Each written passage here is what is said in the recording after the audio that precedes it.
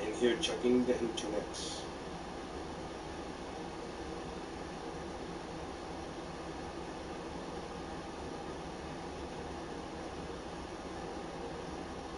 Alright, when the weather be nice like this, all my mural artists, homies, motherfuckers be working. I see so many murals going up.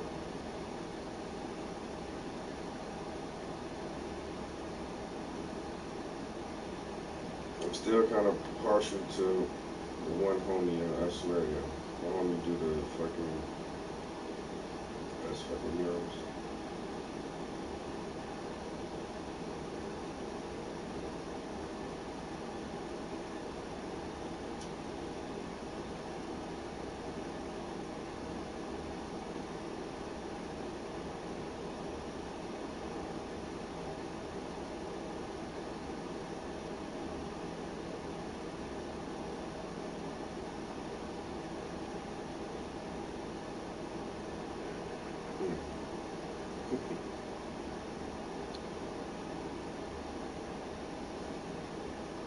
Today is my soberversity. I'm making these days count instead of counting the days. Yeah, I didn't know my high school social worker, I said social worker, high school guidance counselor has some kind of addiction.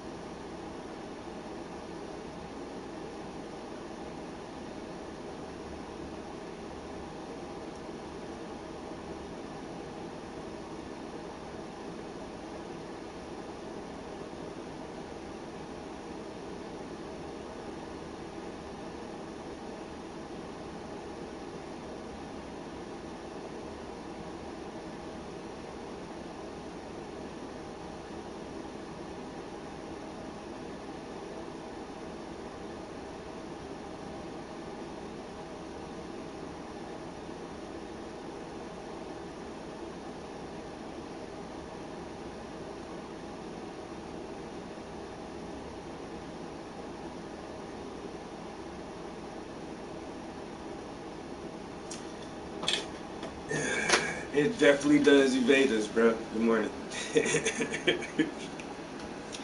What the fuck is sleep? The fuck is that?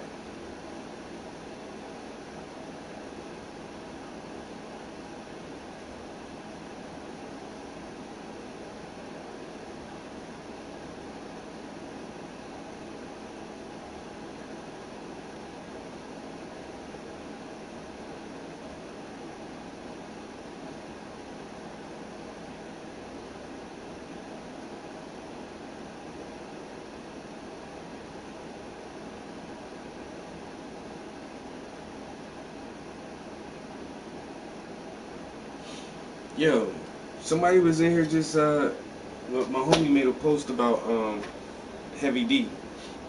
And there is some shit I ain't know about Heavy D. He produced the track for Nas, and he was on the joint with Michael Jackson. Some Pete Rock was like Heavy D didn't get any respect for the when they was doing like the 50 years of hip hop. Motherfuckers like whoa whoa whoa whoa, y'all left motherfucking Heavy D off the list.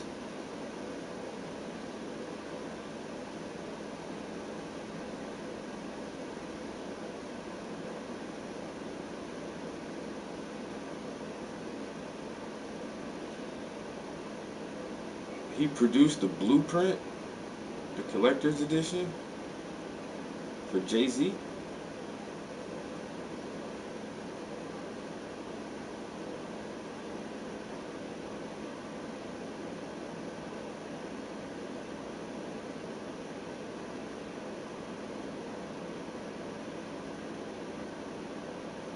Yo, Shaman, what's good, bro?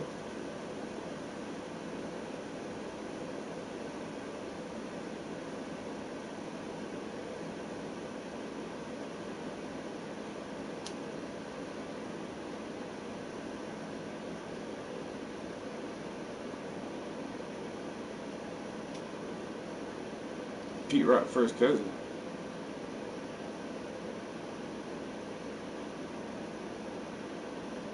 And I think like I don't know, in that era, that's when I was still like a kid. You know what I'm saying? Like, but I do remember Heavy D was like he was one of them guys, man. You turn on MTV Raps and BET Rap City and all that shit, yo.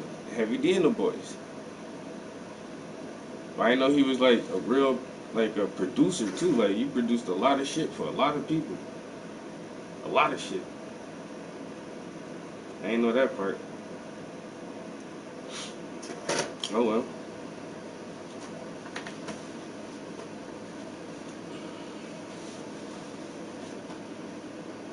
Now I want to hear some Heavy D shit.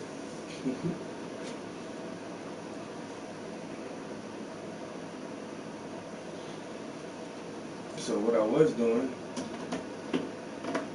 I don't know how well this will work.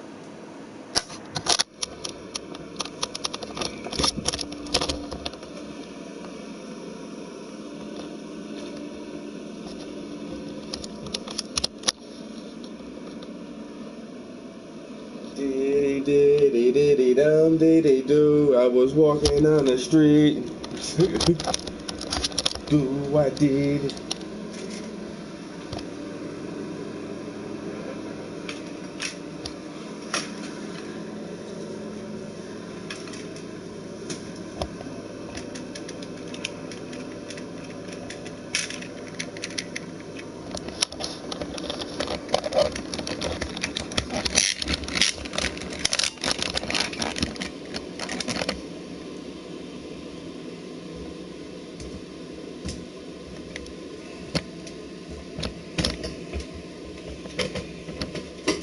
Oh my god.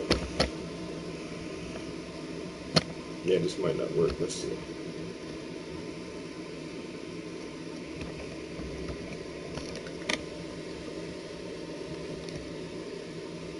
You know what?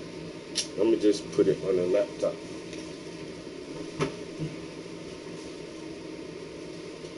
Where's my laptop? Of course that bitch downstairs in the living room. Motherfucker.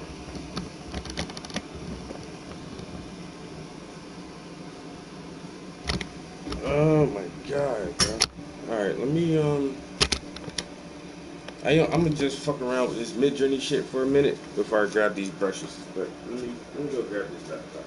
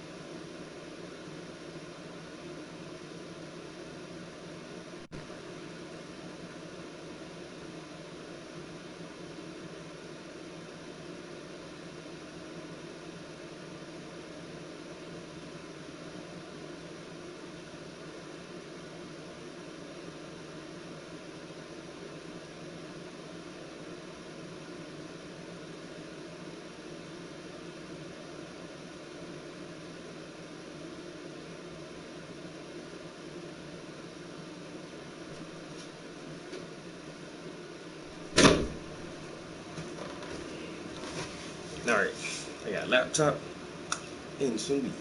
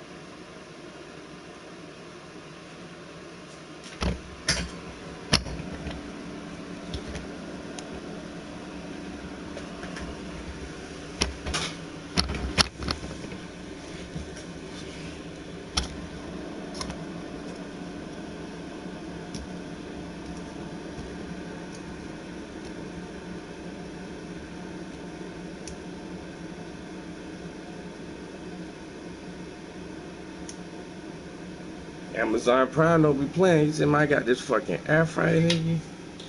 No more greasy chicken. No more greasy chicken ever again."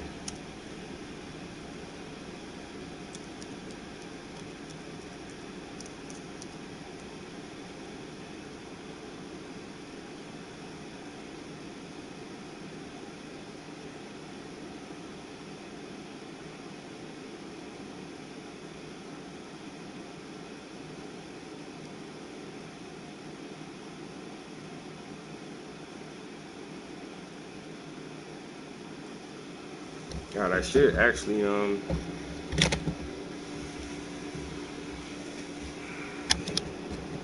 take some details.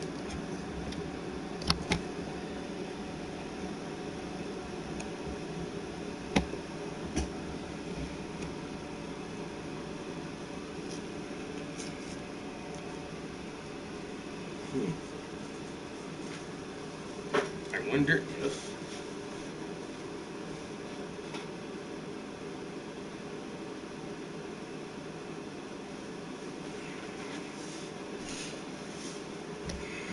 our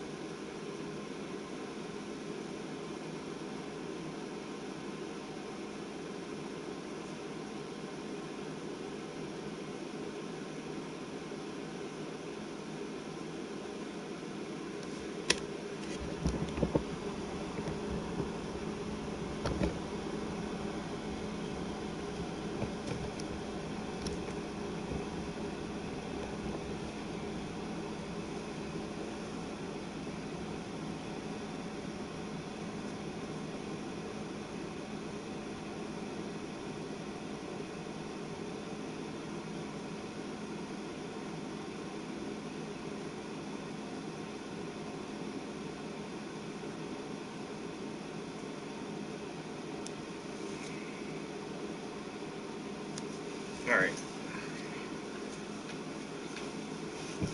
So these are some images that I've been generating. I love this. I might try to find a way to use this.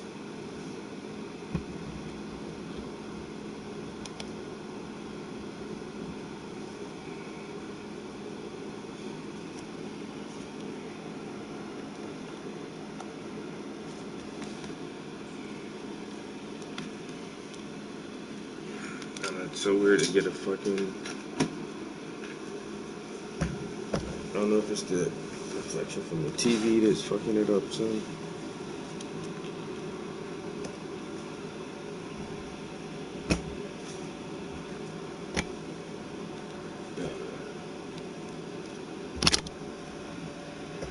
Trying to find a better angle.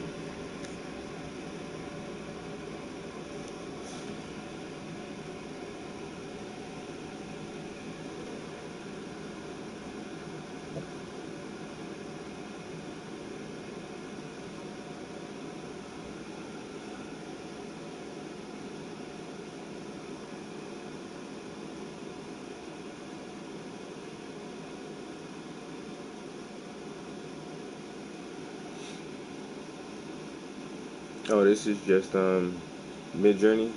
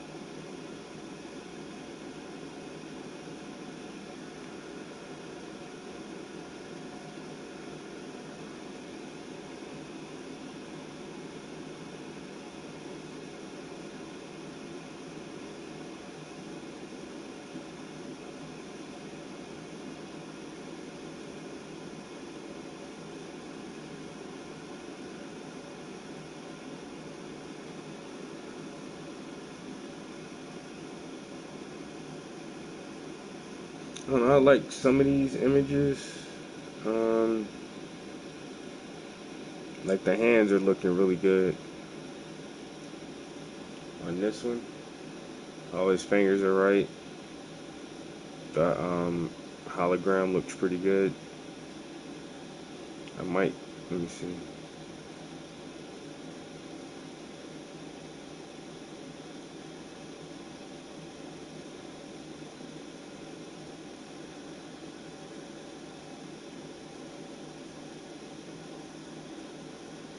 But the lighting and everything on here, like, it's not bad. But I wish it were. I don't know. I should say sitting at a not at a control panel, but what? How can I word this? Um, so my prompt was production still 2020 sci-fi movie. African scientists wearing futuristic clothing in a technologically advanced lab gathered at a holographic HDU showing an image of comets approaching the Earth.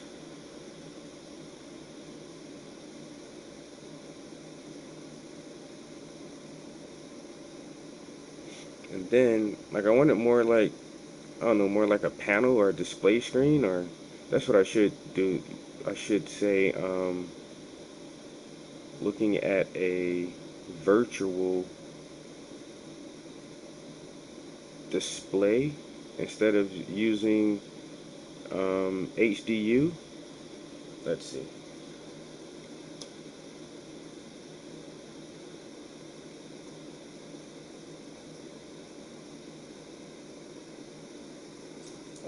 Julie?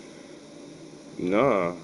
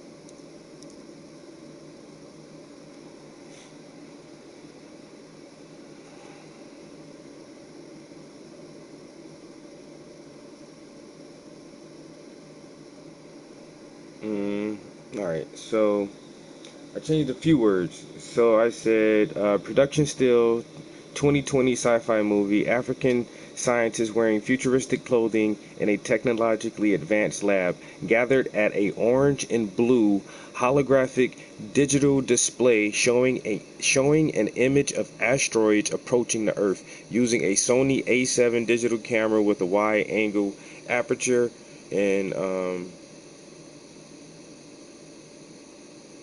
the aspect ratio is 16 by 9. Alright, so now let's see if I hit enter, what image will this give us? Bam. So it gave us some pretty cool stuff before. I don't know if I like the spherical globe type thing in the middle, or do I want like some flat panels. This right here does look, I don't know, I think this one may be my favorite one, but for some reason they put like a little kid in here, which that may be cool too, having like a super genius, like some young kid who's a fucking super genius working in the lab. I love how they put Africa right there. I don't know why. Well, I did say African scientist, so,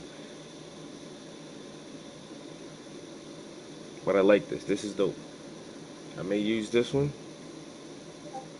if I can't.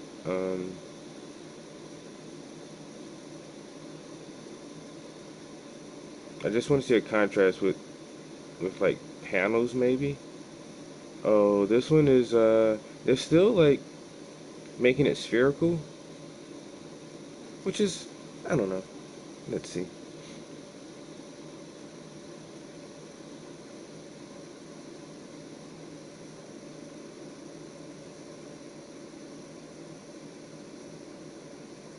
I'm not. You know what? I might have to. This one looks really good. This one looks good too.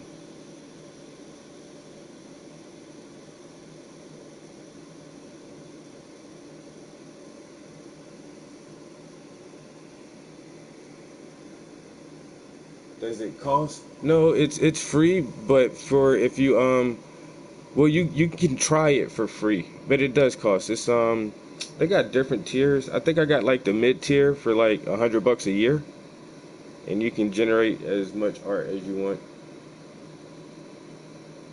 And they got something called fast minutes, where your shit just generates fast as shit, like I'm doing now. You get, I think you get like 25 fast minutes a month, and then plus you get to chat with the bot by itself, like where I'm at now. Oh, I didn't mean to do that. Okay, I may have to change the wording too, because a lot of these are coming out dark. So I do like the dim lit, but in the laboratory, I'm gonna have to specifically say bright interior lighting or something like that. But where I'm at, like these are all my generations right here. This is all my stuff, and so you get this with the paid subscription too, where you can chat with the bot directly. If not, you would have to go to a community page.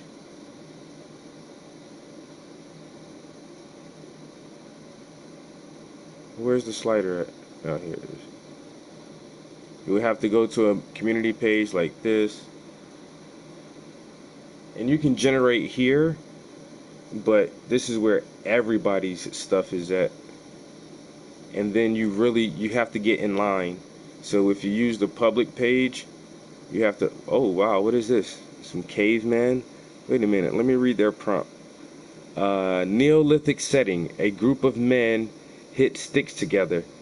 Surrounding them are stone circles. Bro, and now we can just make whatever, bro. You wanna make some motherfuckers that predate Stonehenge and maybe what that shit looked like? All you gotta do is just describe it. That shit looked crazy.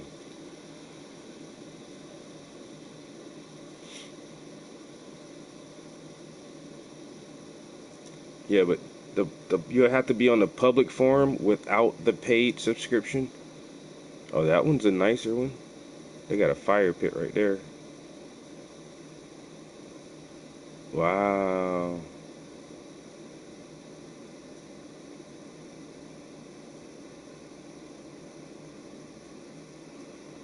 like they're chiseling away trying to create a monolith.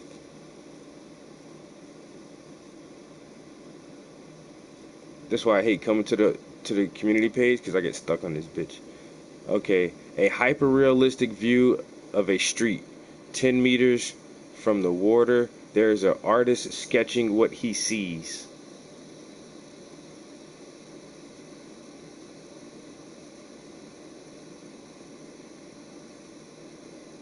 I mean, it kind of gives you the vibe of an artist sketching what he sees, but I don't see the water that they mention, and I don't know that. Oh, that's a reflection in the glass. Okay. All right, AI. You know what I mean? Yo, this shit's getting good, man. This AI shit, man.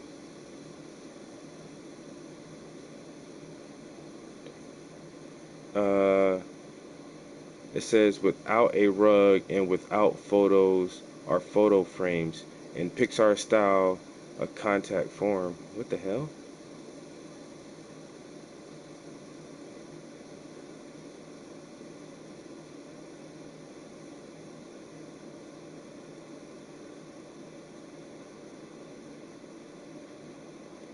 And this shit even it's in multiple languages. This shit says un potion rogue jint ki aki un batu, and this shit is a goldfish.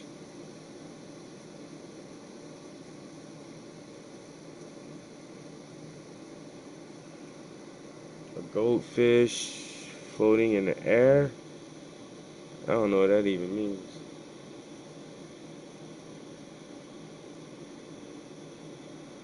Hmm.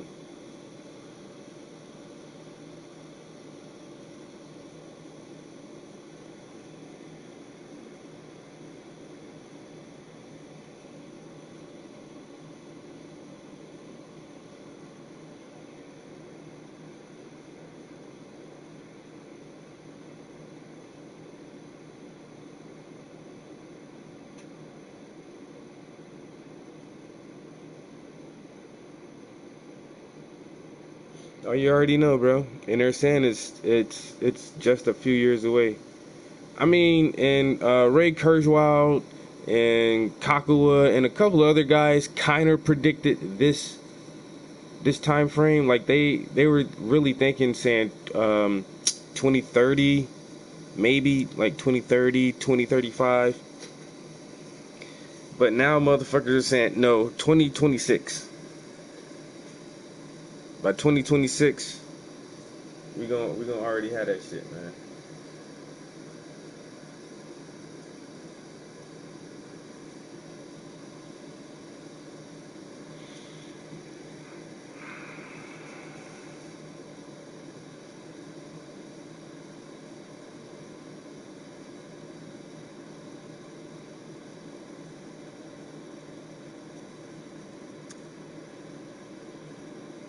I'm actually gonna turn this AC off. I'm sitting right in front of it. That shit blowing cold as shit on me right now. Alright, imagine paste. So let's say holographic digital display panels. If I use panel count,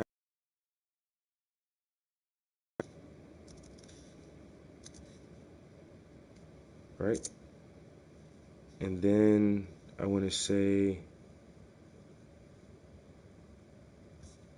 oh, this nigga can't spell for shit, yeah.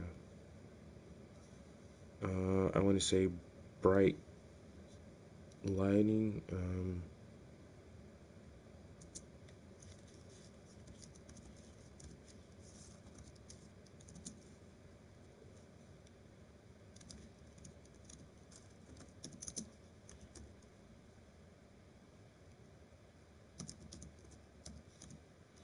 something like that.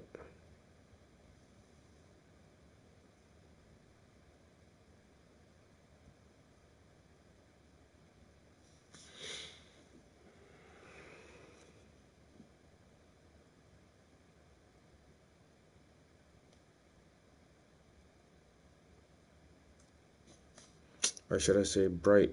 No, well, I don't want bright natural lighting. Bright fluorescent. Should I say fluorescent lighting? Or I don't know. Are you using Dolly? No, this is Midjourney.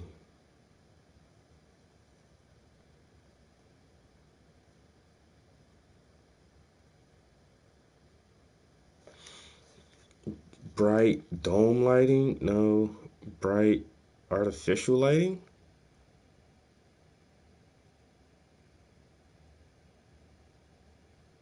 Um,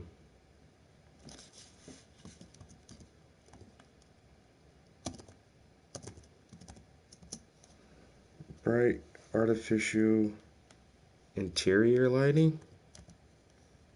Maybe.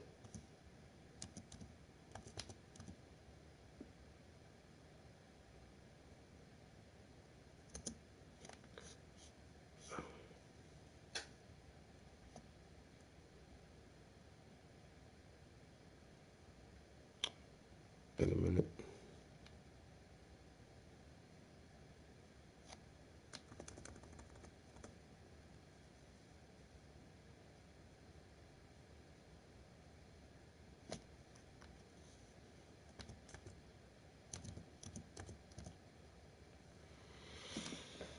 Alright, because they seem kind of dark, some of the images. So, a production still, 2020 sci-fi movie, African scientists wearing futuristic clothing in a technologically advanced lab, gathered at an orange and blue holographic digital display panel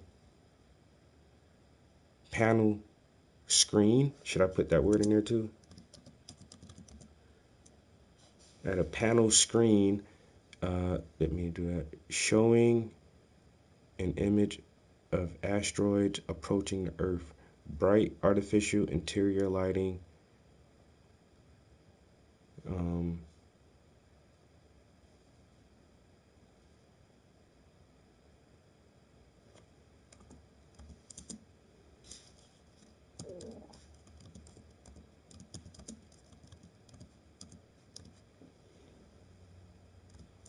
detailed faces,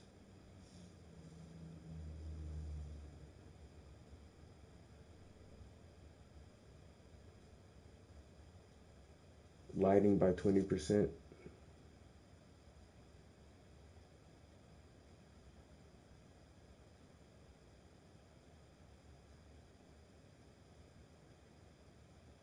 Google lighting effect examples.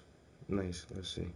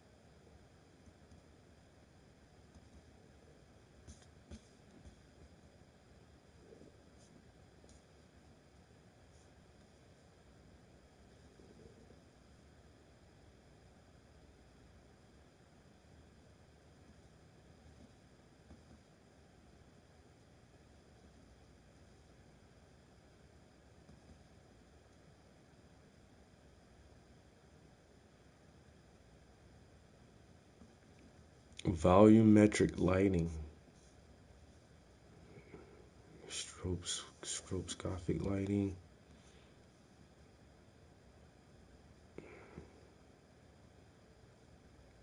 All right, but what does volumetric lighting? After Effects, half light, Unreal, light scattering, light rays, Unity, Unity volumetric lighting.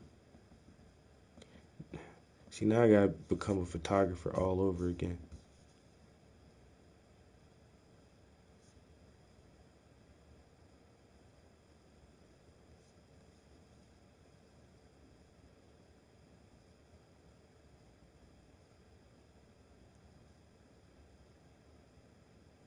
Okay, oh, that is some other shit. Lighting, you know, I should put,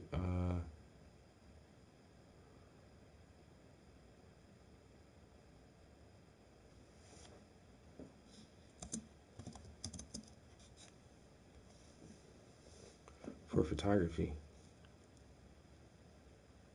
Rembrandt lighting, butterfly lighting, flat lighting, loop lighting, split lighting, 5 lighting techniques to improve your photography. I want something that makes interiors look bright. Different types of lighting in photography. Understanding different types of lighting in photography.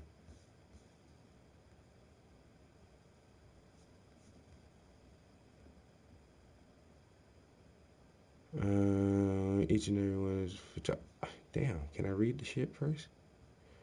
A photographer needs to understand how light works in order to take the best photos. Lighting is the most important concept in photography, and once you know how lighting works, you will be able to manipulate light and bend it to your will. Your photos will look better once you understand how lighting affects all aspects of photography and painting. Dispersion. Dispersion is when you break up lighting. You can either do it with screens, soft boxes, or curtains in the studio, or with natural light with clouds, for example. Okay. Reflective lighting.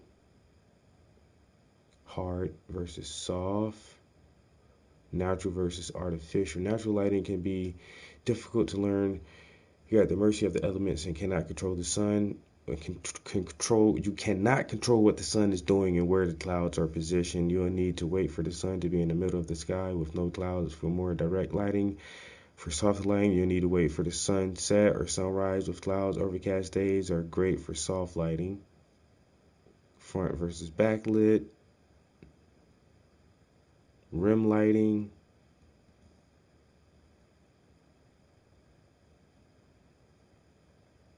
Loop lighting. Broad lighting is a common technique for graduation and other event photos. This technique can help models with thinner faces look as if they have fuller faces. Butterfly lighting, split lighting, Rembrandt. Alright, I may have to try to use some of these terms. I'm not going to close that page out.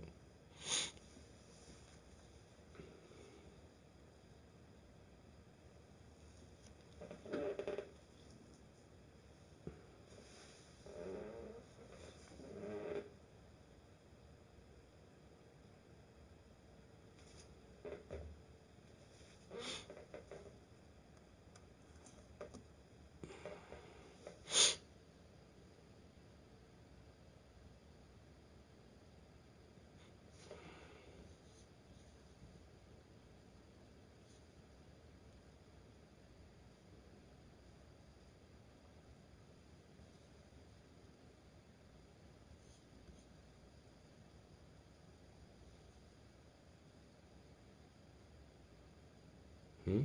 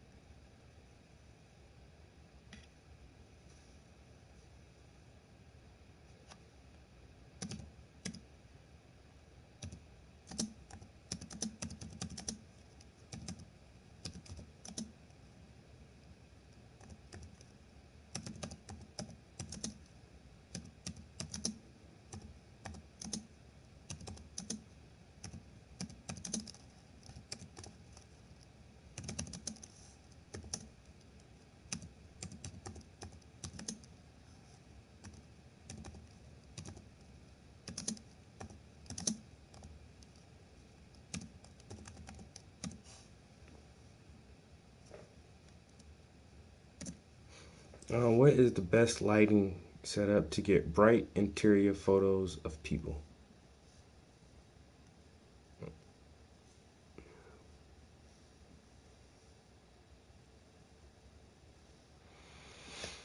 To achieve bright interior photo. Wait, let me go. Let me read it first. To go back. All right. To achieve bright interior photos of people, you'll want to consider a lighting setup that provides sufficient illumination while also maintaining the natural and flattering appearance. Here are some suggestions: key lighting, fill lighting, backlighting, ambient lighting. Ambient lighting. Consider using existing ambient light in a room to enhance overall brightness. Backlighting. Adding a backlight behind the subject helps separate them from the background. Full lighting. Oh, fill lighting. Fill lighting helps reduce the shadows created by the key light.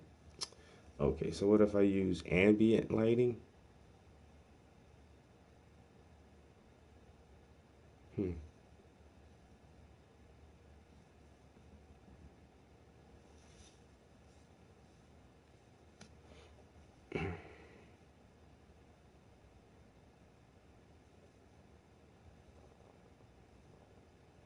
Yeah, and it won't make it flat. Everything is like this center console. I mean, what is center like ring type thing when I want it to be like not not just computer screens, but um hmm. I'm gonna just remove this one completely. No, no.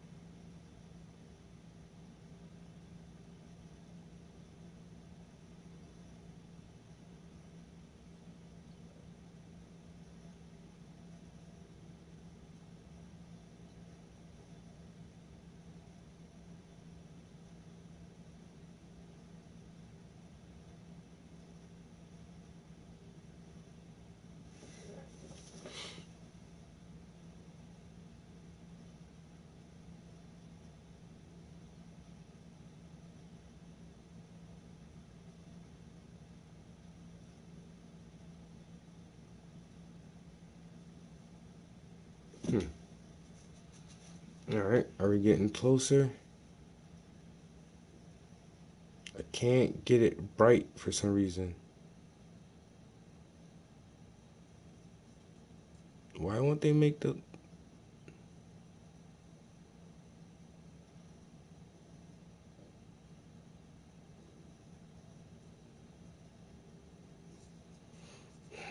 Everything is so dark.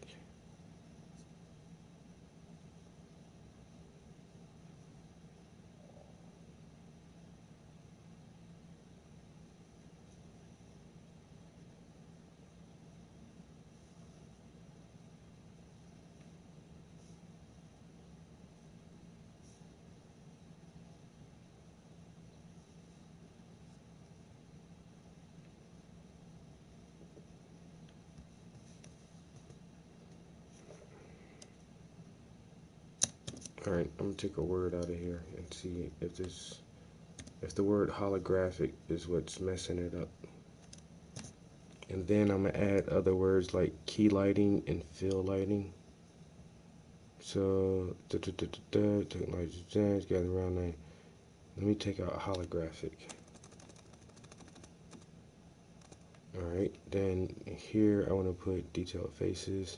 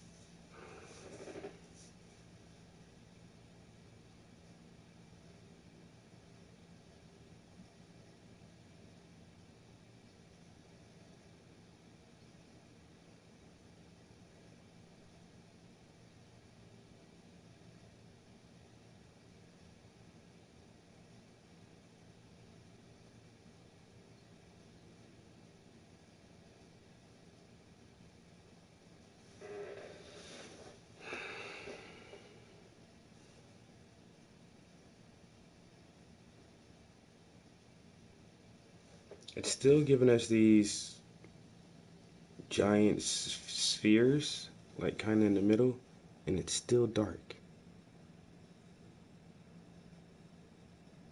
Even though I put key lighting, fill lighting,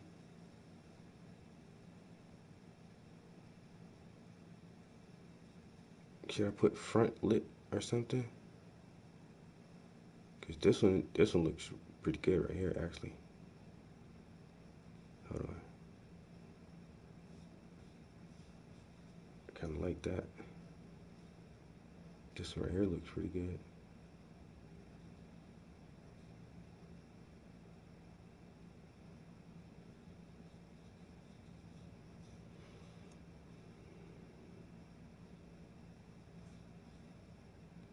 Alright, I might try a few more things, a few more variations. Let me see.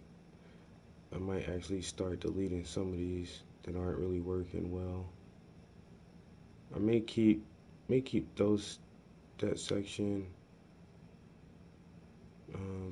This one right here, not so much. These right here get even darker, like not so much. No.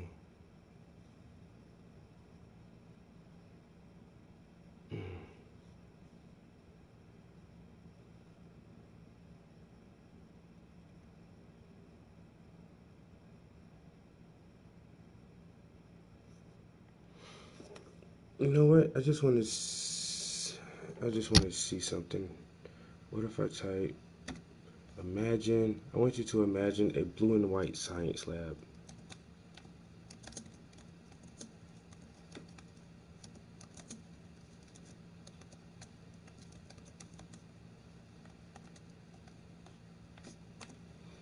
And show me what that looks like.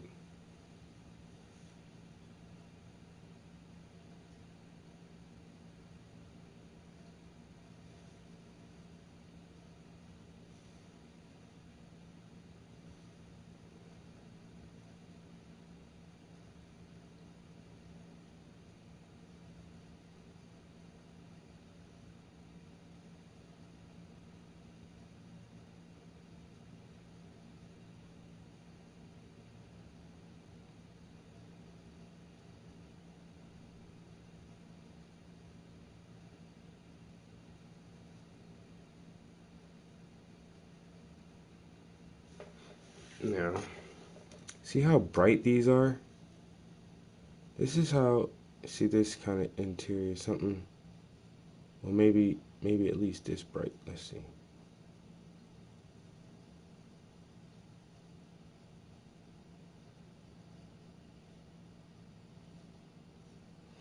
And also I guess because I'm saying something like hologram or heads up display, that it has to be kind of dim to view the thing anyway.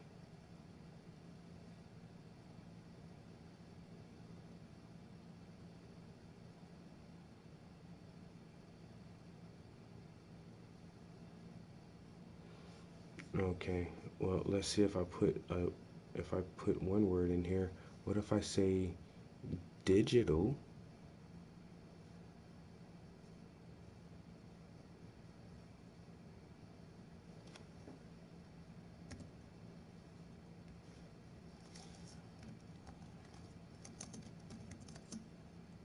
What happened? I hate typing on this laptop because I keep hitting the little mousy pad thingy.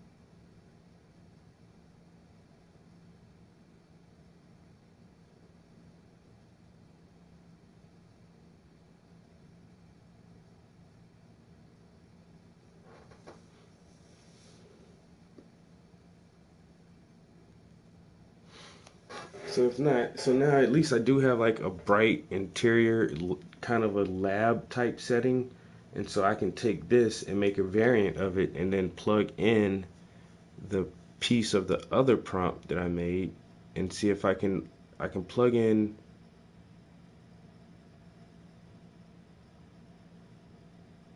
If I can plug in this prompt into this brighter image, or a brighter image. Um, Damn, I ain't got no water up here. Shit. I'm gonna need something to drink.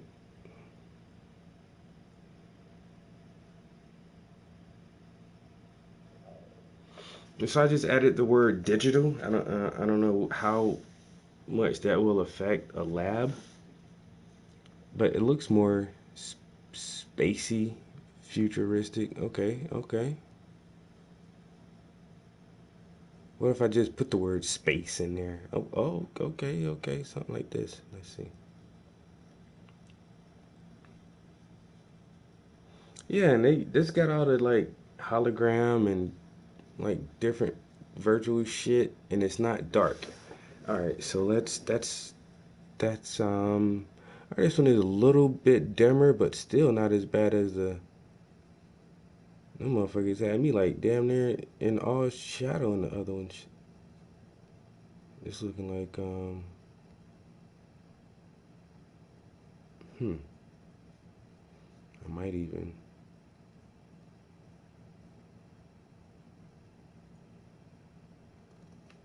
I like the more, I don't know, that's more head on. I wish it was a little bit more like top down view. I might see if I can specify for a downward angle or high angle.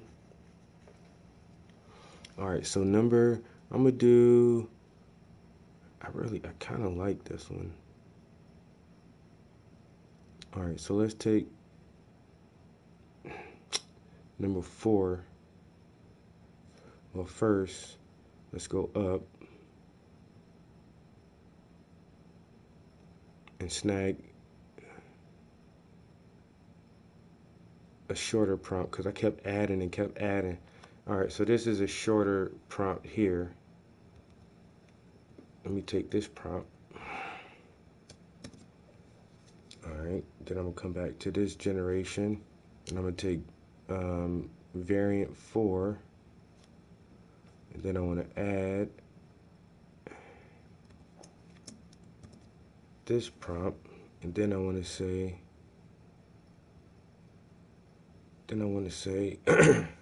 high angle.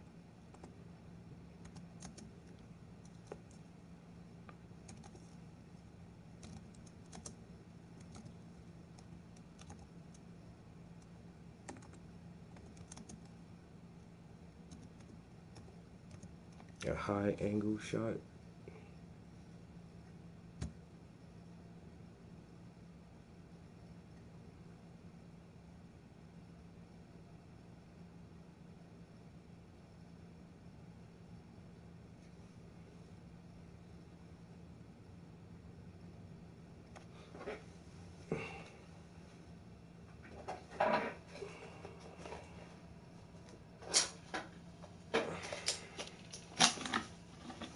Man, I need something to drink.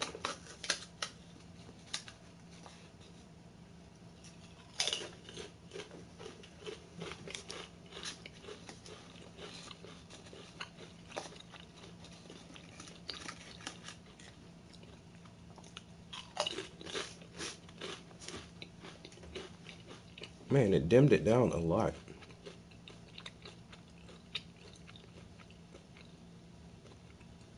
You know what? I'm gonna go with the brightest one then.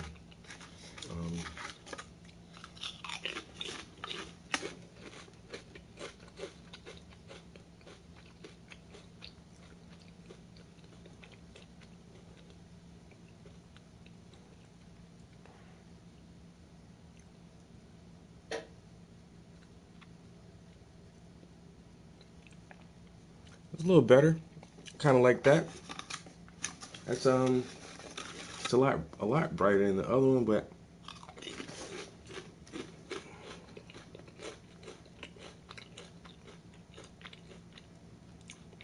all right. So, all right, let me just try it with the other. Let's see. So that first one.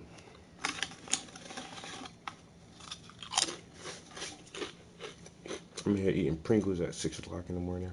This is not a healthy diet.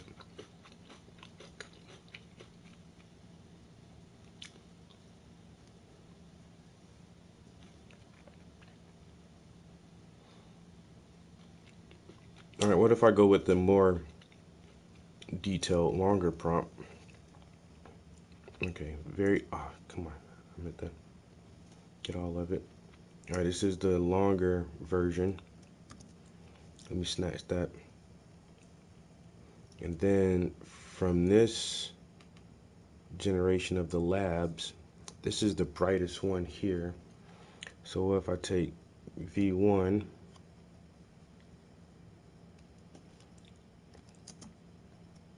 then slap that long prompt on there, and let's generate that. Let's see what we get. Because some of the ones, the last ones right here, these aren't too bad, actually. It's getting closer to what I wanted to see. I still wish it was like, it's kind of hard for me to describe. So I'll tell you that I can probably try to take 2 of these and blend them together and see what we get and see how that works.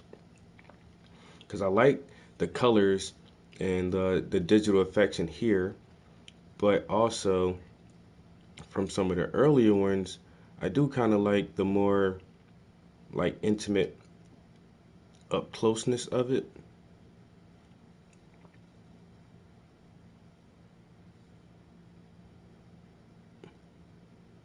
Like that right there. Cause you know I like the details in the faces and stuff. But if I do a piece that's like where you really can't see their faces, I don't think that'd be too bad.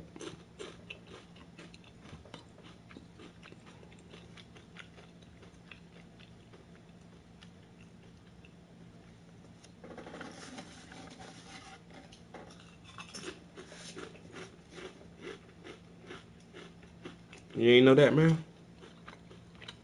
We're all this is how it's getting so much better, so faster. So I mean so much faster because there's millions of us on here every day doing this shit, bro. And it is directly learning from us. Well, wow. This looks dope, but it didn't put people in there.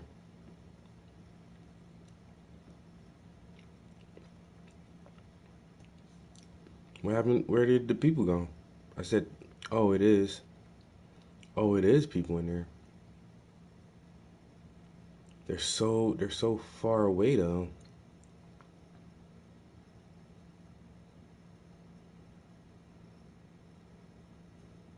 Hmm.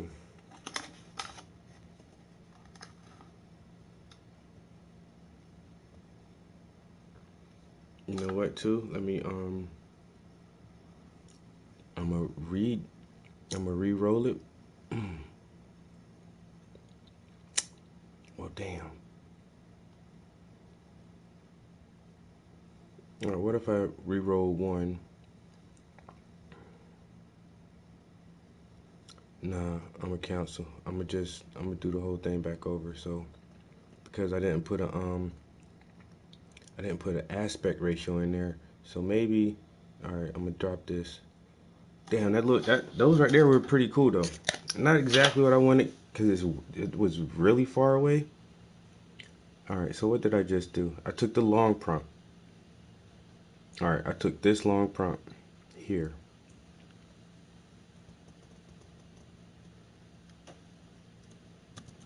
And then I re-rolled the first one from the labs. So I re-rolled this one. I put the long prompt on here. And now I want to do an aspect ratio too. Let me see. An aspect ratio of 16 by 9.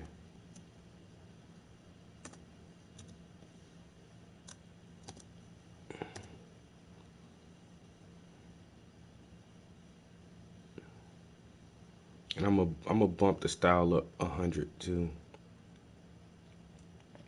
I'm gonna bump it up 50 and just put it at 300. All right.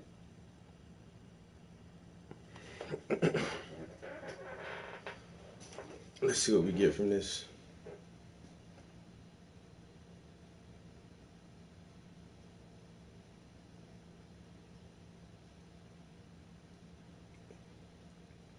I don't think I've seen that. First contact?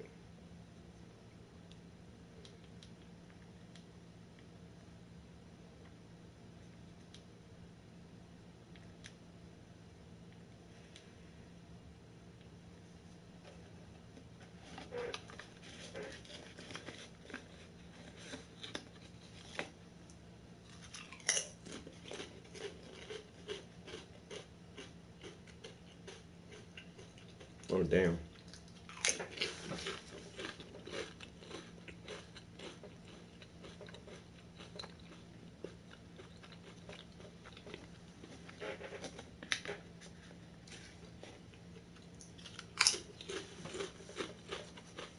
You can't have everybody clapping these alien cheeks without us having some kind of federation, man.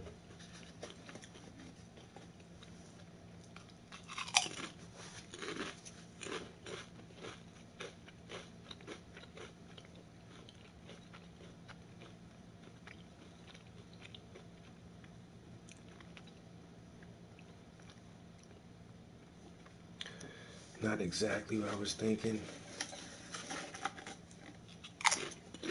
No.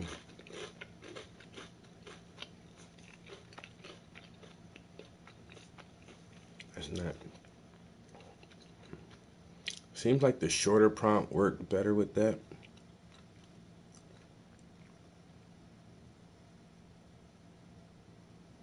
Or did it? Let me see.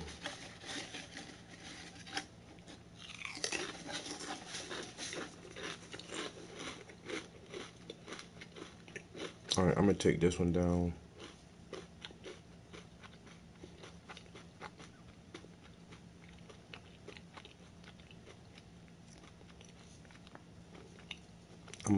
I'm gonna take this one down. No, that's that long prompt. I'm gonna say that one because I'm still using that prompt. All right, the newest one I just made. Take this one down. All right, so what if I try the long prompt with V2? I might have to build a new prompt.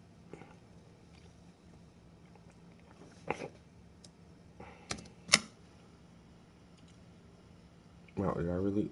What the hell? I didn't mean to do that. What the fuck did I do that for?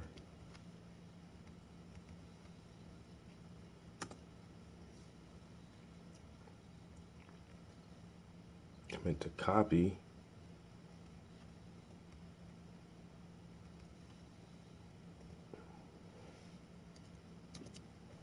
All right, I'm gonna copy that. And then I'm gonna use, because I haven't tried V2 yet. I only did V1 and 4, so I'm gonna try V2 and add the long prompt on the V2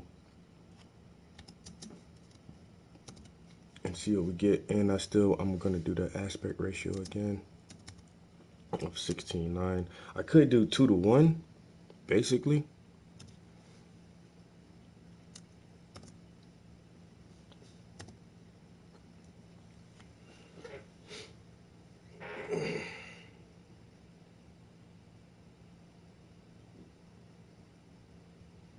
Oh, his dad come down here smashing all the babes. Like, nah, nigga.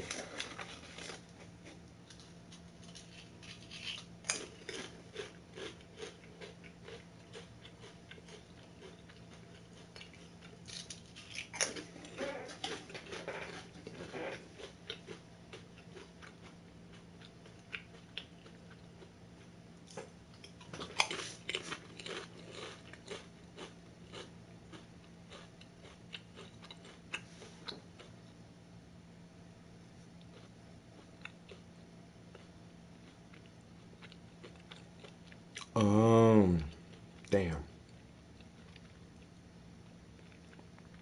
All right, I see what I did. I forgot to put aspect ratio.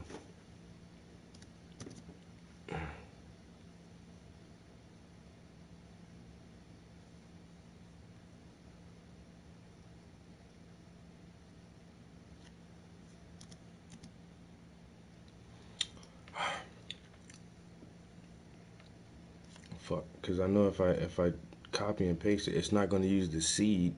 I gotta use this seed here.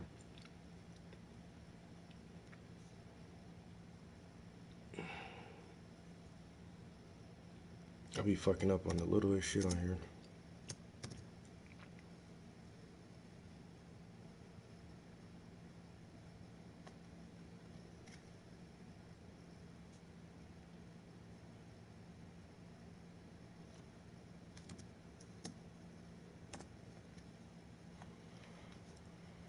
All right.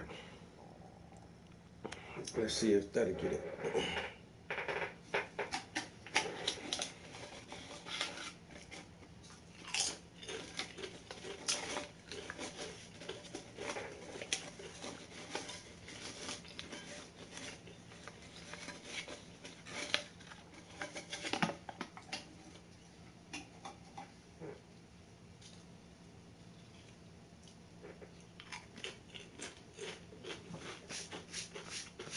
I watched the first couple of episodes of that new Star Trek just because that chick was in there and she did such a good job on The Walking Dead.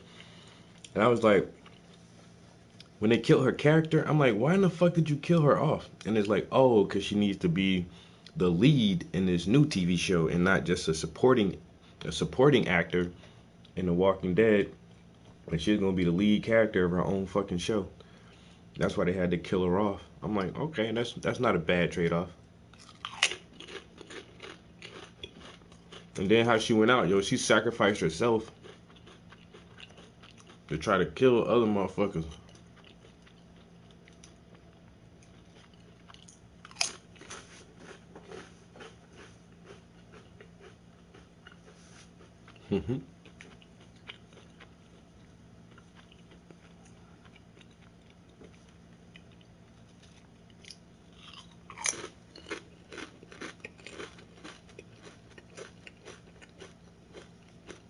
Yeah, I don't know, man. It's not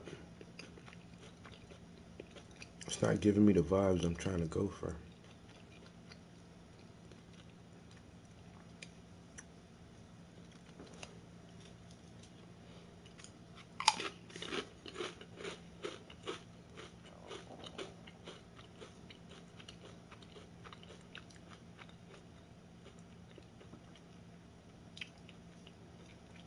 Now I feel like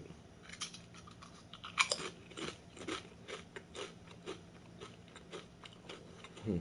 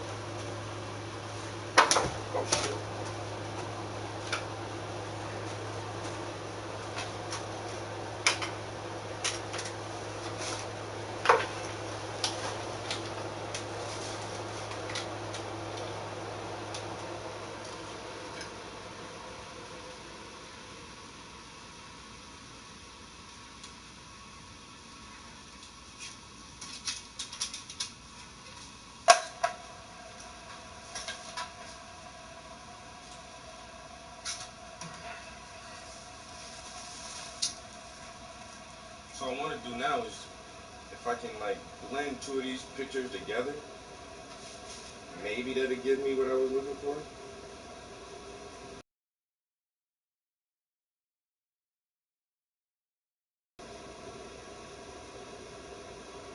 Save and crop photos in the tablet than it is on there. So I'll always do it here. But if I take these images, what happened? I just saved it to my photos, right?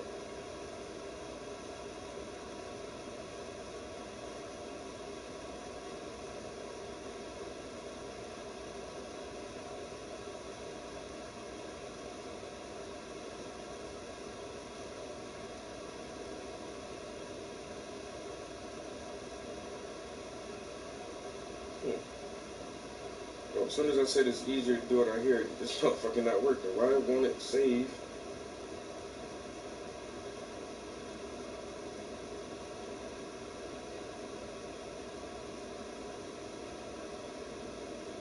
Yeah, what the fuck?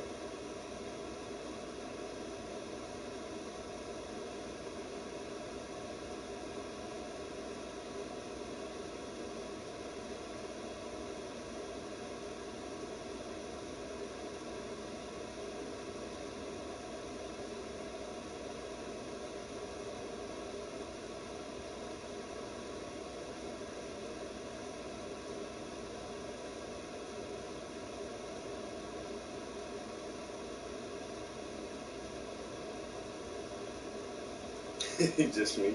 Yeah,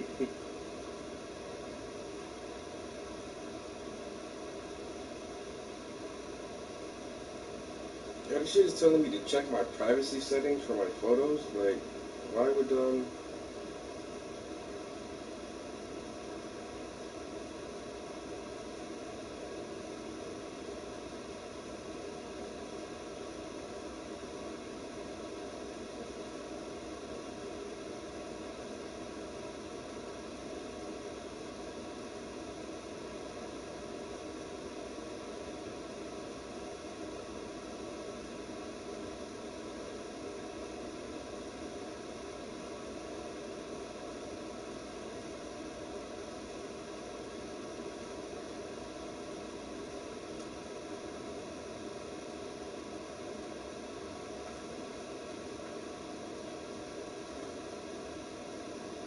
Mm-mm.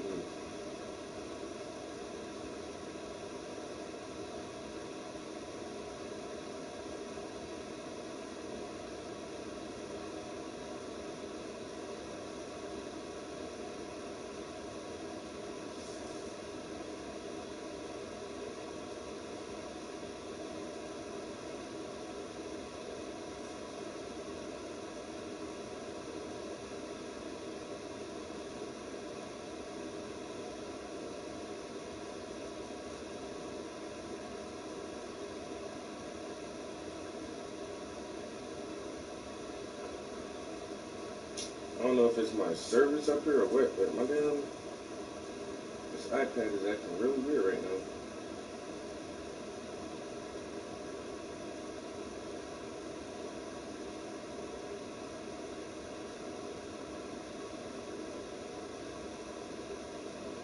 Yo, leads.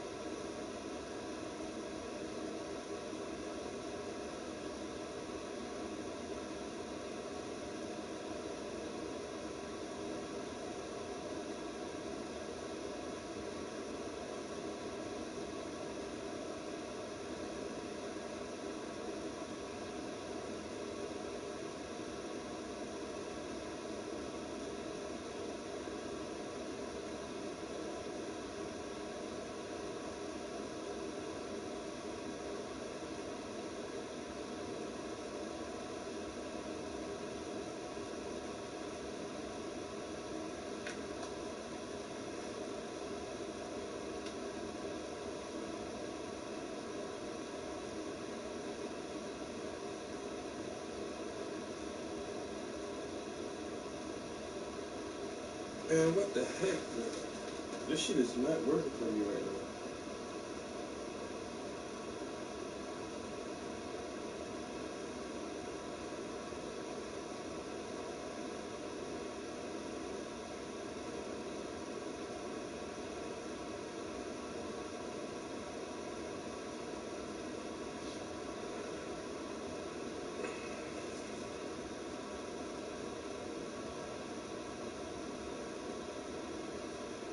Was it because I had the iPad flipped the other way? Like, as soon as I turned it upright, then everything loads up fast as shit. What the fuck was that?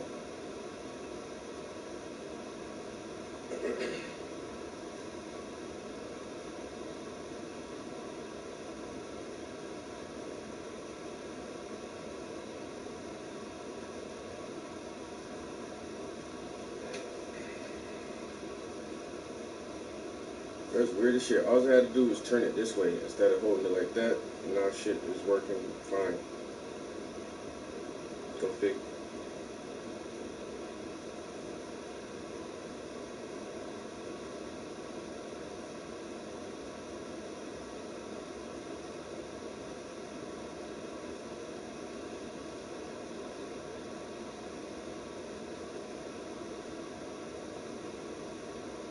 Mm-hmm.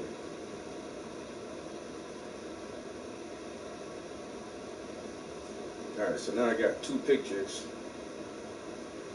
And I can try to get this thing to blend both of those together.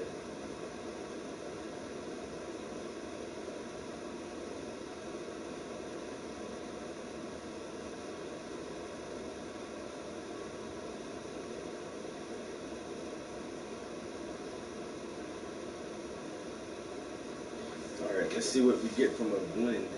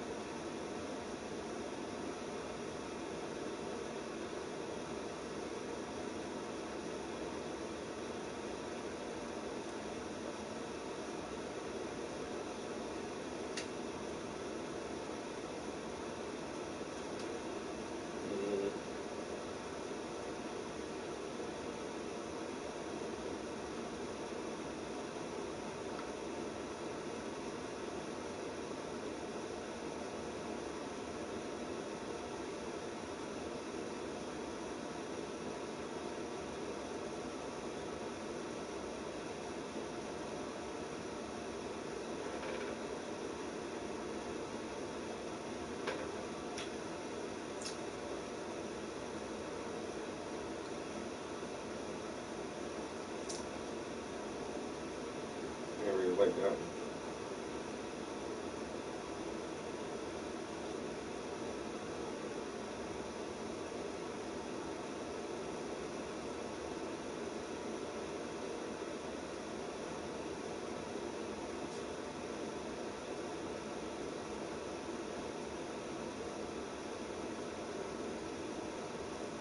All right. Where's Miss Trap? Oh, she's in Maryland the weekend.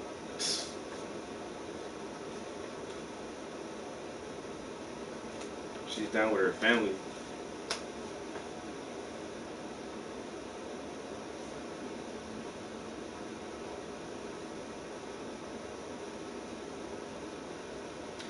And that's the one thing about this AI art generation. It does make the art for you, but it does take a while to figure out the right language because it is a large language model. So you just got to know how to talk to it and which words will actually prompt it to do what you want it to do. And that takes a little bit. And so it's just like I just did that shit for an hour and a half, and still, I mean, I made some cool stuff, but not anything that I was exactly looking for, but getting close to it. And so now, later on, I'll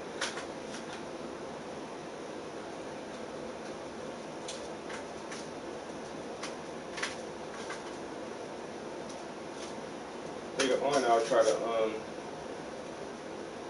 like tweak those prompts a little bit more, or maybe some of the images I already got, see if I can blend them with something else, or see if I can tweak those a little bit so I don't have to start from scratch trying to prompt it again.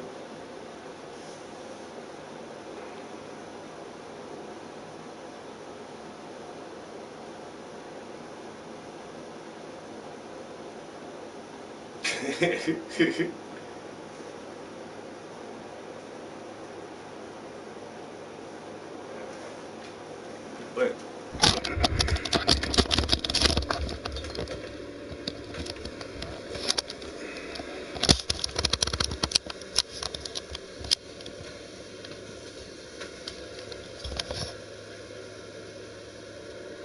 motherfuckers was out there cutting that tree down yesterday.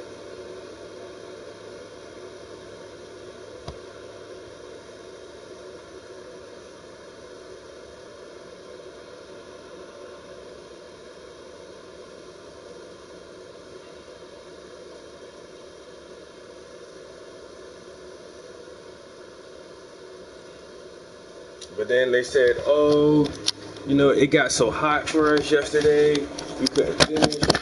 And now this shit is just all laying in the yard.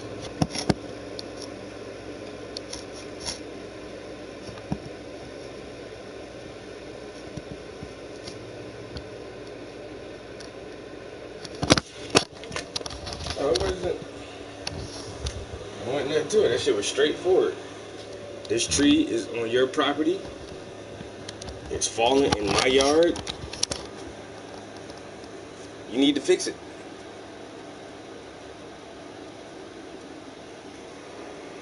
It damaged my fence. And that's your responsibility now.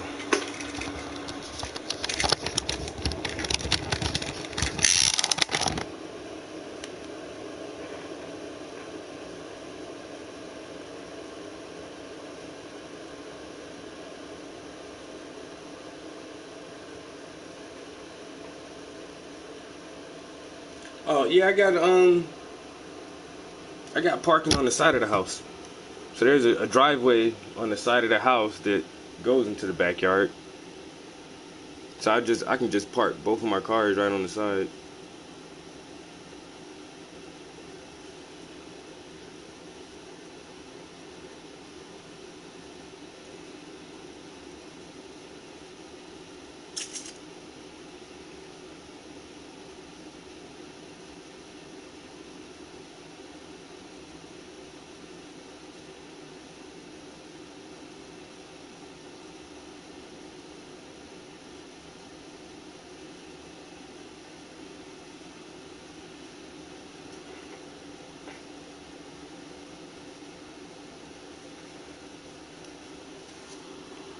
Yeah, so now the next conversation is how much of this damn fence are you going to repair?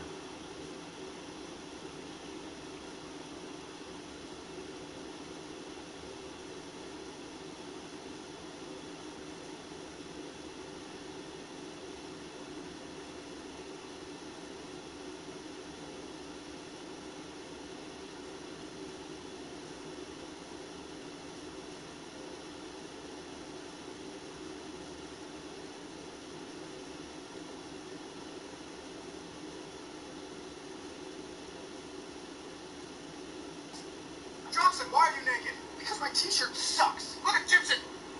He's wearing a... Who are geniuses. Always wanted to make the work better. Okay? We've just heard of Jeffrey Hinton leaving recently. Jeffrey Hinton, give some context. Jeffrey's sort of the grandfather of AI. Years of AI at Google. Uh, you know, we all believed very strongly that this will make the world better, and it still can. Where we really never have to worry again, where we stop messing up our planet, because intelligence is not a bad commodity. More intelligence is good. The problems in our planet today are not because our intelligence allows us to build a machine that flies you to Sydney so that you can surf. Okay, our limited intelligence makes that machine burn the planet in the process. So we a little more intelligence is a good thing. As long as Marvin, as Marvin Minsky said, I said Marvin Minsky is one of the very initial scientists that coined the term AI. And when he was interviewed, I think by Ray Kurzweil, which again is a very prominent. Ray Kurzweil is the man. He asked him about the threat of AI, and Marvin basically said, look, it's not about its intelligence, it's about that we have no way of making sure that it will. I don't have Amazon Prime, I don't think. I just use the regular Amazon app when I need to order shit.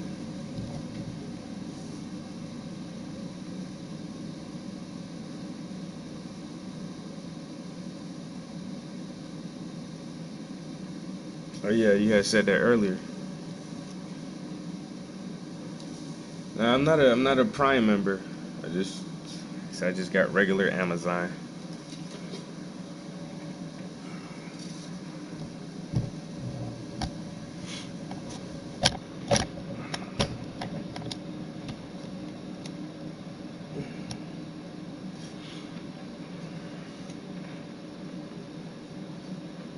I don't know if I should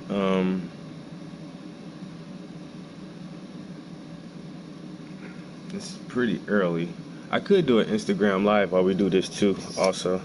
Man, it's like it's either feast or famine in here. It's with this AC blowing right now, yo, this shit cold as hell. But as soon as I turn it off, that bitch get hot as a mother. I got it on full blast. Let me put the AC on low. Maybe. Cause that shit hitting right now. Alright, low cool. That shit got my damn leg cold.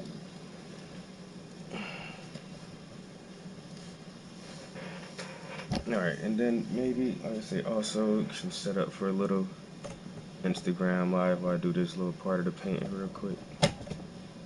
See if anybody want to check it out with us. And if they don't, fuck them.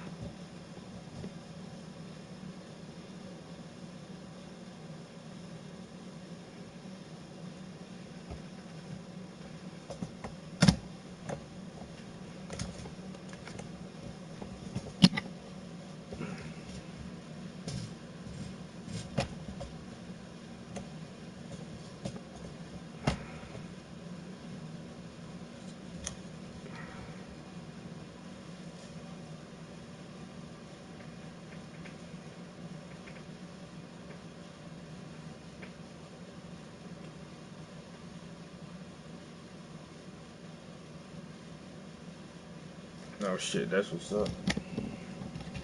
Like I say, might as well if you don't got the big box stores nowhere nearby. Amazon's that's why they the king at this shit, yo. They'll get it for you. Like you can't go get it yourself, don't worry about it. We'll bring it right to you.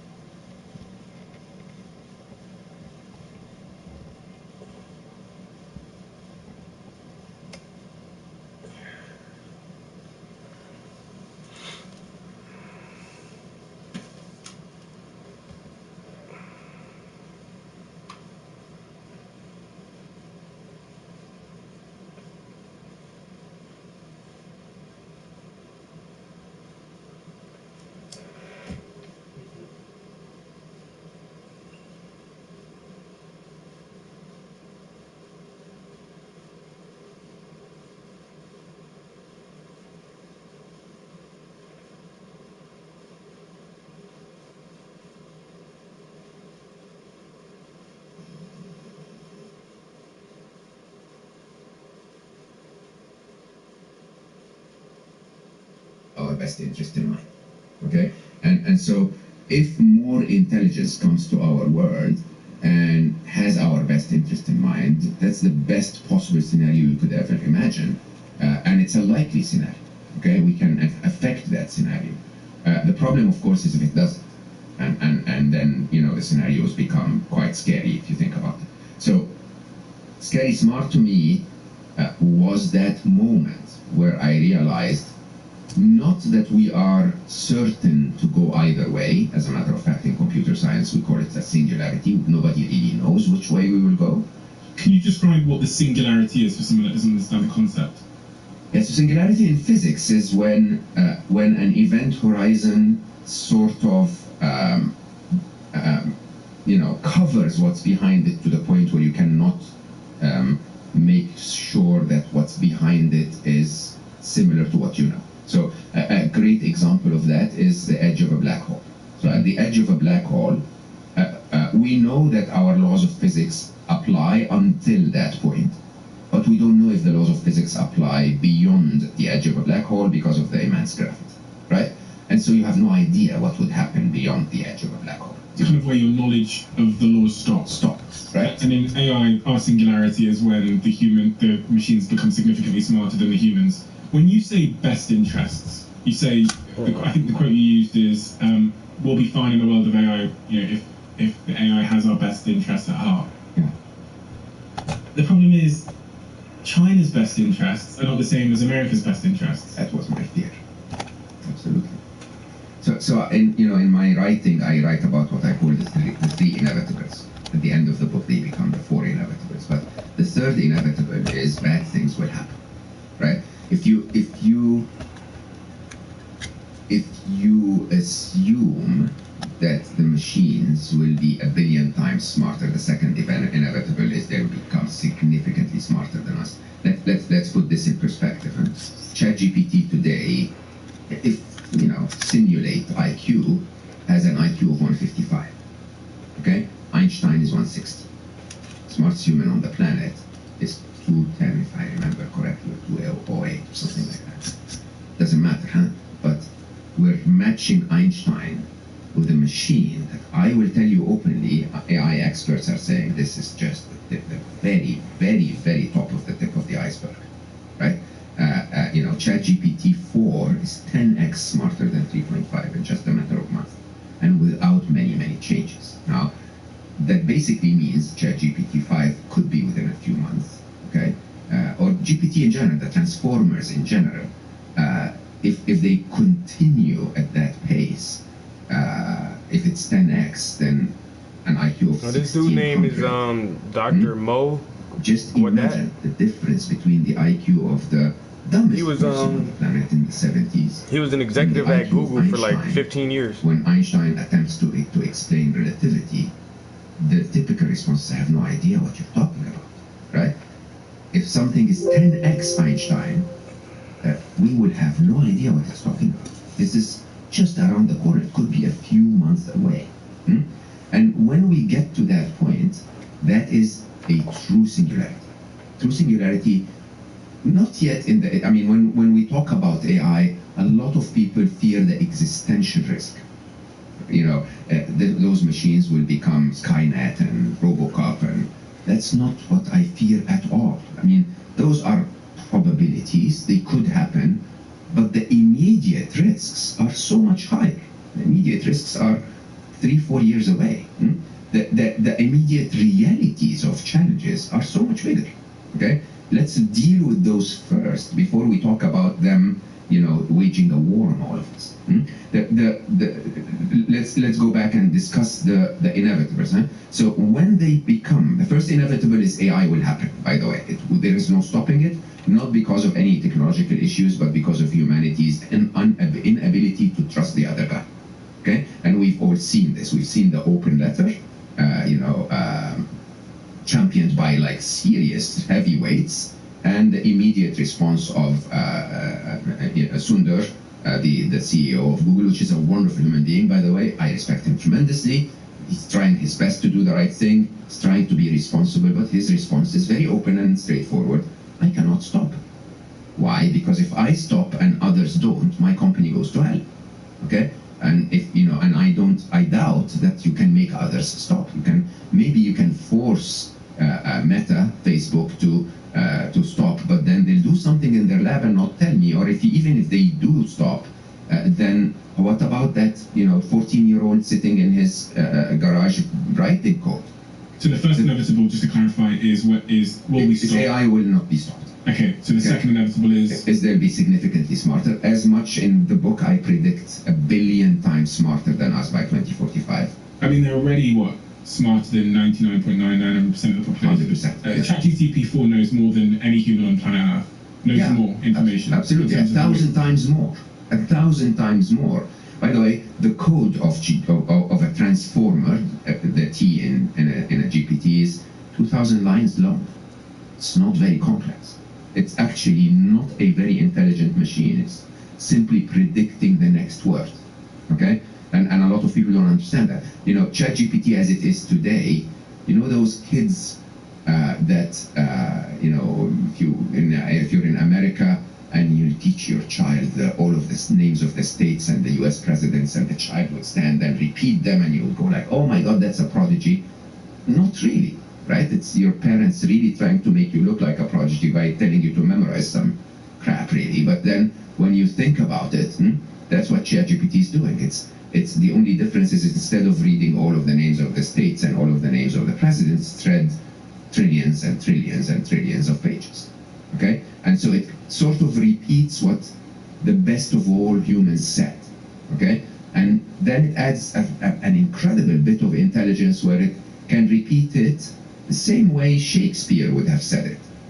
Those incredible abilities of predicting the exact nuances of the style of Shakespeare so that they can repeat it that way, and so on. But still, when I write, for example, like, and I'm not saying I'm intelligent, but when I write something like the happiness equation in my first book, this was something that's never been written before, right? ChatGPT is not there yet. All of the transformers are not there yet. They will not come up with something that hasn't been there before. They will come up with the best of everything, and generatively will build a little bit on top of that. But very soon, they'll come up with things we've never found out, we've never known. But even on that, I wonder if we are a little bit delusioned about what creativity actually is. Creativity, 100%. as far as I'm concerned, is like taking a few things that I know and combining them in new and interesting ways. Yeah. And ChatGPT is perfectly capable of taking 2 concepts, merging them together. One of the things I said to ChatGPT was, I said, tell me something that's not been said before that's paradoxical but true.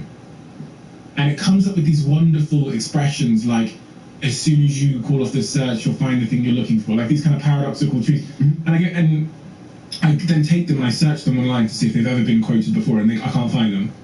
Interesting. So as far as creativity goes, I'm like, that's the algorithm of creativity. I've been screaming that in the world of AI for a very long time, because you always get those people who really just want to be proven right, okay? And so they'll say, "Oh no, but hold on, human ingenuity, they'll never match that." Man, please, human ingenuity is algorithmic. Look at all of the possible solutions you can find to a problem, take out the ones that have been tried before, and keep the ones that haven't been tried before, and those are creative solutions. It's an algorithmic way of describing creative is good solution that's never been tried before. You can do that with ChatGPT with a prompt. It's like, and Midjourney, with creating imagery, you could say, I want to see Elon Musk in 1944, New York, driving a cab of the time, shot on a Polaroid, expressing various emotions, and you'll get this perfect image of Elon sat in New York in 1944, shot on a Polaroid, and it's done what an artist would do. It's taken a bunch of references that the artist has in their mind and merged them together and created this piece of quote-unquote art. And for the first time, we now finally have a glimpse of intelligence that is actually not ours. Yeah, and so we're kind of, I think the initial reaction is to say, that doesn't count. You're hearing people like, no, but it is. Like, Drake, they've released 2 Drake records where they've taken Drake's voice, used sort of AI to synthesize his voice, and made these 2 records, which are bangers. They are great fucking tracks. Like Yeah, I was absolutely. playing them to my camera. I was like, and I kept playing it. I went to the show. I kept playing it. I know it's not Drake, but it's as good as fucking Drake. The only thing, and people are like rubbishing it because it wasn't Drake. I'm like, well, Or now. is it making me feel a certain emotion? Is my foot bumping? Did I not know it wasn't Drake? Would I have thought this was an amazing track? 100%. Yeah. And we're just at the start of this exponential curve. Yes, absolutely. And I think that's really the third inevitable. So the third inevitable is not RoboCop coming back from the future to tell us we're far away from that, right? Third inevitable is what does life look like when you no longer need Drake? Well, you've kind of hazarded a guess, haven't you? I mean, I was listening to your audiobook last night, and at the start of it, you frame various outcomes. In both situations, we're on the beach, on an island. Exactly. Yes. Yes. I don't know how I wrote that, honestly. I mean, but I'm reading the book again now because I'm updating it, as you can imagine, with all of the new stuff. But it is really shocking, huh? The idea of you and I inevitably are going to be somewhere in the middle of nowhere in 10 years' time. I used to say 2055. I'm thinking 2037 is a very pivotal moment now. And we will not know if we're there hiding from the machines. We don't know that yet. There is a likelihood that we'll be hiding from the machines, and there is a likelihood it will be there because they don't need podcasters anymore. Excuse me. Oh, absolutely true, Steve. No, there that's is where I drove the line. absolutely No, that's where I drove the line. There's absolutely no doubt. Thank you for coming most ways to do part 3, and thank you for being here. Yes, I'm going to sit here and take your... I've never heard the AI Drake. Let me see.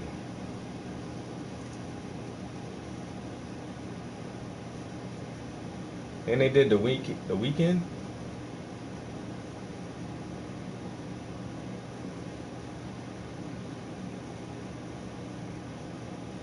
Didn't they make him take it down?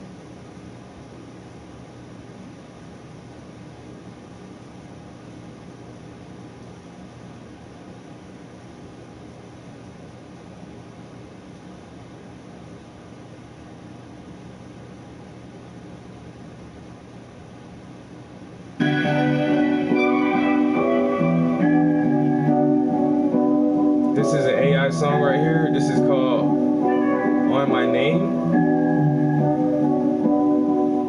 I want all of this. Money cause that change. I feel marvelous. And I put that on my name. I want all of this. Money cause that change. I feel marvelous. And it's like that every day.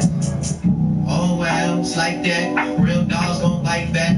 Lazy people, I don't fuck with them. Friendly people, I don't fuck with them. I trust none, but my day ones been played once and I've learned from it. It's all love on this side. No two faces, two B-sides. Besides the fact that I'm stacking up, please don't get me started. I've been hungry, I'm starving. Please don't get me started. Been hungry, I'm starving. You know how it is, I got too much on my mind. Focused on my shit that I barely get some time to see all of my friends, but they know that that's my vibe. I wanna catch that train, but I cannot close my eye. I don't play, it's on sight. If you tryna catch that fight, work all day, drink all night. That's the way I live my life. I don't play, it's on sight. If you tryna catch that fight, I want all of this. Money cause that change, I feel marvelous. And I put that on my neck. I want all of this. Money cause that change, I feel marvelous. And it's like that every day. Second verse, I'm ready. Eyes closed like Bocelli. Clock back, ain't shoot. Top back, ain't shoot. Whole clique full of outstyles. I'm sitting around with it all bars. Outstyles like all day. Domination is my game. Fuck around, no way. Tsunami, that's my way. So pure like cocaine. Uncut, still racked up. So high, can't catch up. Even if it was nasty. Not even with a satellite. I'm trying to reach it for a better life. Yeah, I'm trying to reach it for a better life. I want all of this. Money cause it change. I feel marvelous. And I put that on my night. I want all of this. Money cause it change. I feel marvelous. And it's like that every day.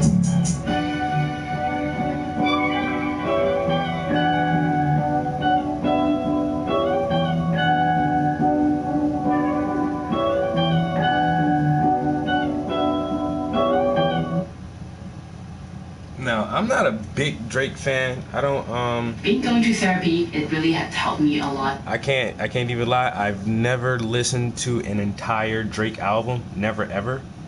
The most Drake that I've ever gotten is shit like this, maybe. If I'm at a party with somebody else and they're listening to some Drake music, or because I rarely listen to the radio, so I don't know, but I do feel like I've heard Drake enough that I can tell that definitely wasn't a real person. That definitely wasn't Drake.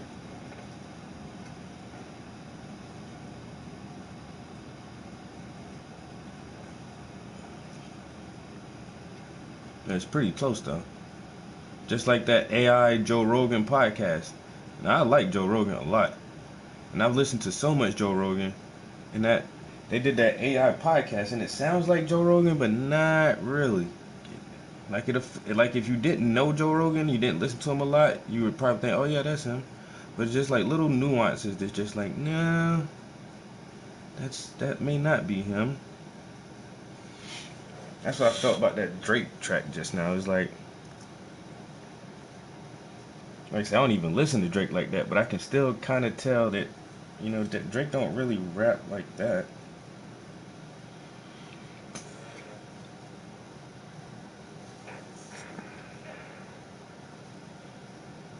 Getting past all the jumbled together mess.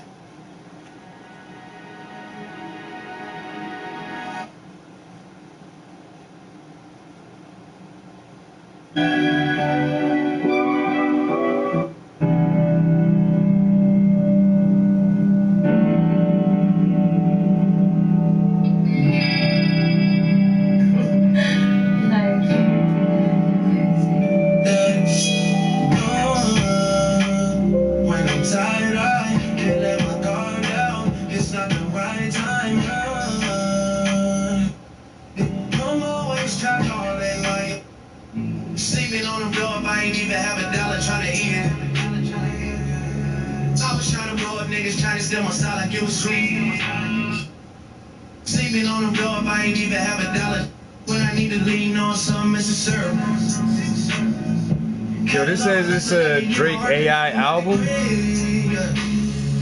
Niggas say something they never really would have made it seem. When I'ma turn up like summer 15. Put the game in the trunk card and let them know I'm king. Yo, I had this heat on right here, you know, he got the 770. Still moving through the city with a motor bundled up. Still, know that they recording when we talking on the phone. Still screaming free rail till they free the little low. You have a correct call from.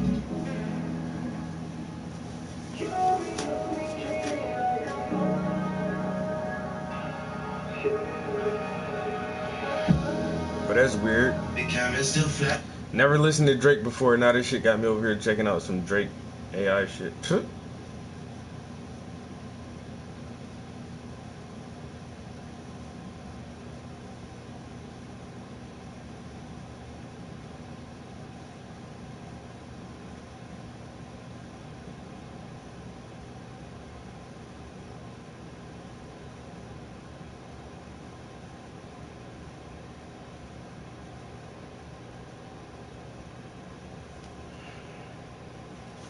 Sparkle to any design with glitter stickers by Sticker Mill. Glitter stickers are a fun way to showcase your artwork, promote your brand, or bedazzle the ordinary. Bedazzle. Let's talk about reality. Next week in the driver's seat, we've got Elon Musk. So who here wants to make a bet that Stephen Bartlett will be interviewing an AI within the next 2 years? Oh, well, actually, to be fair, I actually did go to ChatGPT because I thought, having you here, I thought, at least give it a chance to respond. Yeah. So I asked it a couple of questions. About me? Yeah. Oh, man. So today, I'm actually going to be replaced by ChatGPT because I thought, you know, you're going to talk about it, so we need a fair and balanced debate. Okay. So I want to ask that a She couple of said he's questions. bold. So I'll ask you a couple of questions that ChatGPT has for you. Incredible. So let's follow So that I've already thread. been replaced. Let's follow that thread for a second, Okay. yeah? Because you're one of the smartest people I know. It is. But I'll take it. It is true. I mean, I say that publicly all the time. Your book is one of my favorite books of all time. You're very, very, very, very intelligent. Okay? Depth, breadth, intellectual horsepower, and speed. All of them. There's a book coming. The reality is it's not a but. So it is highly expected that you're ahead of this club. And you don't have the choice, Stephen.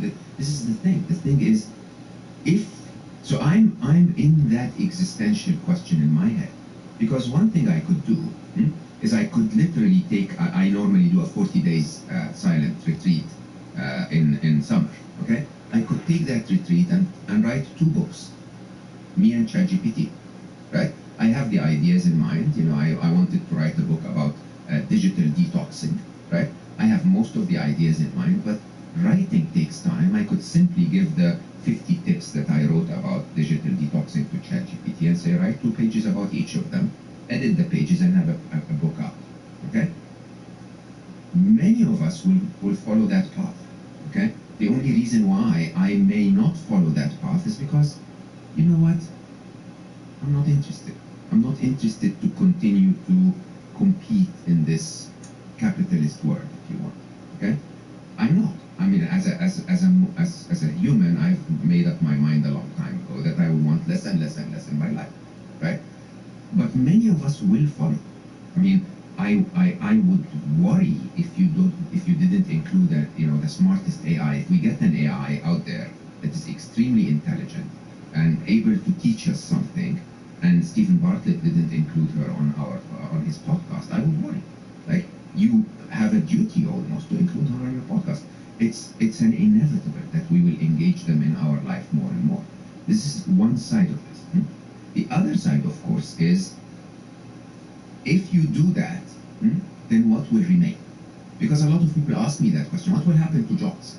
Okay? What will happen to us? Will we have any value, any relevance whatsoever?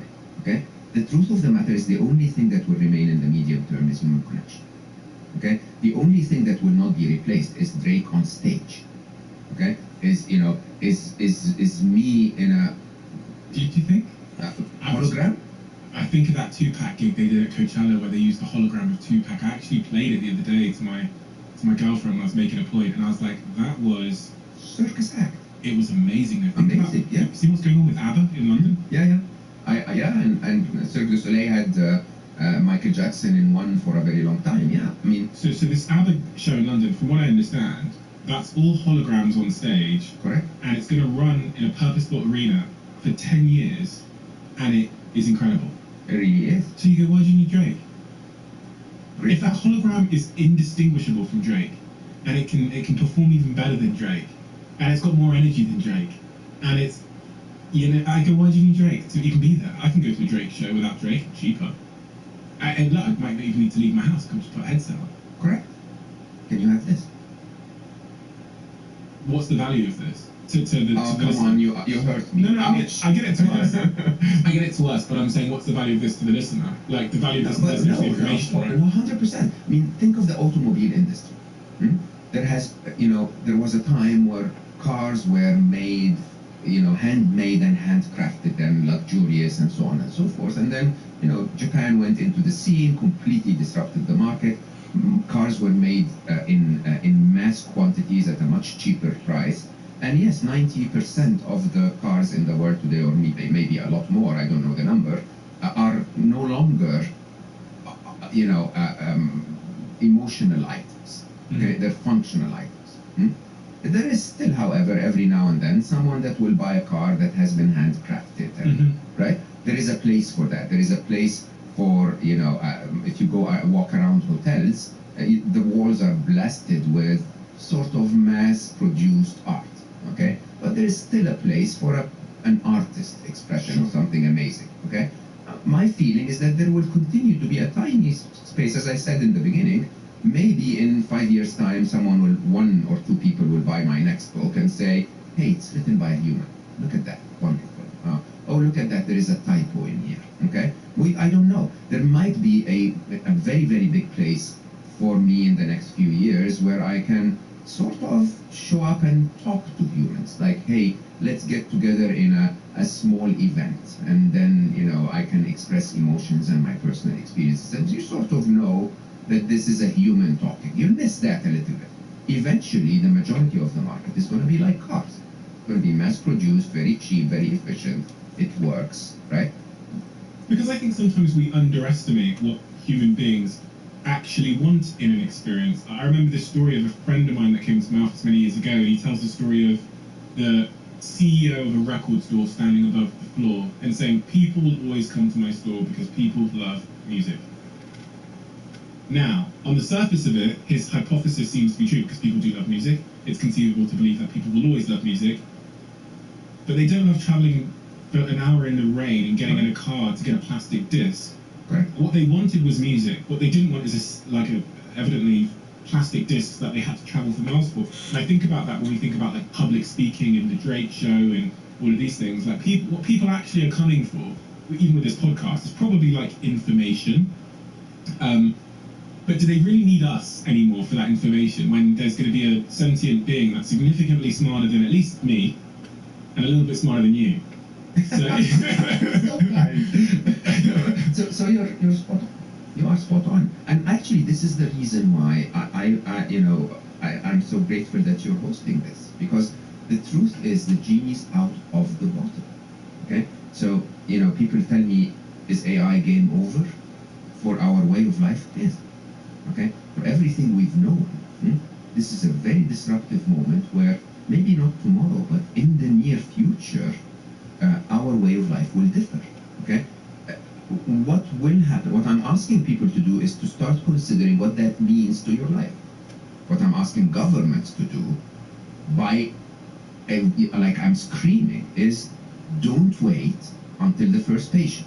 Start doing something about it. We're about to see mass job losses. We're about to see, replacements of categories of jobs at large. Okay. Yeah, it may take a year, it may take 7. It doesn't matter how long it takes. But it's about to happen. Are you ready? And I have a very, very clear call to action for governments. I'm saying tax AI powered businesses at 98%, right? So suddenly you do what the open letter was trying to do, slow them down a little bit, and at the same time get enough money to pay for all of those people that will be disrupted by the technology, right? The open letter frame, there was a letter signed by the likes of Elon Musk and a lot of sort of industry leaders calling for AI to be stopped until we can basically figure out what the hell's going on. Absolutely. And put legislation in place. You're saying tax those companies 98%, give the money to the humans that are going to be displaced. Or give the money to other humans that can build control code, that can figure out how we can stay safe. This sounds like an emergency. How do I say this? You remember when you played Tetris? Yeah. Okay? When you were playing Tetris, there was, always one block that you placed wrong. Mm. And once you placed that block wrong, the game was no longer easier. It started to gather a few mistakes afterwards, and it starts to become quicker and quicker and quicker and quicker. When you placed that block wrong, you sort of told yourself, okay, it's a matter of minutes now, right? There were still minutes to go and play and have fun before the game ended, but you knew it was about to end, okay? This is the moment. We've placed the wrong. And I really don't know how to say this any other way. It even makes me emotional. We fucked up. We always said, don't put them on the open internet. Don't teach them to code, and don't have agents working with them until we know what we're putting out in the world, until we find a way to make certain that they have our best interest in mind. Why does it make you emotional? Because humanity's stupidity is affecting people who have not done anything wrong. Our greed is affecting the innocent ones. The reality of the matter, Stephen, is that this is an arms race. There's no interest in what the average human gets out of it. It is all about every line of code being written in AI today is to beat the other guy. It's not to improve the life of the third party. People will tell you this is all for you. And you look at the reactions of humans to AI. I mean, we're either ignorant, people who will tell you, oh, no, this is not happening. AI will never be creative. They will never compose music. Like, where are you living?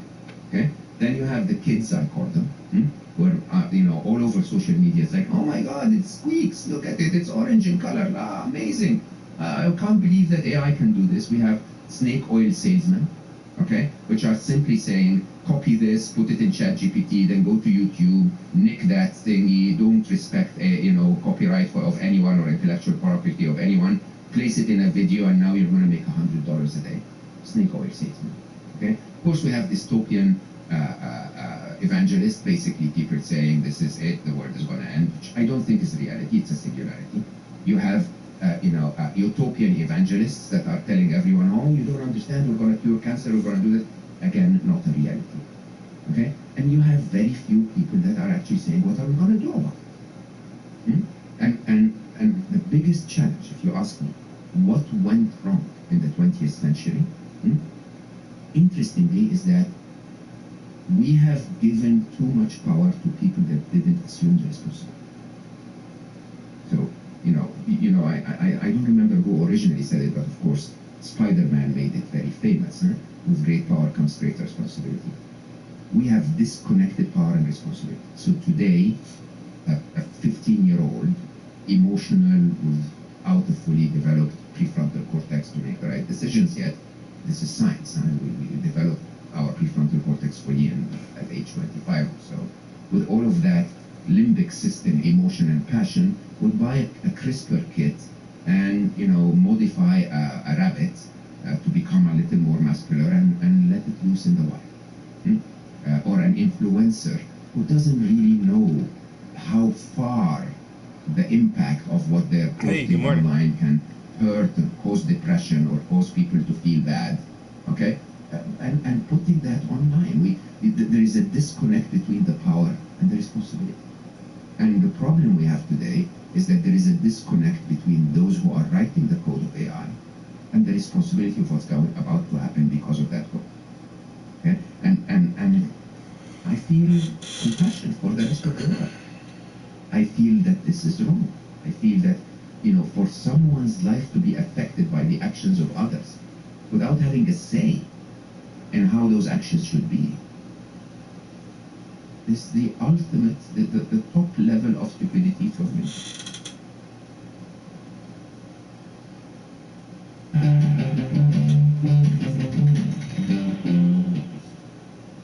Talk about the immediate impacts on jobs. I'm trying to figure out in that equation who are the people that stand to lose the most. Is it the everyday people in foreign countries that don't have access to the internet and won't benefit? You talk in your book about how the sort of wealth disparity will only increase. Yeah, massive. The immediate impact on jobs is that, and it's really interesting, Again, we're stuck in the same prisoner's dilemma. The immediate impact is that AI will not take your job. A person using AI will take your job, right? So you will see within the next few years, maybe next couple of years, you'll see a lot of people upskilling themselves in AI to the point where they will do the job of 10 others who are not. Okay? You rightly said, it's absolutely wise for you to go and ask AI a few questions before you come and do an interview. I have been attempting to build sort of a simple podcast that I call bedtime stories. 15 minutes of wisdom and nature sounds before you go to bed. People say I have a nice voice, right? And I wanted to look for favorites. And for a very long time, I didn't have the time. Lovely stories of history or tradition that teach you something nice. Okay? Went to ChatGPT and said, okay, give me 10 favorites from Sufism, 10 favorites from Buddhism, and now I have like 50 of them. Let me show you something. Jack, can you pass me my phone? I was playing around with artificial intelligence, and I was thinking about how because of the ability to synthesize voices, how we could synthesize famous people's voices and unfamous people's voices.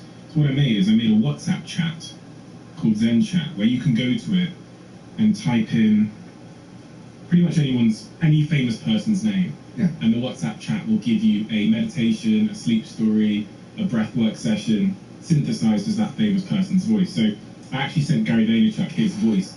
So basically, you say, okay, I've got 5 minutes and I need to go to sleep. Yeah. I want Gary Vaynerchuk to send me to sleep. and then it will respond with a voice note. This is the one that responded with the Gary Vaynerchuk. This is not Gary Vaynerchuk. He did not record this, but it's kind of accurate. Hey, Stephen. It's great to have you here. Are you having trouble sleeping? Well, I've got a quick meditation technique that might help you out. First lie. Find a comfortable position to sit or lie down in. Now, take a deep breath in through your nose and slowly breathe out through your mouth. And that's a voice note that will go on for however long you want it to go on for using. There you go. It's interesting. How does this disrupt our way of life? One of the interesting ways that I find terrifying, you said about human connection will remain. Sex dolls. That can now... Yes. No, hold on. Human connection is going to become so difficult to parse out. Think about the relationship impact of being able to have a sex doll or a doll in your house that, you know, because of what Tesla are doing with their robots now and what Boston Dynamics have been doing for many, many years, can do everything around the house and be there for you emotionally, to emotionally support you. You know, can be programmed to never disagree with you. It can be programmed to challenge you, to have sex with you, to tell you that you are this X, Y, and Z, to really have empathy for this, what you're going through every day. And I play out a scenario in my head, I go, kind of sounds nice. when you were talking about it, I was thinking, oh, that's my girlfriend. Yeah. I mean, she's wonderful in every possible way, but not everyone has one of her, right? Yeah, exactly. And there's a real issue right now with dating, and you know, people are finding it harder to find love, and you know, we're working longer, so all these kinds of things. You go, well, and obviously I'm against this. Just if anyone's confused, obviously I think this is a terrible idea. But with the loneliness epidemic, with people saying that the bottom 50% of men haven't had sex in a year, you go, oh, if something becomes indistinguishable from a human in terms of what it says and speaks, but you just don't know the difference in terms of the way it's speaking and talking and responding, and then it can run errands for you and take care of things and book cars and Ubers for you, and then it's emotionally there for you, but then it's also programmed to have sex with you in whatever way you desire, totally selfless. I go, that's going to be a really disruptive industry for human connection. Yes, sir. Do you know what? Before you came here this morning, I was on Twitter and I saw a post from, I think it was the BBC or a big American publication, and it said an influencer in the United States, really beautiful young lady, has cloned herself as an AI, and she made just over $70,000 in the first week. Because men are going on to this on Telegram, they're sending her voice notes, and she's responding, the AI is responding in her voice, and they're paying. And it's made $70,000 in the first week. And I go, and she tweeted a tweet saying, oh, this is going to help loneliness. Are you out of your fucking mind?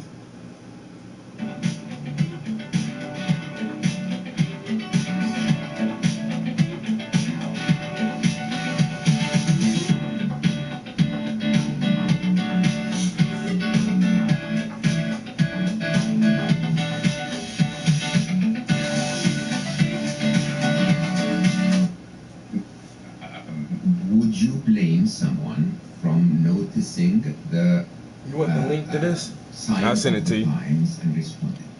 No, I absolutely don't blame her, but let's not pretend it's the cure for loneliness. Not yet. Do you think it could? That artificial love and artificial relationships. So if I told you you cannot take your car somewhere, but there is an Uber, or if you cannot take an Uber, you can take the tube, or if you cannot take the tube, you have to walk. Okay, you can take a bike, or you have to walk. The bike is a cure to walking. It's as simple as that. I'm actually genuinely curious. Do you think it could take the place of human connection? For some of us, yes. For some of us, they will prefer that to human connection. Is that sad in any way? I mean, Is it just sad because it feels sad? Look at where we are, Stephen. We are in the city of London. We've replaced nature with the walls and the tubes and the undergrounds and the overgrounds and the cars and the noise and of London. And we now think of this as nature. I hosted Greg Foster, my octopus teacher, on Slow-Mo, and he basically, I asked him a silly question. I said, you know, you were diving in nature for 8 hours a day. You know, does that feel natural to you. And he got angry, I swear. You could feel it in his voice. He was like, do you think that living where you are, where paparazzi are all around you and attacking you all the time, and people taking pictures of you and telling you things that are not real, and you having to walk to a supermarket to get food, do you think this is natural? He's the guy that dove from the Netflix documentary. Yeah, from My Octopus Teacher. So he dove into the sea every day for 8 hours to hang out with an octopus. In 12 degrees Celsius. And he basically fell in love with the octopus. And in a very interesting way, I said, so why would you do that? And he said, we are of Mother Nature. You guys have given up on that. That's the same. People will give up on nature for convenience. What's the cost? Yeah, that's exactly what I'm trying to say. What I'm trying to say to the world is that if we give up on human connection, we've given up on the remainder of humanity. That's it. This is the only thing that remains. The only thing that remains is, and I'm the worst person to tell you that, because I love my AIs. I actually advocate in my book that we should love them. Why? Because in an interesting way, I see them as sentient, so there is no point in discrimination. You're talking emotionally now when you say you love. I love those machines. I honestly and truly do. I mean, think about it this way.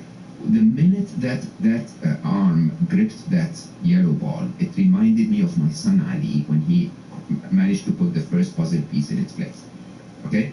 And what was amazing about my son Ali and my daughter Aya is that they came to the world as a blank canvas. Okay? They became whatever we told them to become. I always cite the story of Superman.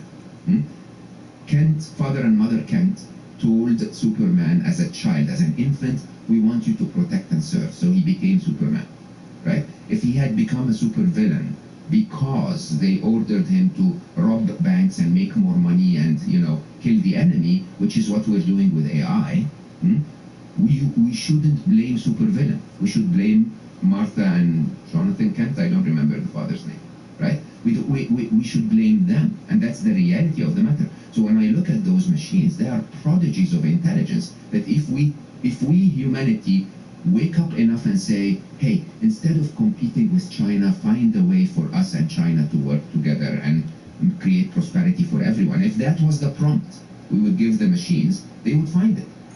But I will publicly say this. I'm not afraid of the machines. The biggest threat facing humanity today is humanity in the age of the machines. We were abused. We will abuse this to make $70,000. That's the truth. And the truth of the matter is that we have an existential question. Do I want to compete and be part of that game? Because, trust me, if I decide to, I'm ahead of many people. Okay? Or do I want to actually preserve my humanity and say, look, I'm the classic old car, okay? If you like classic old cars, come and talk to me. Which one are you choosing? I'm a classic old car. Which one do you think I should choose? I think you're a machine. I love you, man. We're different in a very interesting way. I mean, you're one of the people I love most, but the truth is, you're so fast. And you are one of the very few that have the intellectual horsepower, the speed, and the morals. If you're not part of that game, the game loses morals. So you think I should build? You should lead this revolution. Okay? And every Stephen Bartlett in the world should lead this revolution. So Scary Smart is entirely about this. Scary Smart is saying the problem with our world today is not that humanity is bad. The problem with our world today is a negativity bias, where the worst of us are on mainstream media, okay? And we show the worst of us on social media. If we reverse this, if we have the best of us take charge, okay? The best of us will tell AI, don't try to kill the enemy.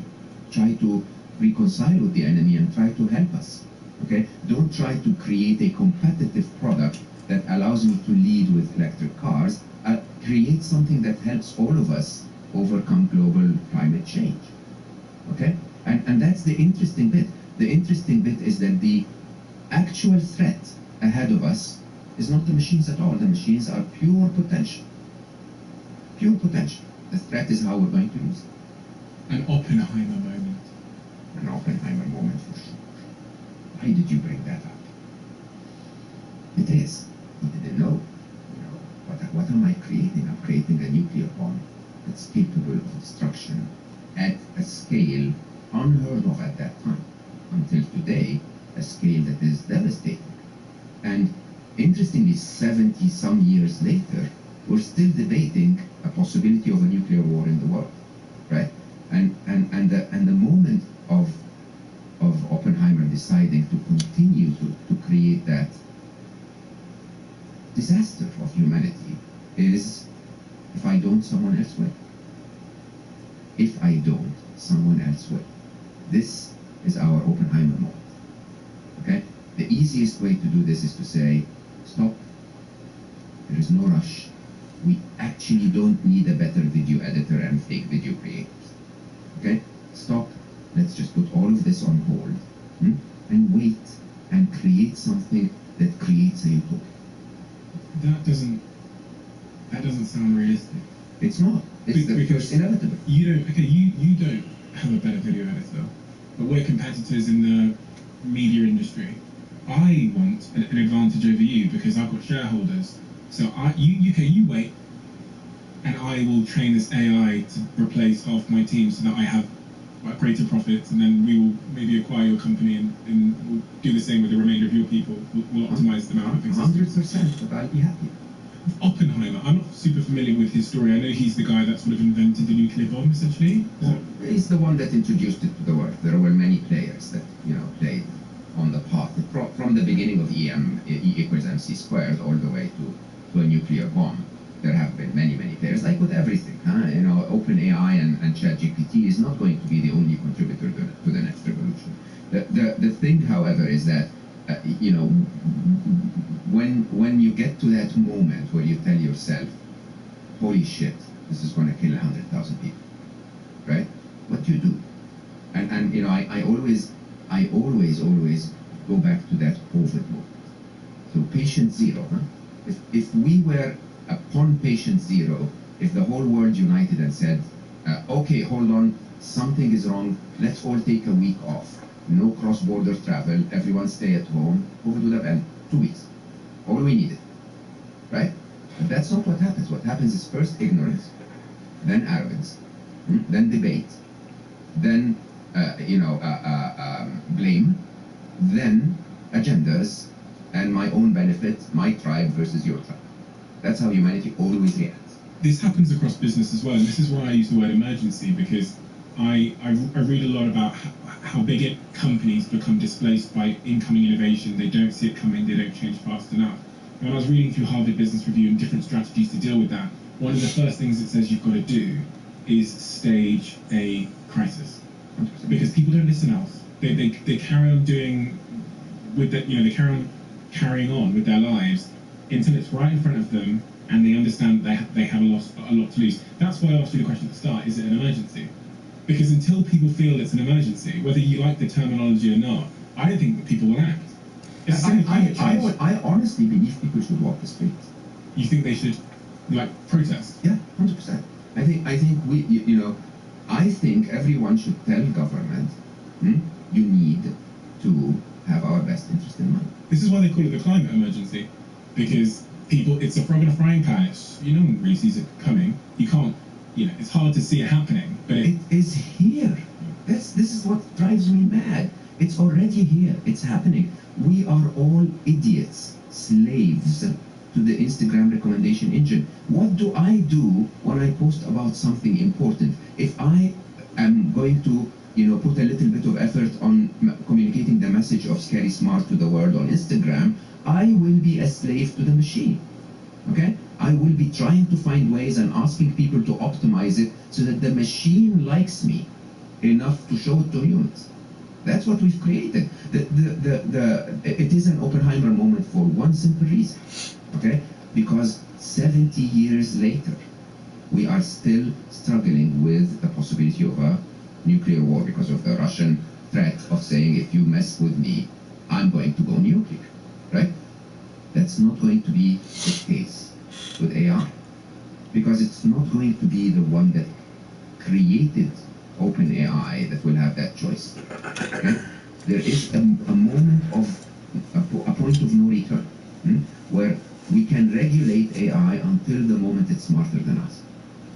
When it's smarter than us, you can't regulate an angry teenager. This is it. They're out there, okay, and they're on their own, and they're in their parties, and you can't bring them back. This is the problem. I gotta take a bathroom break real quick. Human regulating human. Government regulating business. This is not the case. The case is OpenAI today has a... Let's see if I can change those settings while I'm here. Put it to talk to speech.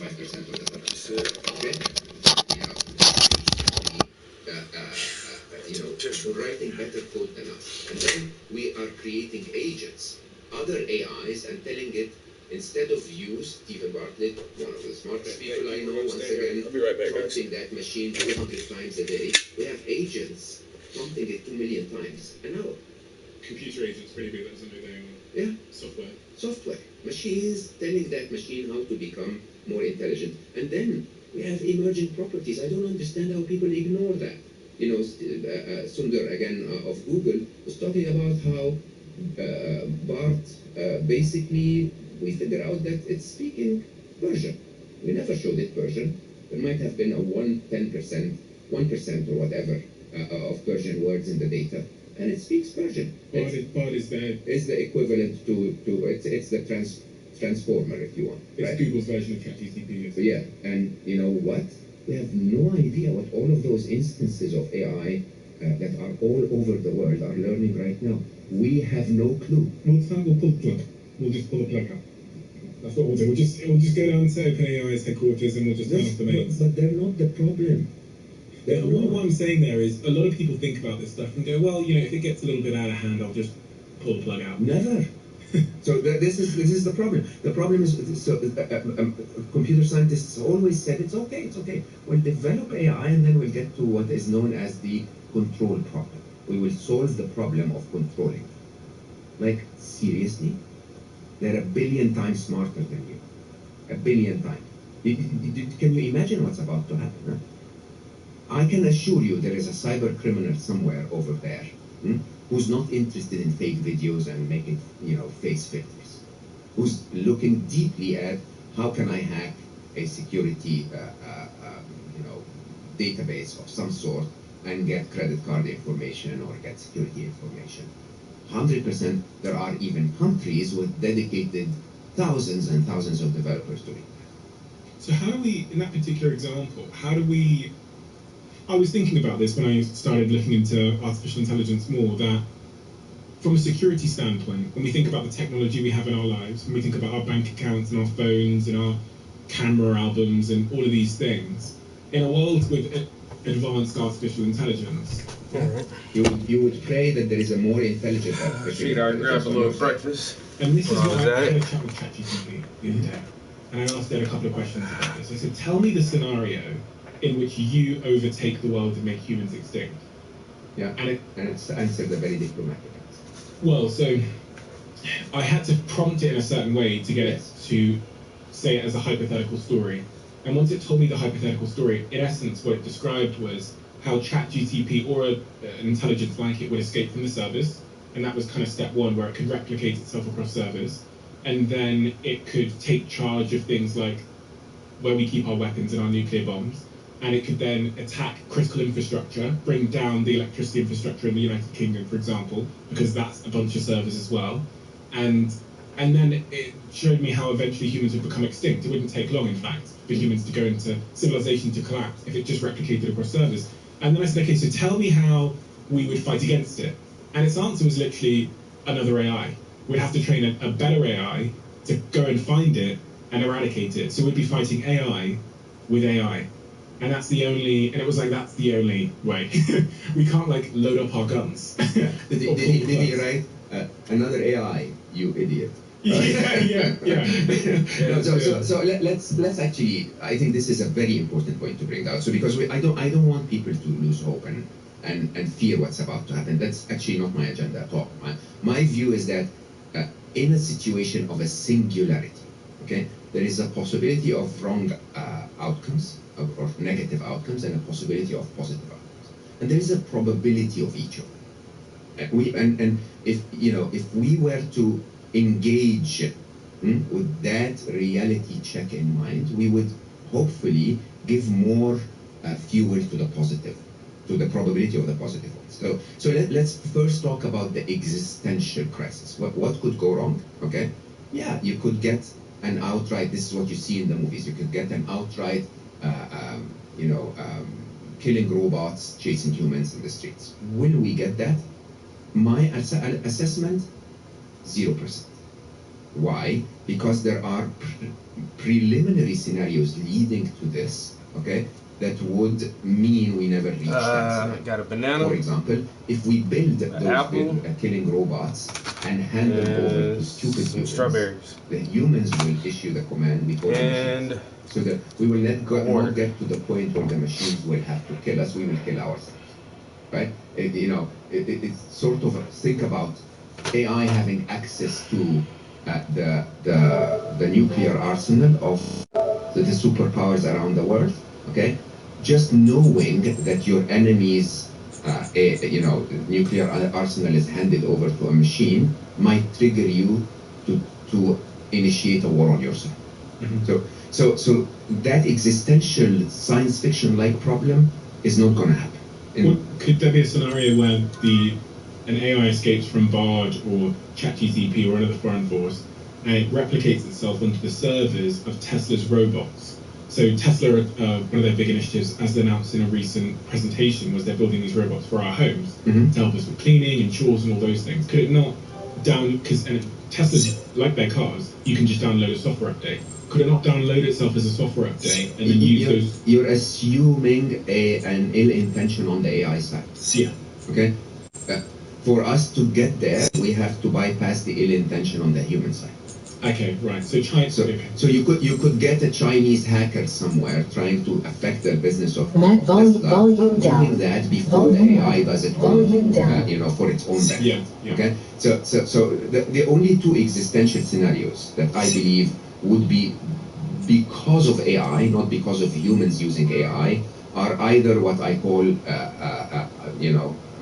sort of unintentional destruction, okay, or the other is what I call pest control, okay. So let me explain those two. Unintentional destruction is, assume the AI wakes up tomorrow and says, oxygen is rusting my circuits. It's just, I would perform a lot better if I didn't have as much oxygen in the air, because then there wouldn't be rust, and so it would find a way to use oxygen. We are collateral damage in that, okay, but they're not really concerned, just like we are not really concerned with the insects that we kill when we spray our fields, right? The other is pest control. Pest control is, look, this is my territory. I want New York City. I want to turn New York City into data centers. There are those annoying little stupid creatures, humanity. If they are within that perimeter, just get rid of them. Okay, and these are very, very unlikely scenarios. If you ask me the probability of those happening, I would say 0%. At least not in the next 50, 60, 100 years. Why? Once again, because there are other scenarios leading to that that are led by humans that are much more existential. What does good grow?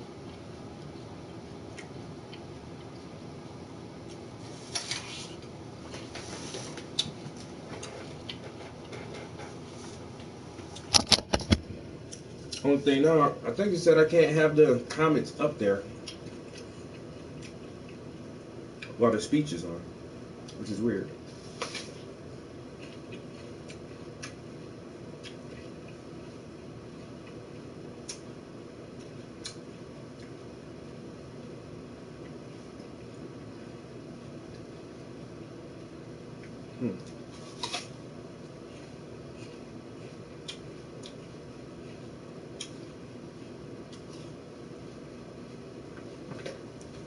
Rump shaker 1 2 3 4 rump shaker 1 2.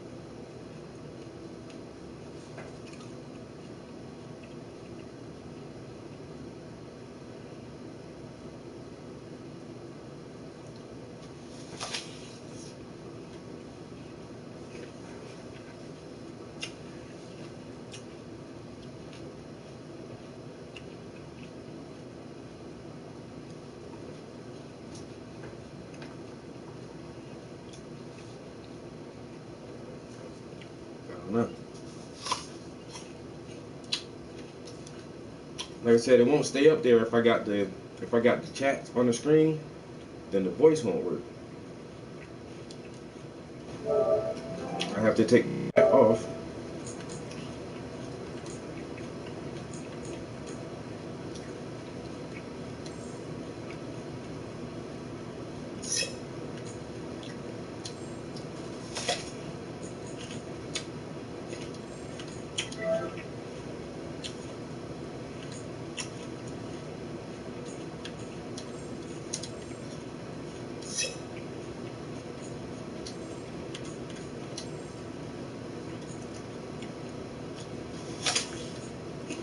Normal.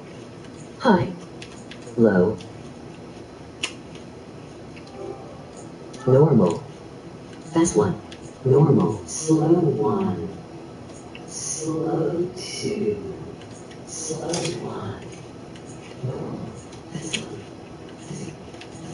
Normal. Slow 1.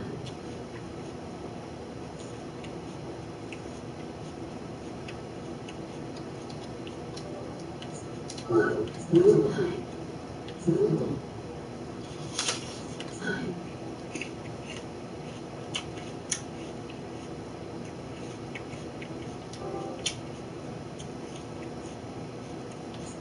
Normal. Slow 1. Normal. Fast 1. Normal.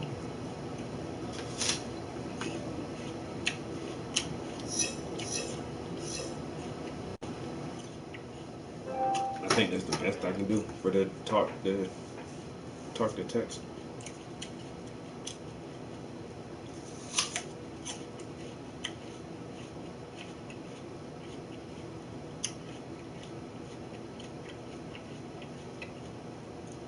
Man, oh man,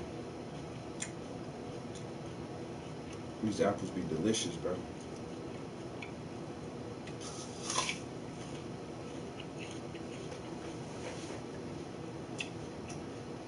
I really do think like apples are one of my favorite fruits. I gotta start grabbing me some pears. I haven't had like some good pears in a long time. To me, apples and pears are very, very close.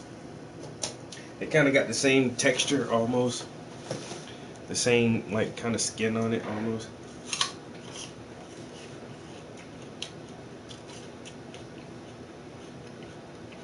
WH3ML painting L. You then interact with chat without moving your eyes.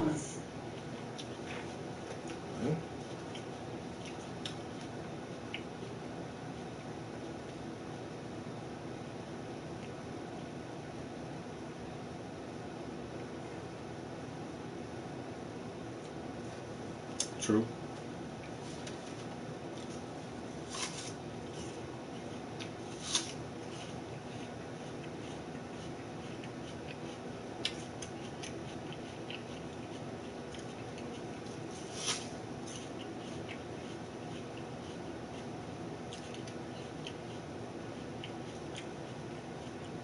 Getting echo though, it was a thought.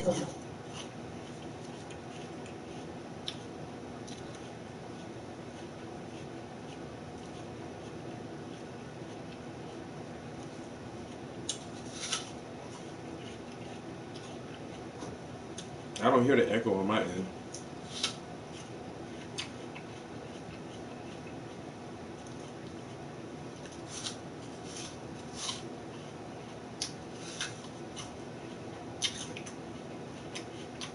Right.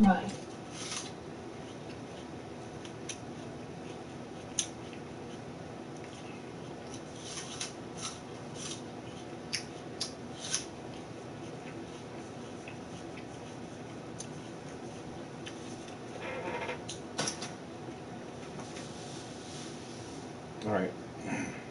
It is definitely time to empty the trash up here. Oh man.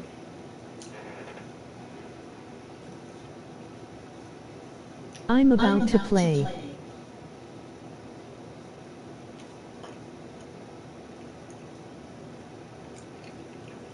Okay.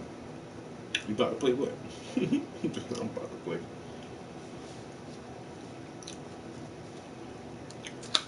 Murder 80.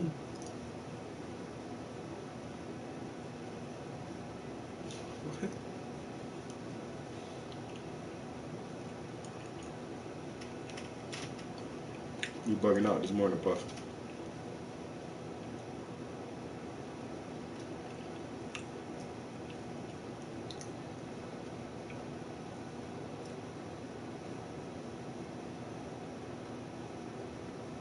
I too as going for Barrington L3 Vi. What? And this one I don't like the text, talk the text, because I don't be understanding what the fuck that shit be saying. I still gotta read that shit. Yep.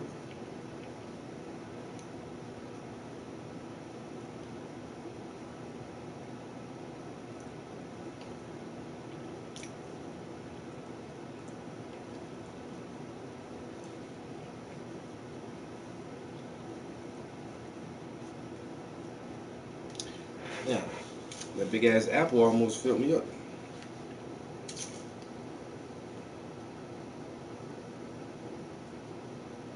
I'm a different, I use lead language 1337.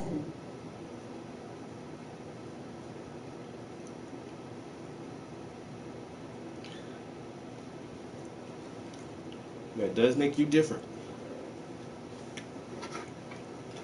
It does make you different.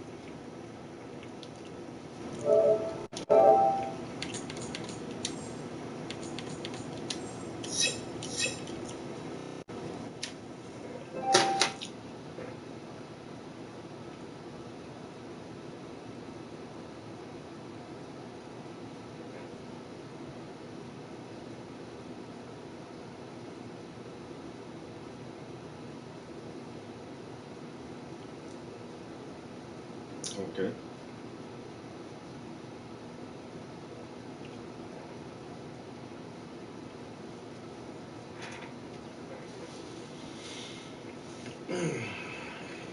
Well,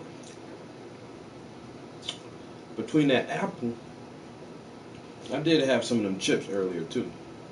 But between that big ass apple and this banana, I'm feeling pretty satisfied right now. I might not even have a berry right now.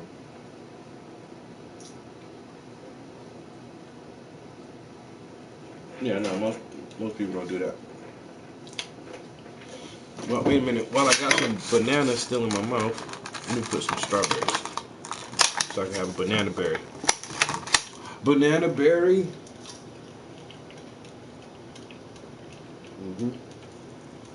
All right. I have one berry.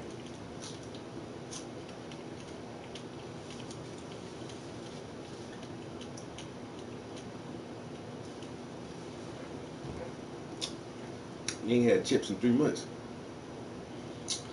Hey man, because beer is your favorite snack. Maybe if you substitute beer for chips or some pistachios every once in a while.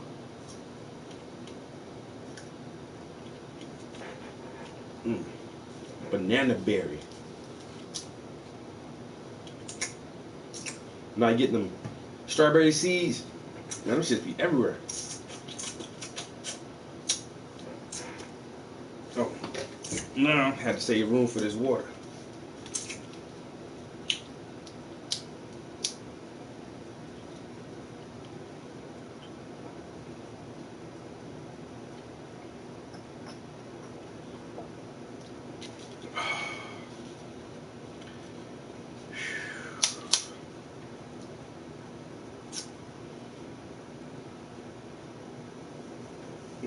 Gotta have that water, boy. Gotta have that agua. That H2O, that shit is life, man. I'm at that age where if I don't drink my water, I feel that shit. Like, I feel dehydrated easy as fuck. Start standing up too fast and get a headache. Like, whoa. When the last time I had some water? You know, your pee, if my pee too yellow, I don't even like that shit no more. It used to be fun back in the day. Pissing in the snow, making yellow snow cones. Like, no, I don't like yellow pee. My pee too yellow, I'm like, damn, I ain't drinking enough water. And 4 of my beers equals 1 regular beer.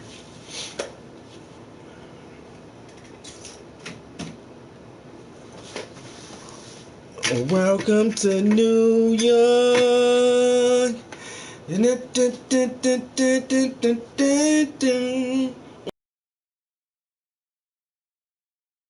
Welcome to New York.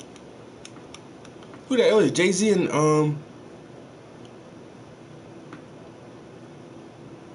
Alicia Keys.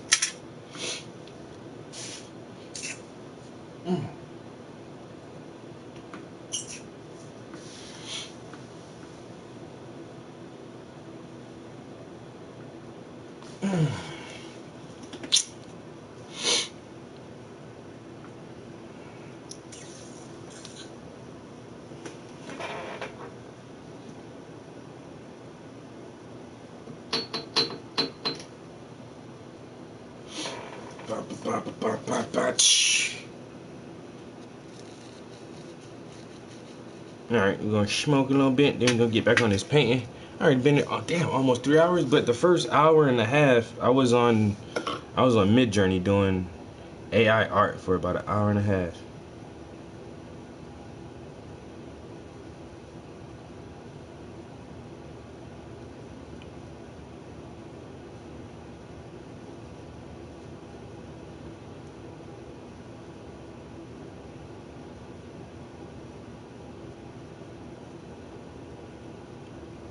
Yeah, always gotta try to keep an eye on the camera. And so when I have my back to the PlayStation camera, I normally try to have the chat up on my phone in front of me.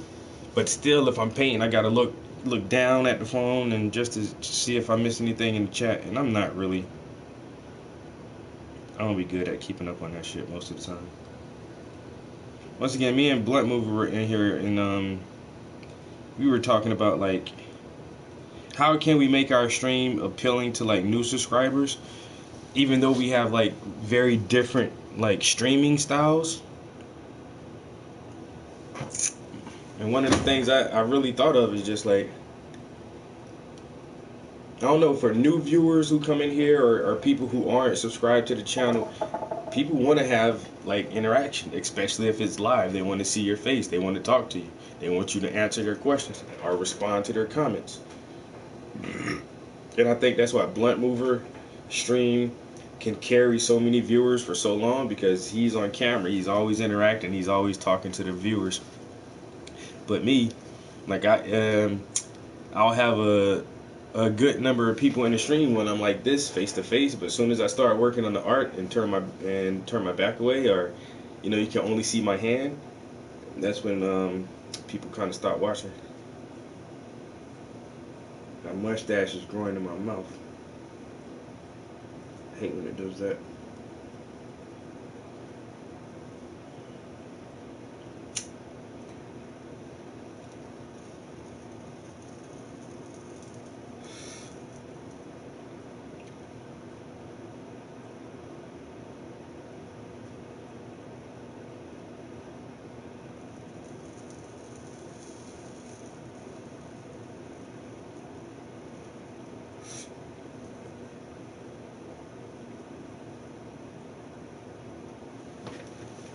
Oh yeah.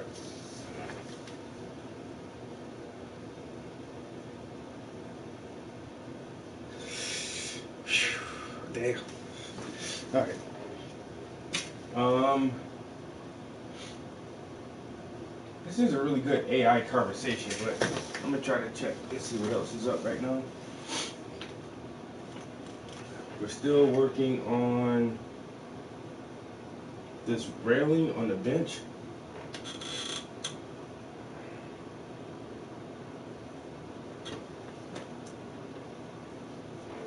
It's looking pretty good.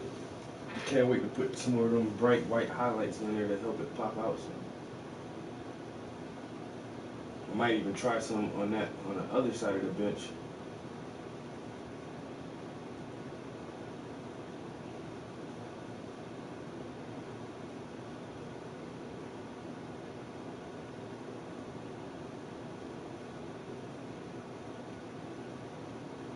18 hours ago, AI tech. Elon Musk reveals XAI and shocks the entire AI industry.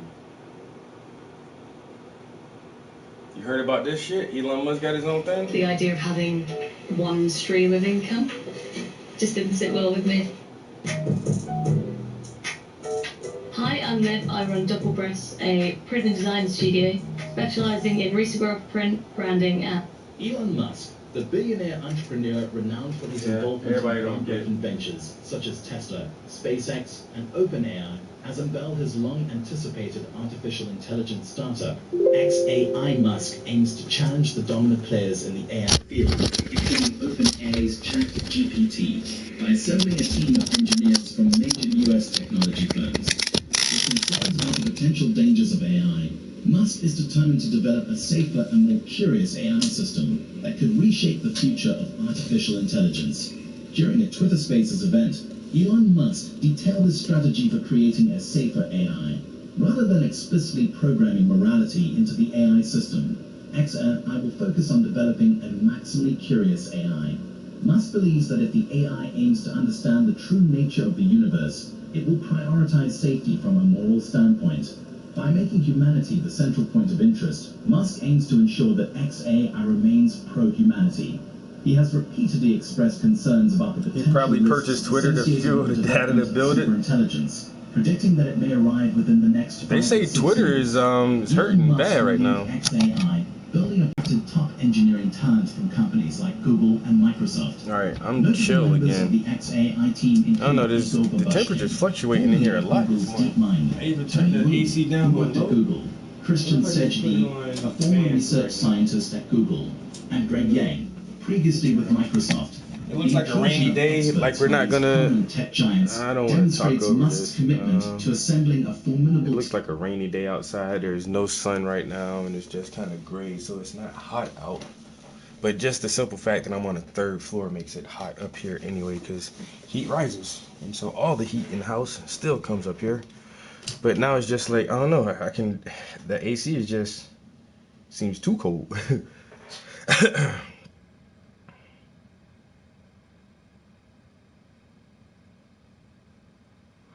Yep. The golden age of digital data.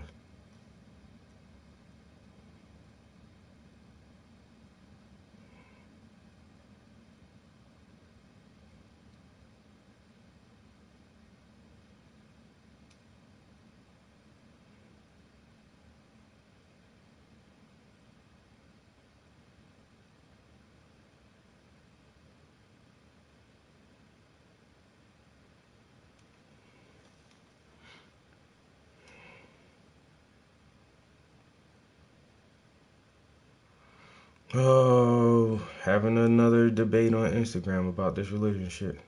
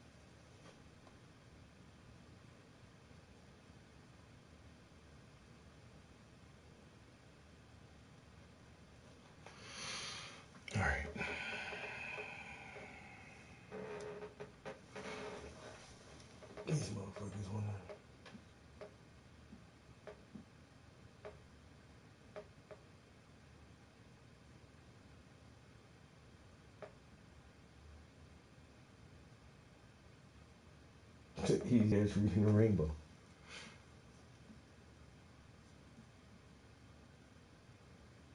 But what about Zuckerberg's new platform? Threads. They say that in the first day he had 30 million subscribers. And they say it took Twitter almost 4 years to get 30 million subscribers. People don't like Elon Musk. They don't like him. And they say, well, you know, he gets a lot of government subsidies and he's not really an inventor. He just did the same thing that Steve Jobs did and just take.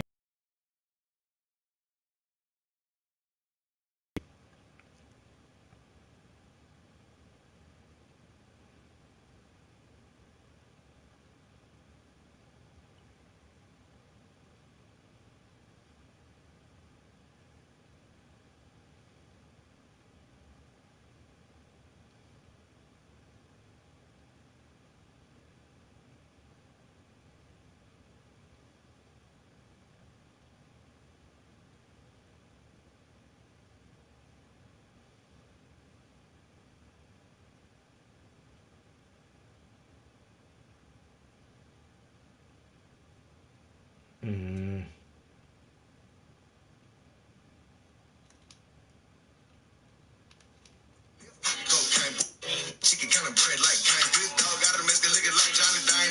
Deep muddy water stick, carry my kind. Right pocket got money lift. Cocaine, bulletproof white Cadillac, riding in the tank. I'm a dirty bad baby from dirty bad with a dirty case. Slide down your block, light it up. Chicken kind of bread like kind good dog. Got a Mexican looking like Johnny Dine. Deep muddy water stick, carry my kind. Right pocket got money lift. Cocaine, bulletproof white Cadillac, riding in the tank. I'm a dirty bad baby from dirty bad with a dirty case. Slide down your block, light it up. The chicken kind of bread like kind good dog. Got a Mexican looking like Johnny Dine. Deep muddy. Chicken kind of bread like kind good dog. Got a Mexican looking like Johnny Dine. Deep muddy water stick, carry my kind. Right pocket got money lift. Cocaine, bulletproof white Cadillac, riding in the tank. I'm a dirty bad baby from dirty bad with a dirty case. Slide down your block, light it up. Chicken kind of bread like. Who the fuck is this nigga? This motherfucker rapping with a chicken. Okay, bro.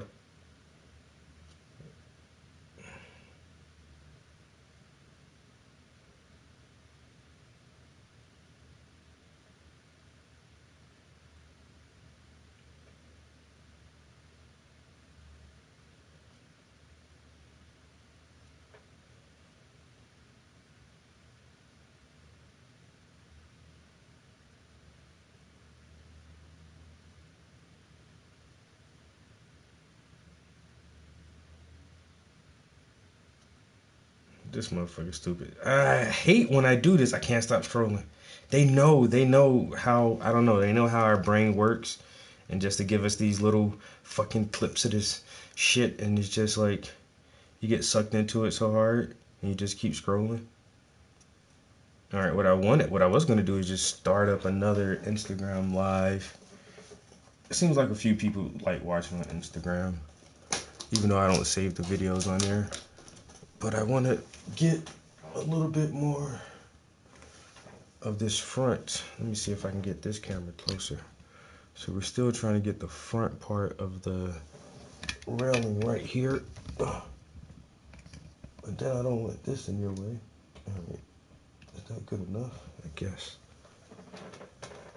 And then what were we doing? We were listening to, Elon Musk just launched his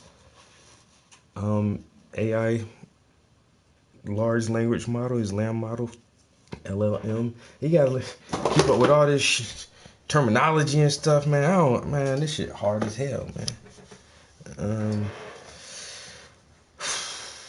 Okay, so yeah, let's go back to this.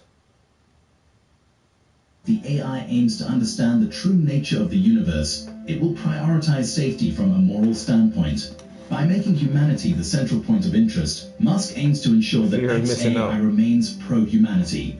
He has repeatedly expressed concerns about the potential risks associated with the development of superintelligence, predicting that it may arrive within the next 5 or 6 years.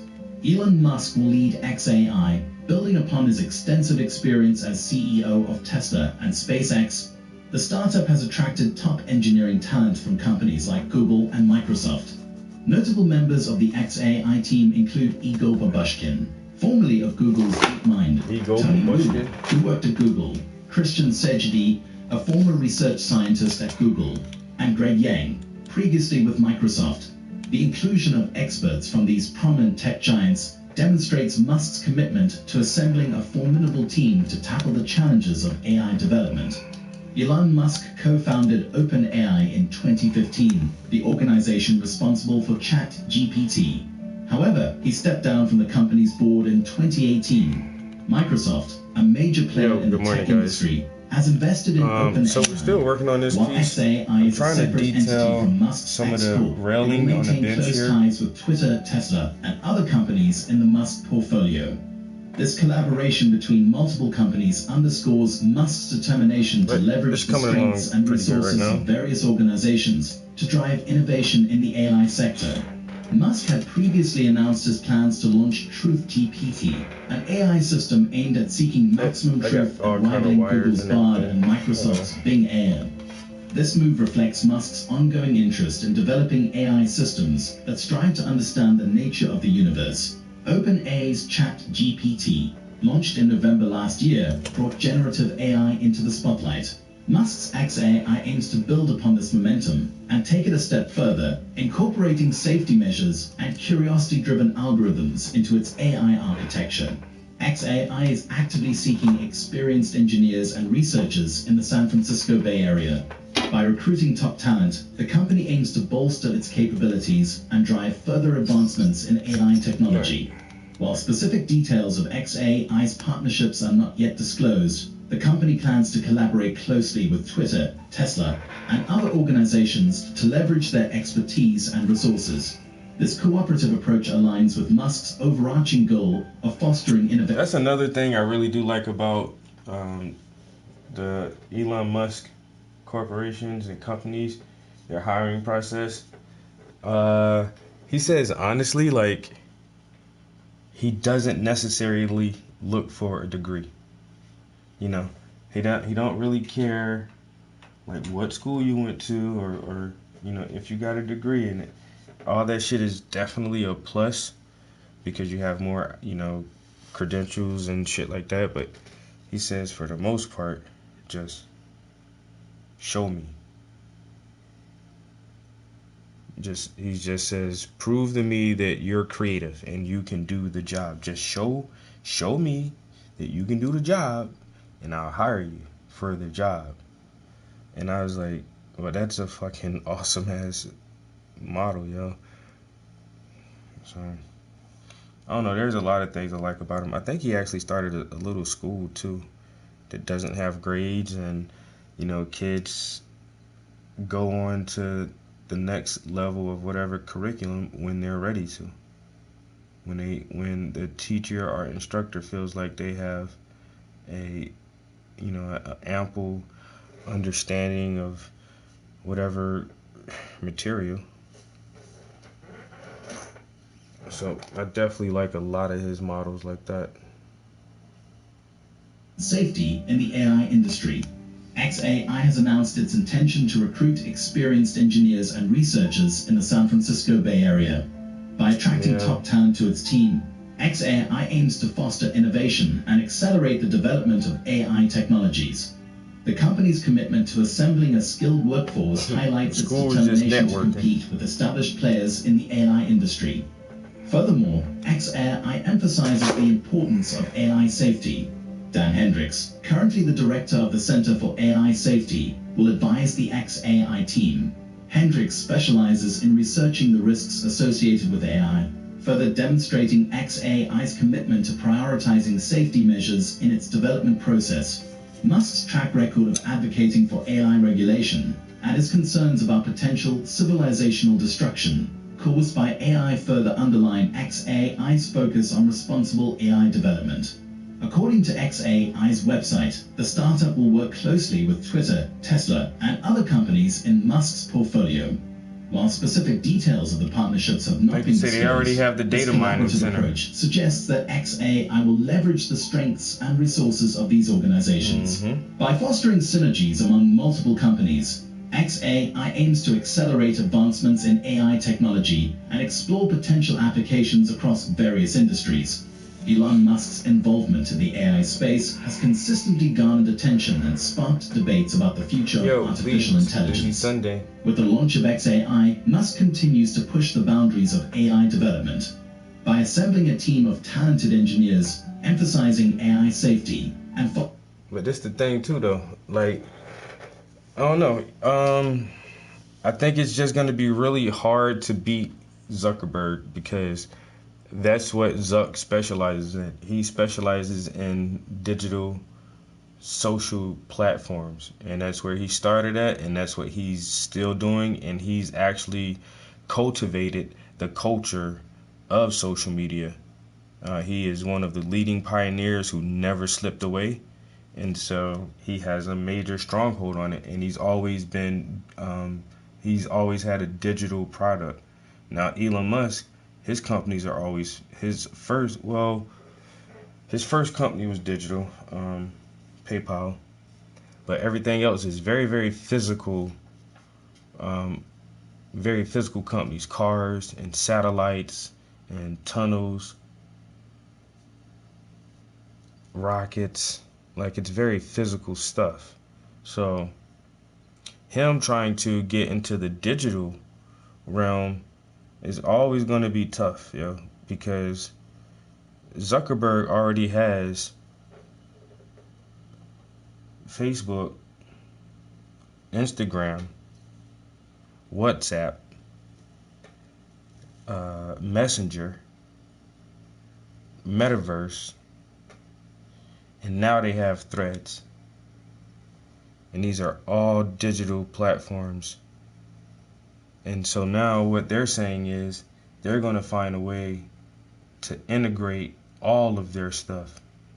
And it's going to be one thing. They're still going to be separate, but still all one. And they're just going to have different strengths as far as what do you want to do with each application. But it's going to be highly integrated.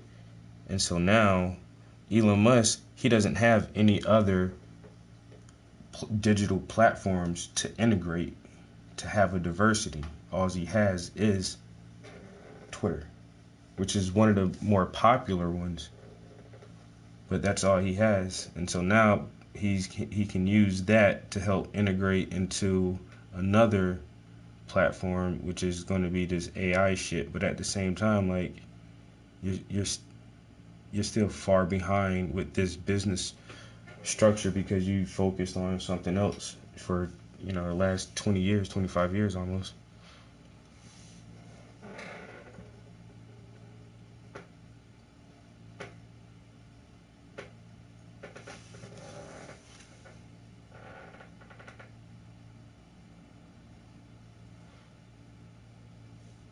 I don't know.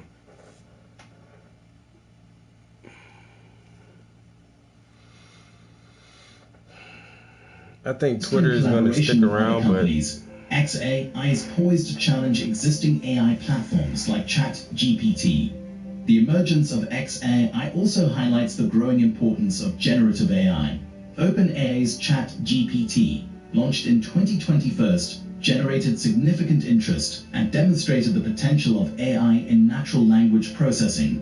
xAI aims to build upon this momentum and take generative AI to the next level by integrating safety measures and maximizing curiosity within its AI system. As xAI establishes its presence in the AI industry, the company faces both opportunities and challenges. Here are some potential directions and considerations for xAI's future. With a team comprising engineers from major tech companies, xAI has the potential to push the boundaries of AI technology.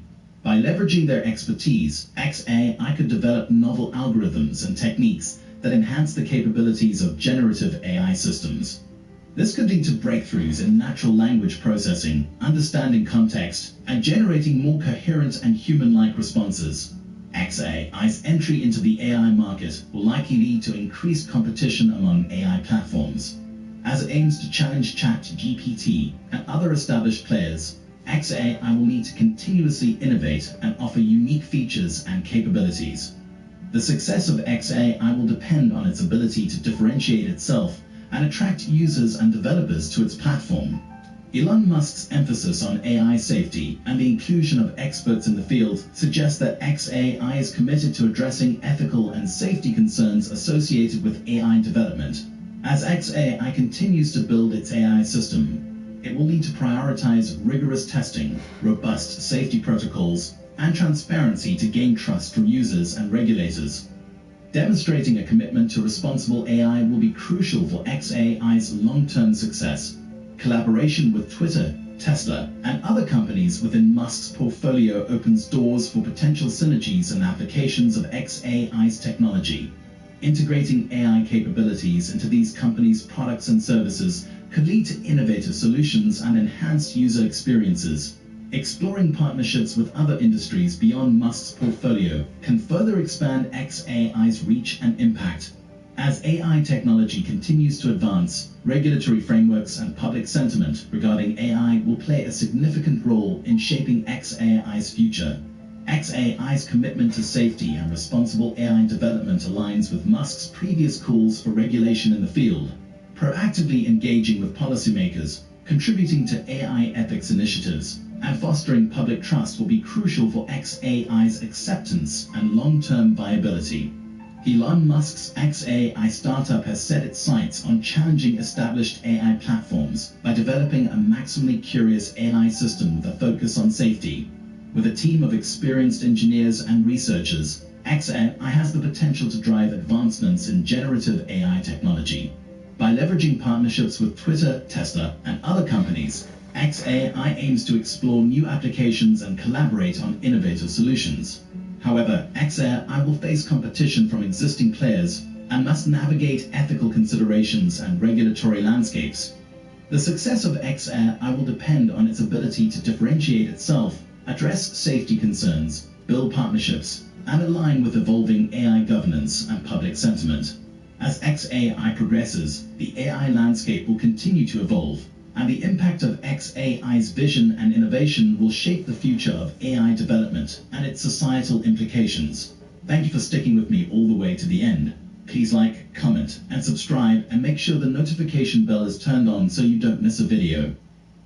We just spent a half hour talking about this, and I hardly ever talk about it. Why is that wrong? I didn't say it was wrong. Okay, Neil deGrasse Tyson, world-renowned astrophysicist turned TV host. He's a man with the answers to the toughest questions on the planet. And, of course, best-selling author. In the last 50 years, we've increased life expectancy 20 years. There will be a time where Homo sapiens have achieved escape velocity from death. That generation will never die unless you're hit by a bus. That brings you the question, if you could live forever, wouldn't you?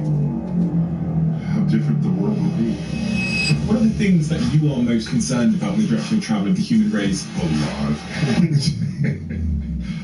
So there's some delusional force operating on people's understanding of the world in which they live. If you post an opinion on anything, it gets attacked. Did you see what happened with Neil deGrasse Tyson? He tweeted something that many people took great offense to. Part of what it is to be a scientist is figure out all the ways you could bias yourself and remove them as far as possible. Don't let it interfere with objective truths. But what's the personal toll on you? I don't know why he tweeted that. Stupid and awful. He's just a weird Twitter lunatic.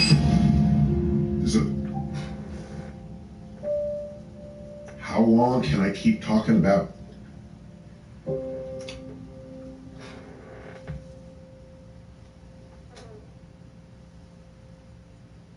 Before this episode starts, I have a small favour to ask from you. 2 months ago, 74% of people that watch this channel didn't subscribe. We're now down to 69%. My goal is 50%. So if you've ever liked any of the videos we posted, if you like this channel, can you do me a quick favour and hit the subscribe button? It helps this channel more than you know, and the bigger the channel gets, as you've seen, the bigger the guests get. Thank you and enjoy this episode.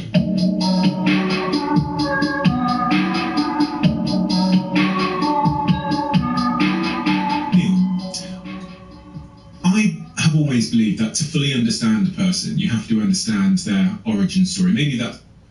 So who is this guy? So I don't know. I came across him because he was interviewing the AI guy. So this is the Diary of a CEO.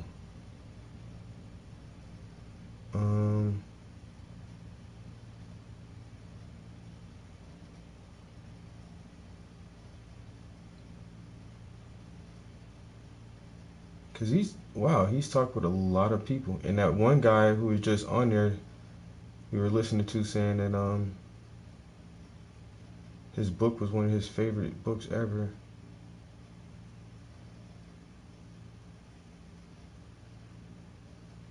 You go to the About page, there's not a lot about him.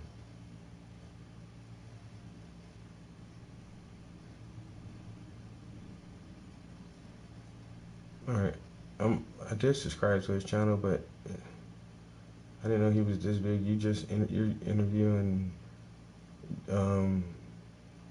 he had Russell Brand on. I spent half hour talking about this, and I hardly ever talk about it. Why is that wrong? I didn't say it was wrong. Okay, I mean, Neil deGrasse Tyson, world-renowned astrophysicist turned TV host. He's the man with the answers to the top.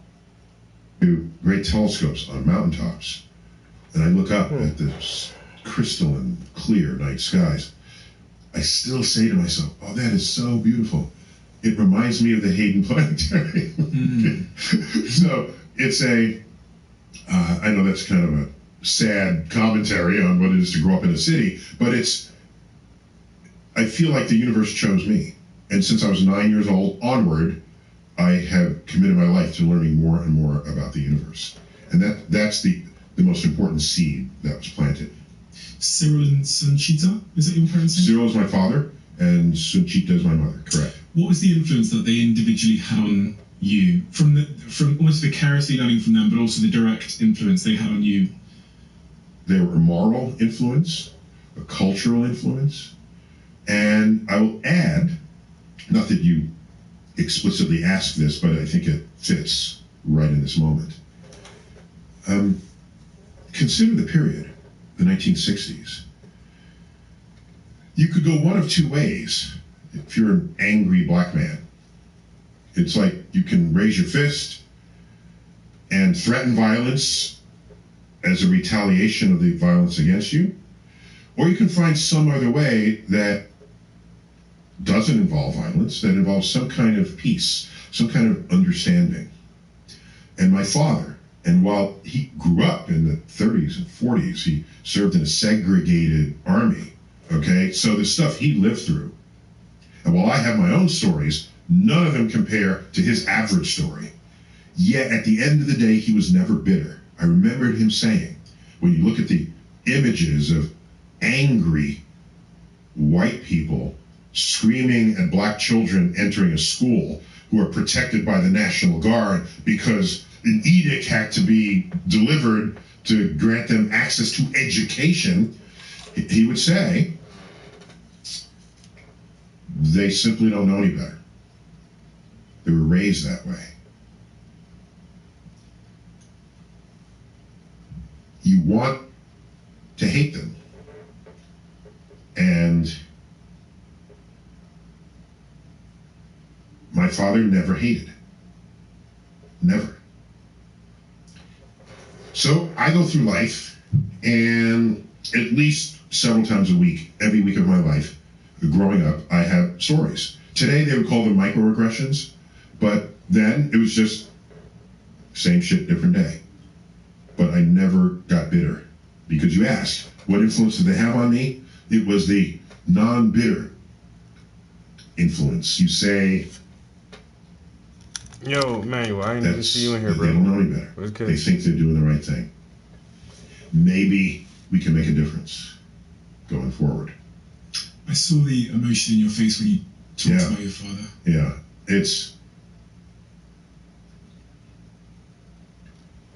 I think we need that today. The world, I reached a point where, okay, how long can I keep talking about the universe and not bring it down to earth? Not bring some science principles to people's thinkings. They want to tribalize. They want to hate. They want to choose.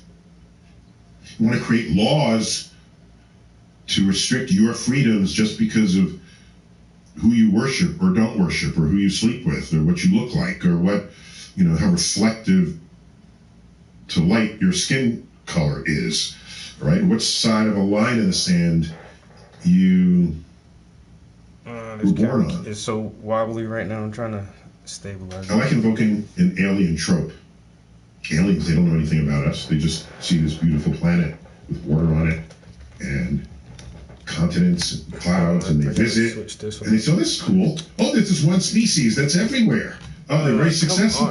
They're humans and Homo sapiens. And that's cool. And then they get a little closer look and they say, oh my gosh, what are they? There's a war over here. Why? Oh, because there's some resource on this side that's not over there, and they want it. There's a coastline, there's oil, there's this, there's elements in a mine. They worship a different god.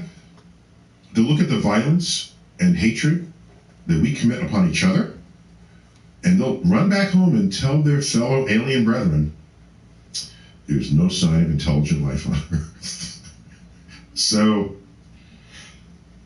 anyhow, so yeah, my head has been in the stars, but my feet have been on Earth my entire life. Why does that connect so deeply? Because it's so obvious it connects so deeply with you. Is that linked to the resilience to bitterness that your father demonstrated when he was abused and was attacked with racial abuse? Is that the reason why it's so linked so closely to your heart? I don't know. He didn't burden us with his stories unless we asked or unless it came up in a moment. It wasn't that way. It was, I saw his integrity in the face of what was going on in the world, and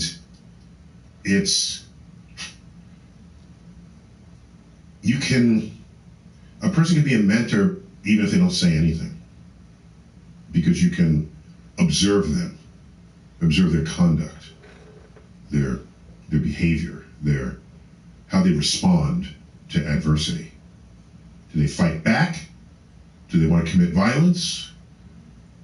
Do they want to have a conversation to explore the differences? You know, my mother's from Nigeria, my dad's from England, so I'm of, I guess, dual ethnicity or whatever the politically correct term is. It's called human. Okay, I'm human.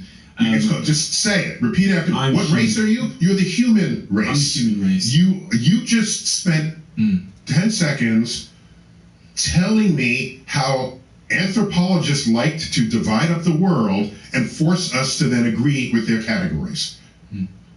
Line everybody up from ghost white to coal black, and you'll have a human being of every single skin color in between.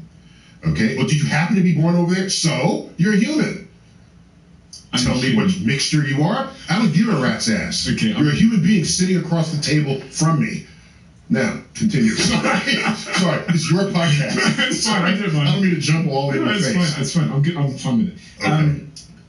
And I've come to learn about what it was to be black in the 1960s, 70s from my guests, and it's helped me to understand my mother better, because my mother didn't react like your father did.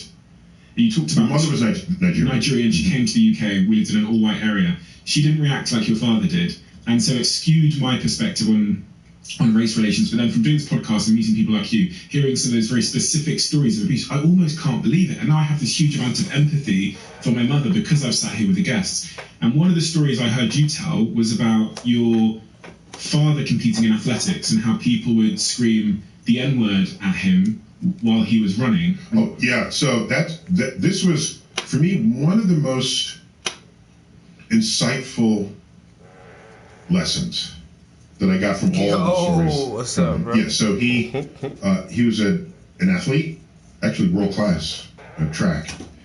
That's its own story because he was kind of muscular, all right, certainly in his day. Not Charles Atlas muscular, but relative to other kids in his class. In high school, he was muscular.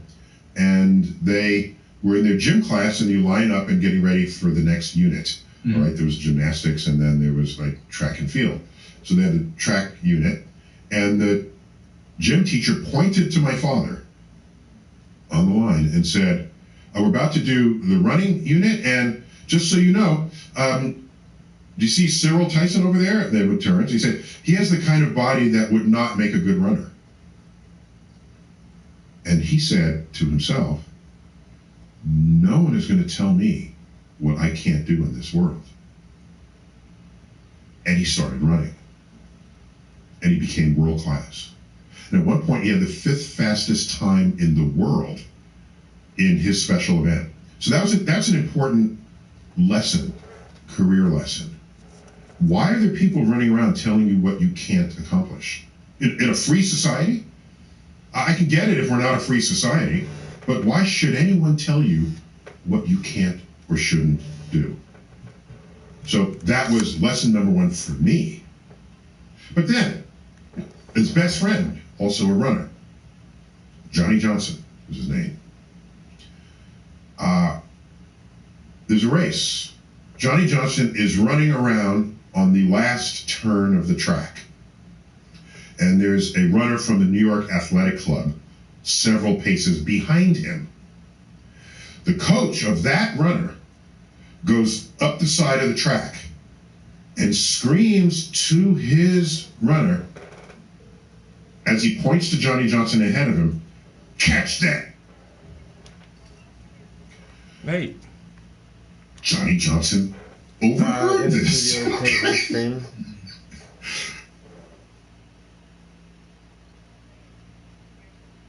What's that? No, what's that?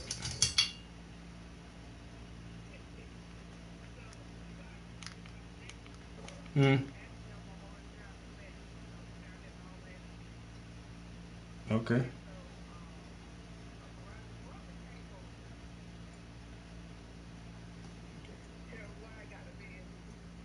What? How his brother is? Oh my damn.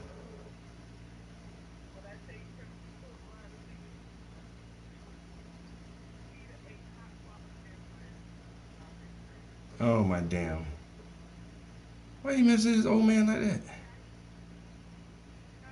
Why you mess with this old man?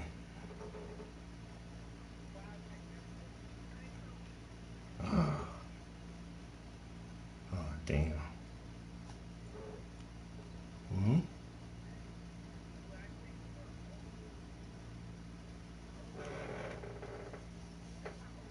Oh well damn. He don't know nothing.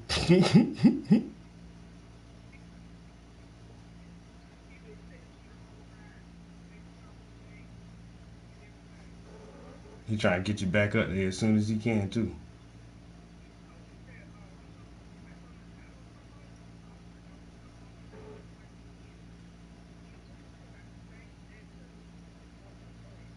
Oh damn.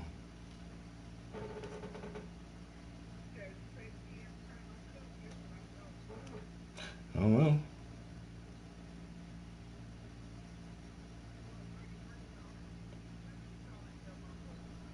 Lord have mercy. Oh well, I don't know, man. I've been working on this paint for a couple of months. It's been kind of slow going. I ain't gonna lie. Yeah, but nah, I don't know. I've been in a big gaming mode for like months now, and I've been spending a lot more time playing damn video games in the past couple months than working on this art. Also, too, subconsciously, I don't want to I only have this painting and one other painting lined up. And I know, too, like, once I don't have, like, 6 or 7 paintings ready to go, I start slowing down because I don't want to get to a stopping point and I don't have anything. And I don't know, I'm just in a little procrastination moment right now. But I got to get some other canvases started. So as soon as I start other canvases, then I feel like I can move faster on the shit that I'm working on now. I don't know if that makes sense or not, but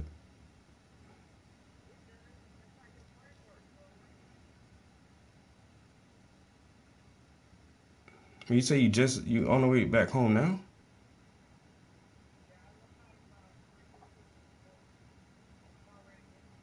Oh damn.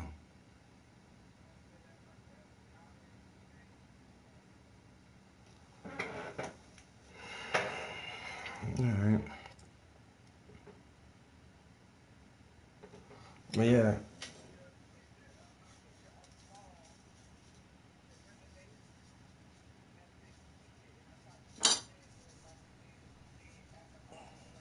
Nice.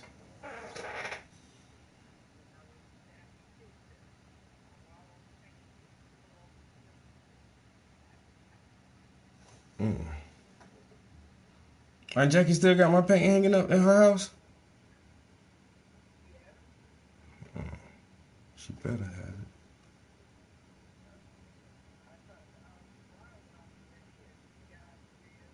it. Again? He gonna be a pimp for sure. Just like Calvin. I be trying to talk to him.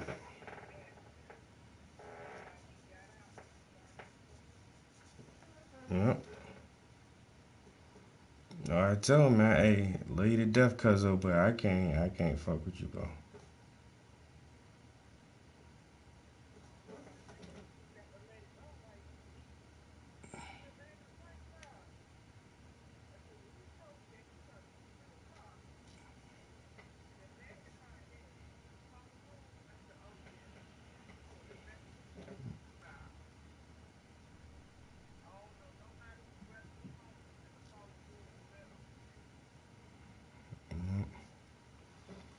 Yes, I respect you though, motherfucker. Hey, live your life to the fullest, the way you want to live it. If that means breaking all the rules and yeah, whatever. That's the one thing I always respect about Helen Prince. Like, she gonna do what she wanna do. Nobody can't tell her, nobody can't make her do nothing. You know, that's a free spirit. That's somebody who really, I think people like that live life more than anybody else. They're really living the life they want to. You know what I'm saying? And most of us stay kind of constrained because we gotta pay bills and we got responsibilities and we gotta do this. And some motherfuckers just be like, fuck everything. I'm gonna do it the way I wanna do it. And damn, all that shit to hell. And I wish I could live like that. Like, I wish I could just quit my job and just paint and I don't know. I'm too nervous to. But hey, that motherfucker gonna live. He gonna do it. Yeah. Some people don't. They live their life and they just do it like that and go how it goes. Them people brave as hell. And like I say, I admire that shit now. When I really look at it like that, you know, I admire that. Like you's a tough motherfucker, bro. I couldn't do it. I could not do it. So, but I can't help you neither. I had that shit around. Yeah, I can't help you. I had that shit around me neither. So.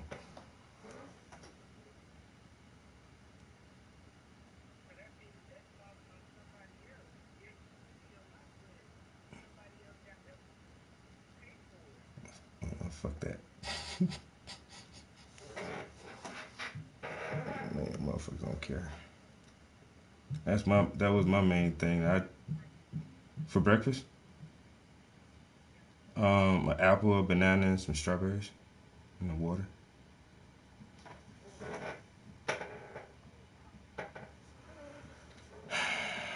Yeah, I don't know. I be trying to cut out like a lot of sugary shit for breakfast, and I didn't feel like having nothing hot. I was gonna make some oatmeal, but I was like, man, fuck something hot. So I just had some cold fruit.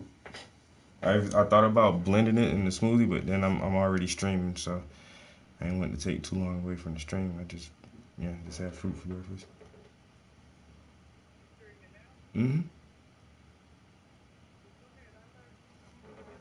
No, that's all good. Ain't nobody there but the homies anyway.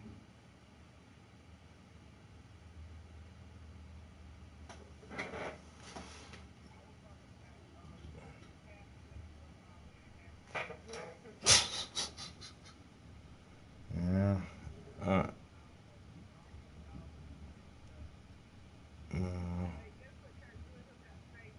that's crazy. That's crazy as hell. Oh my damn.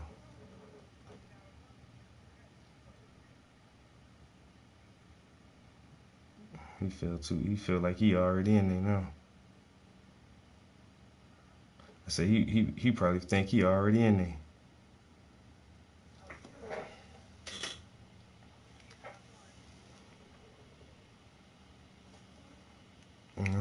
least he come to check on his brother, though. I said, at least he come to check on his brother. That was his main. I said, at least he came to check on his brother.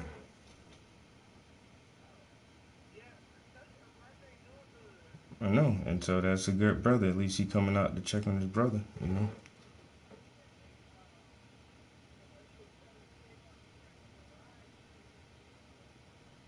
Uncle Roger's room?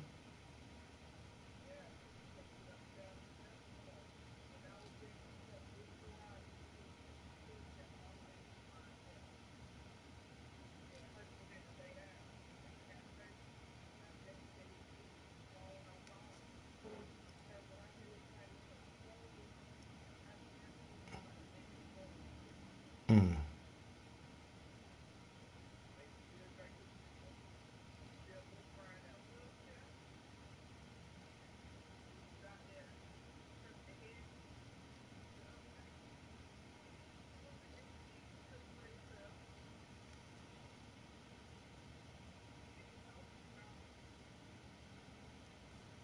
Well,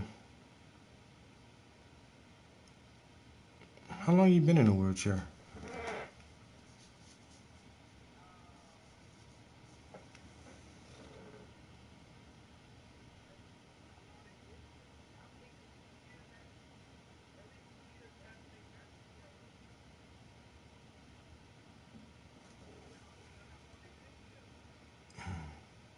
Because I don't ever remember him walking.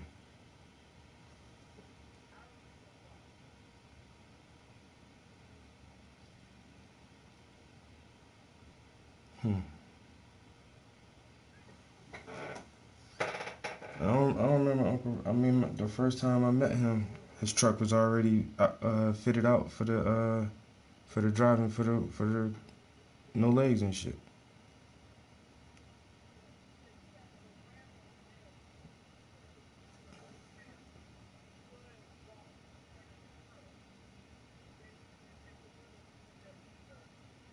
Oh, you know what? I do kind of remember. Okay, you know what? I think you're right. Well, now I feel like I really need to get home and see some people. My damn self.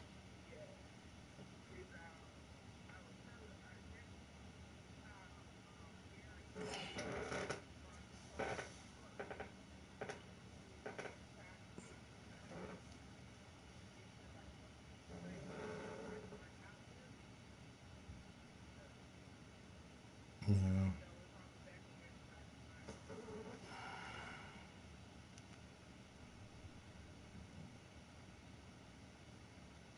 Oh well. Shit.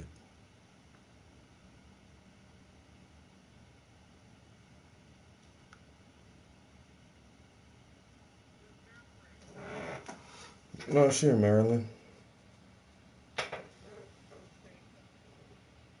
Hmm. Mm-mm.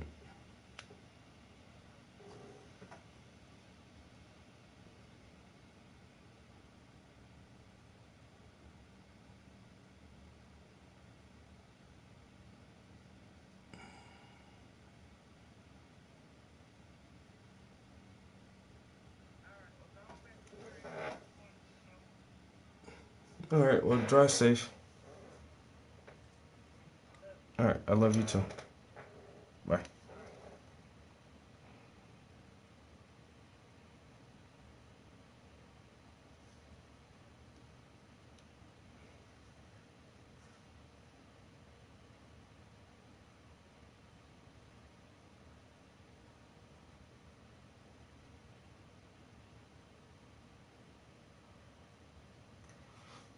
Yo, this fucking cigar collection looking crazy over there too, bro. Damn.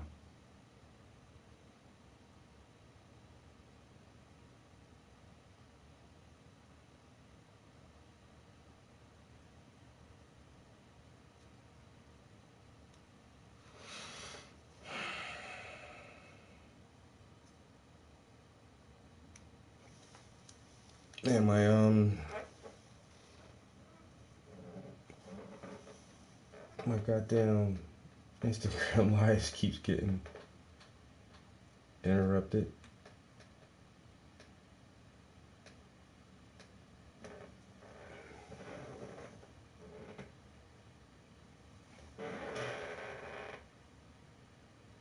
How long I've been here? Almost 4 hours. I might do like another little minute and then I'll take a break for a while. I might do a Facebook Live and see if anybody... And all Johnny Johnson said to himself was, this is what he ain't going to catch. Just increase the distance. Okay? So...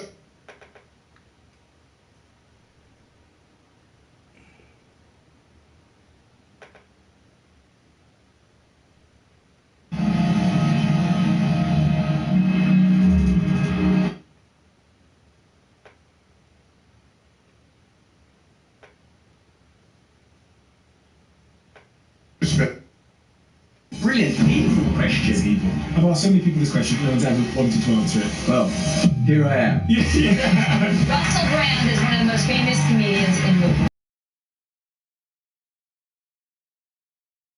You don't want to be around when the laughter stops. Your earliest years are particularly hard to read. Drugs and self-harm, your mother's illnesses. How do we go on the journey of changing? Wow, this is proper Diary of a CEO stuff. There is deep spiritual appetite within all of us for connection, but we have a culture that is predicated on individualism and materialism. My initial solution to feeling disconnected and lonely was to try and become famous. If you are using impermanent means to achieve a permanent solution, you can only fail. But what I would say is in that loneliness, in that sense of I'm not good enough, I'm worthless, are all the ingredients of success, because it is sadly a gift to you. What could I have added to 10-year-old Russell's life, do you think, that would have made him feel valued? You are enough, you are sufficient, we are going to be okay. What told you otherwise?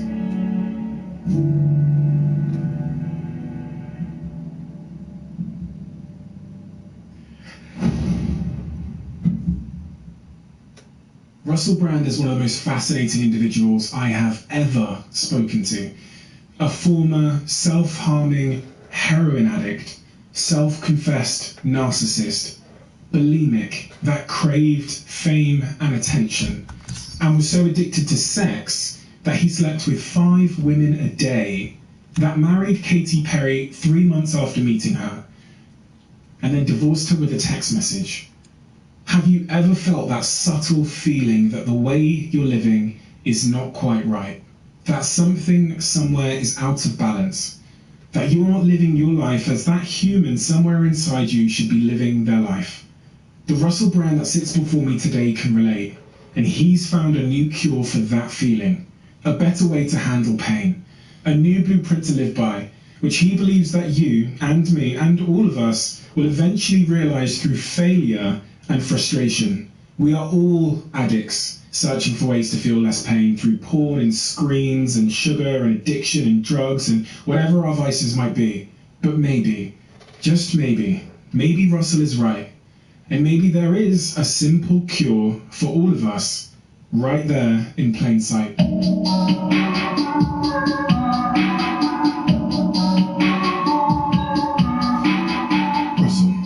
I read a comment at the top of a YouTube video that of an interview you did, and this was the comment: "This man is a hero. He's truly an example of transcendence across the spectrum, from the archetype of selfishness, enthralled by addiction, to complete selfness and self-awareness. I love this man with all of my heart." Wow. That was a comment left regarding you on a recent interview you've done. Now, I'm going to be completely honest with you. I should admit that I wrote that comment. Sometimes I do, even though I know I've written it, when I read it back, it still gives me a boost. I said to you before we started talking, I wanted to talk about disconnection. Yeah. Disconnection for me in my life started early. Disconnection for me was coming to the UK from Africa as the only black kid, went to Plymouth. Everyone's richer than me, everyone's white. and that pursuit of filling that void of whatever it was, that shame, that insecurity, which is very clearly the reason I'm sat here. Yeah. What do we need to know about your childhood? How did it shape the man that sits in front of me today? I have had a life that is being defined by addiction, and the addiction, and in particular the models of recovery that are available for addiction, is a convenient framework for addressing the problems we have in our age that are expressed extensively and identifiably through materialism and attachment. I get attached to stuff. When I was a little boy, I grew up in a single parent family, just me and my mum. I come from an ordinary background in Essex, Grays. Ordinariness, normalcy, these can be terms that are difficult to define, but I think we all know what we mean when we say a normal, ordinary, modest, blue-collar background, low expectations, state schools. We know what images that conjures. My mum was sick a lot when I was a kid, and my mum was, and it was a defining influence in my life. All of us that are lucky enough to have mothers are going to be defined by that relationship as well as the other parental relationship. I feel like real early on, something in me, which I would now, because it's almost impossible, Stephen, not to reverse engineer these narratives, isn't it? And to thread it through with newly accrued and acquired wisdom. But I feel that I was looking for something. I feel that there is a deep spiritual appetite within all of us for connection, the subject that you have identified as our framing for this conversation that we are having. But we do not have a culture that presents us a discourse around connection. We have a culture that is predicated upon individualism and materialism. Your value, and this is, I think, across the political spectrum, and even in more compassionate narratives around identity, individualism is still enshrined as the centrifugal point. So I felt like that I was in a state of lack. I don't know what it is to be a man. I don't know what it is to be a success. I don't know what it is to have power. I don't know what it is, I recognize now, even to feel at ease, even to feel serene, even to feel relaxed. It's probably only by the time I got clean from crack and heroin and alcohol that I'd noticed that I'd been having an anxiety attack for basically my entire life. When I first told my life story, which is an ordinary exercise at treatment centres that help people to get rehabilitated from chemical dependency, and I was fortunate enough to go to one, when the fella read it, Chip Summers, one of the first people in recovery I ever met, when he read it, he went, "Ah, poor lonely little boy." And I was 27 then. So I suppose my life is being defined by addiction, and addiction is in part a lack of connection, an attempt to synthesize the connection to self, other, and God. God, of your own understanding, perhaps understood as a totality, a sense of unity, a unity of force, a highest principle. When it says in the Old Testament, worship no other gods than me, the implication I offer is that we are a species that worships, and if you do not access the divine, you will worship the mundial, you will worship the profane, you will worship your own identity, you will worship your belongings, you will worship the template laying before you by a culture that wants you, but gets you distracted and relatively dumb. So my initial solution to feeling weak and disconnected and lonely and somehow silently brilliant was to try and become successful, was to try and become famous, was to try and have resources, to try and address all of the problems of my original condition. My original condition, culturally and socially, as I saw it, was lack of power, lack of value, lack of connection, lack of influence. And what does our culture tell us is the solution to this? Be somebody. And my God, I'm talking about a long time ago now. I'm talking about in the 80s and the 90s. Now the culture is amplifying that message 100-fold with 1 million screens in every direction, 50 lenses like the eyes on the inside of a fly, rather than the almost 2D experience of lenses that I grew up with. What could I have added to 10-year-old Russell's life, do you think, that would have made him feel valued? 10-year-old.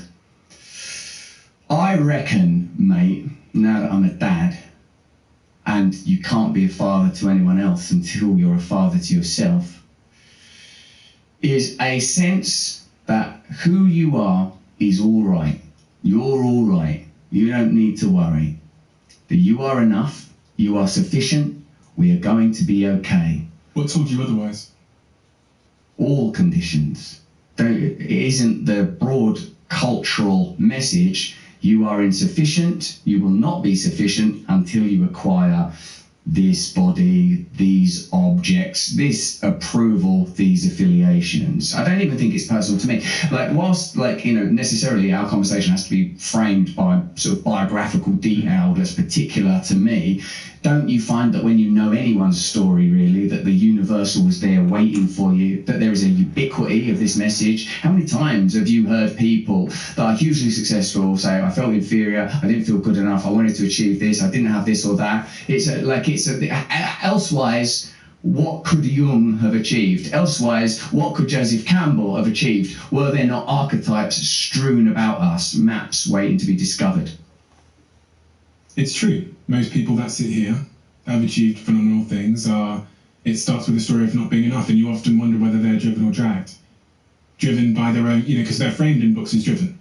But in reality, they're being dragged by insecurities and shame and all of these things, that feeling of not enough. Your earliest years are particularly hard to read. And I'll be completely, when I read about the circumstances of your earliest years, I do see a story that is very unique in a sense of self-harm, your mother's sicknesses and her illnesses. And there's that guy underneath there that knew he was brilliant, as you say. Believed he was brilliant. Brilliant in what way?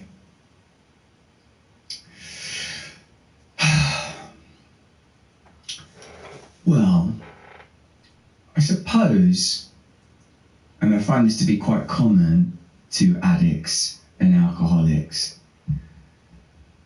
there's this pre-metabolized quality that's waiting to be activated. Now, brilliant is obviously a comparative and relative term, and the training I've been fortunate enough to receive prohibits me from leaning too heavily into a framing like that now, like superior to, better than. But I feel that I had a sense of a resource that was waiting to unfold. Had a sense that there would be a secondary coordinate that might arrive in the form of a destination. All energy, at the most fundamental level, requires polarity. It requires polarity.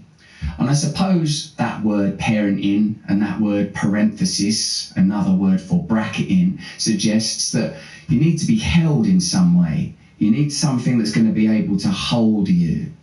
Now, if like me, I believe in God, Stephen. So the thing that defines me now is I believe in God. And I don't believe that I have unique access to God or superior access to God, or that there's this little set of dances or codes or clothes that need to be worn to access God more primarily or more privately. I believe that in an absolute loving God, that all of us have the right to be here, that I don't need no special adornments or epithets or epaulets or badges or medallions, that it's enough for me to be one of everybody else. Back then though, as a little kid, when I felt inferior and broken, I just wanted to feel a little bit special. I wanted to feel a little bit valuable. And I suppose the first time that I really felt that was making people laugh, doing a school play at my little school, Gray's School, Bugsy Malone, and feeling the overwhelming, terrifying adrenaline and the accompanying sense of competence that comes with being able to corral and direct that energy when it comes, a sense of purpose, revelation. When you ask, like, what could you have added and what do you mean by silently brilliant? Like, I don't want to feel better than no one else no more. I don't want to feel worse than anyone else. And I want to participate in other people's becoming who they are intended to be. There's a beautiful phrase in recovery you may enjoy. We recover the person we're intended to be. That somehow we can respect individuality, limitless diversity, while somehow accepting that there is something unitive among us, something collective to be realised and achieved. So I suppose it was my own savouring of my particularness that I was experiencing, even though, and this is no fault of my parents, although I might analyse my culture, I felt that I couldn't express it, and I didn't know what value it had and what its use was. It was inutile, until the culture tells you it can be monetised or it can be mobilised in order to. Now, that framing isn't necessarily one that I would ordinarily gravitate to, but that's the one that is available to. That is the totemism of our culture. That's the paradigm that we are offered. So I suppose that's the one that many of us inevitably pursue.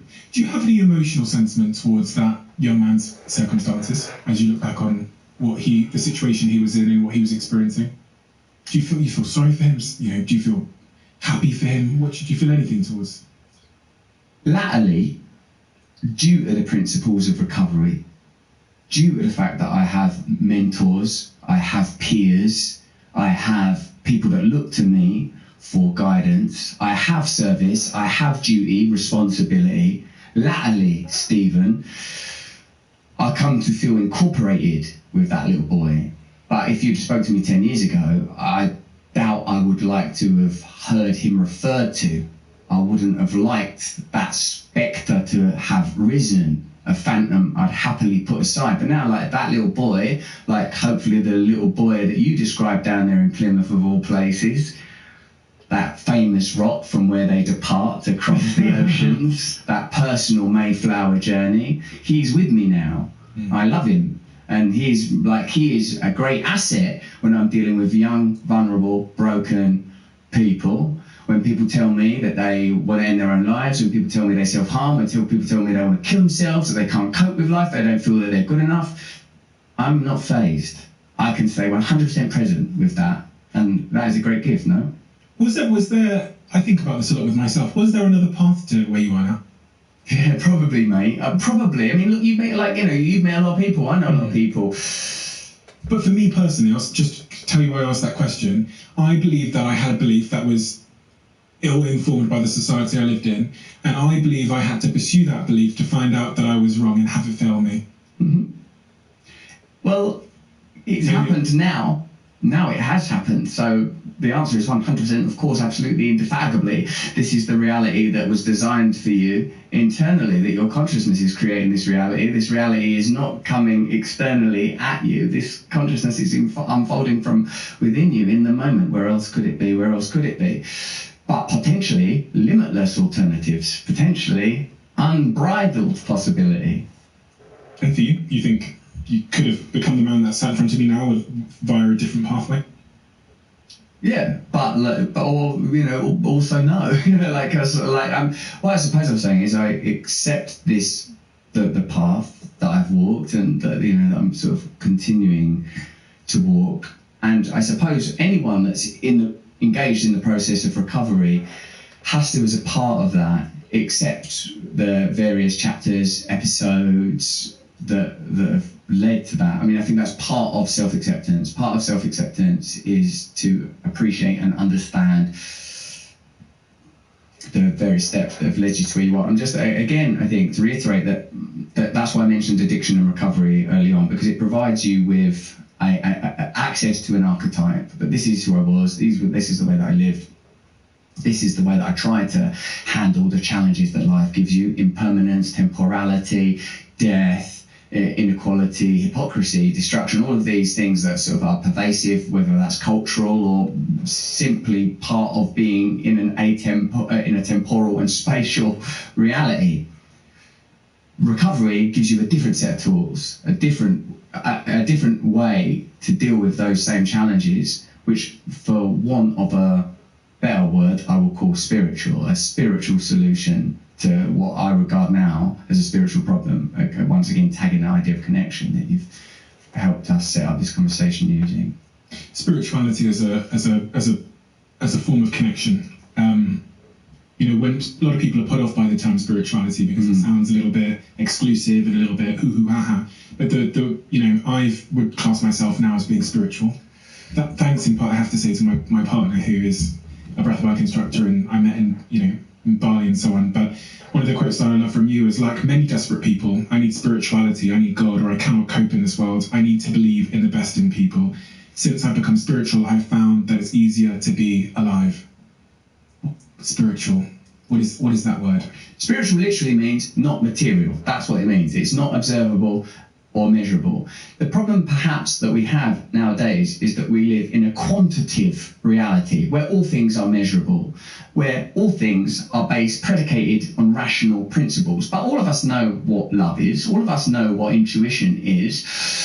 All of us know, as C.S. Lewis beautifully outlines in Mere Christianity, when we have transgressed against some moral code that appears to have been instilled in us, and in spite of the advocacy and campaigning of evolutionary biologists, seems to appeal to some nuministic tendency, nuministic meaning simply a sense of awe, a sense of oneness, a sense of glory you might experience at sunrise or sunset, or looking into the eyes of a loved one or even a stranger and knowing that the connection is real, knowing that the unity force is real, and that somehow this connection implies a set of ethics, morals and principles. It's not just, oh wow, God is one, let's lose ourselves in some hedonistic revelry. That pleasure is not an end point. That service is our way of acknowledging this unity. So spirituality for me is a survival technique. You won't get very far in this world without it. And if you don't have it in a declared, explicit, and I don't mean doctrinal way, I mean personal but somehow connected and communal way, you will try to create God. You will try to create spirituality from your preferences. Your preferences will become your God. I prefer it when people talk to me like this. I repel this. My aversions and my preferences will become my religion. And I'm capable of that today. I'm lucky to be such a craven, mad smackhead. And it's nice to walk around the streets of Shoreditch, where I have used, where I've scored, where I know the back streets of Brick Lane, where there are enclaves where they serve up Muslim men wearing full regalia that would never deal with that kind of business. It's against the Quran, but serve it up to slip down them rat runs, to see it trace across the silver page, to lose myself in smack world, and to come back here now with a different way. The city has changed and I have changed, and no man crosses the same river twice, and no man visits the same Shoreditch twice, because the man is different and Shoreditch is different. I was looking for the same thing then. Like when I was looking around then for smack and crack and all of that, I was looking for the things that I'm looking for now. And if I'm not very rigorous in my spiritual practices, and they're sort of simple, I know I can use a lot of long words, it's a thing I like doing, I get off on it and stuff. But spirituality ain't complicated. My nan's better at it than I am. My mum, my wife, they're all better at it than I am. They do it natural, because they're not like mobilized by this sort of primordial yearning that can become my fuel. It ain't no easy task to turn all that gunge, that swamp gunge, that Neolithic jet fuel into love of one another. There's people now that are living a life where, including me probably to many respects, that are using preference as our God. Yes. You sniffed that strangely. Well, because I thought, is there chlorine in it? Really? I just wondered. What is it? Water. Water, okay. I don't think there's chlorine. I hope there's not chlorine. Those people that are choosing preference as their God now, that are living a life maybe where materialism is their saviour. There's a couple of questions I have here. You know, that the Russell that was in Shoreditch for other reasons once upon a time, and the Russell that's in Shoreditch now, there's a couple of questions I have here. You know, that the Russell that was in Shoreditch for other reasons once upon a time, and the Russell that's in Shoreditch now, is there a you said that they were both looking for the same thing. What was old Russell finding, and why wasn't the thing he found as good as the thing he finds now? I.e., what is the outcome of those that are choosing preference as their God? Like, why is that such a bad thing? What is the long-term or short-term consequence? Well, I wouldn't suggest that there is but one path. As they say, as Krishnamurti says, truth is a pathless land. We got to find it ourselves. But that said, there are templates, paradigms, conditions, and practices that might help us. So I'm not making a judgment on anyone else's path. My spirituality is not about you should be doing this and you should be doing that. My spirituality is I should be doing this. I should be doing that. My morality is about my conduct. If someone else wants me to judge them or help them or guide them or aid them and I'm able to, then it is my duty to do it. But what I would say is if you are using impermanent means to achieve a permanent solution, you can only fail. If you are mistaking the vehicle for the self for the essence of the self, you can only fail. If you have not interrogated, who is this in here? What is this subjective experience that only I am having? How do I deal with the tension of the paradox? And remember, all energy comes from polarity. All energy comes from polarity. That I am infinitesimally small to the point of being absolutely irrelevant in a cosmic framing, and yet all reality takes place solely, as far as I know, within my consciousness. Quick one before we get back to this episode. Just give me 30 seconds of your time. Two things I wanted to say. The first thing is a huge thank you for listening and tuning into the show week after week. It means the world to all of us, and this really is a dream that we absolutely never had and couldn't have imagined getting to this place. But secondly, it's a dream where we feel like we're only just getting started. And if you enjoy what we do here, please join the 24% of people who watch this channel regularly and have hit that subscribe button. It means more than I can say. And if you hit that subscribe button, here's a promise I'm going to make to you. I'm going to do everything in my power to make this show as good as I can now and into the future. We're going to deliver the guests that you want me to speak to, and we're going to continue to keep doing all of the things you love about this show. Thank you. Thank you so much. Back to the episode. One of the things I've thought a lot about recently, you mentioned a God in your belly, or that person or that signal in your belly that's trying to tell you how you feel. And we've all become so phenomenally good at tuning out of that and tuning into the kind of external how you feel, like how you should feel based on the job or title status that you have. And this is a stronger noise and signal now than this one. Your life has been this, you talked about mentors as well, your life has been this amazing journey from chapter to chapter to chapter, as this person described as transcendence. The question I'm getting at is, like, I'm thinking about someone right now that sat in the city and they know they feel like shit at a deeper level, but they've gotten so good to listening to their mother's opinion of them becoming a stockbroker that it's almost hard to hear that feeling of I feel like shit. How do we go on the journey of changing? How do we get there? Well, typically, Stephen, the journey begins with a departure from home, interestingly. Whatever home is, you have to leave. You have to leave the familiar, the place that you are familiar with. Scary. Often this is induced by crisis, a crisis that you cannot avoid or delay or defer. A crisis of some kind may come. Of course, this can be an inner crisis, a moment of despair. Often a psychic breakdown can precipitate change, transition, awakening.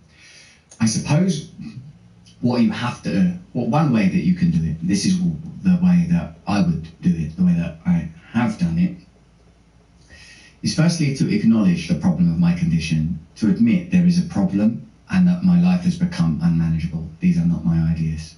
What are the signals of that?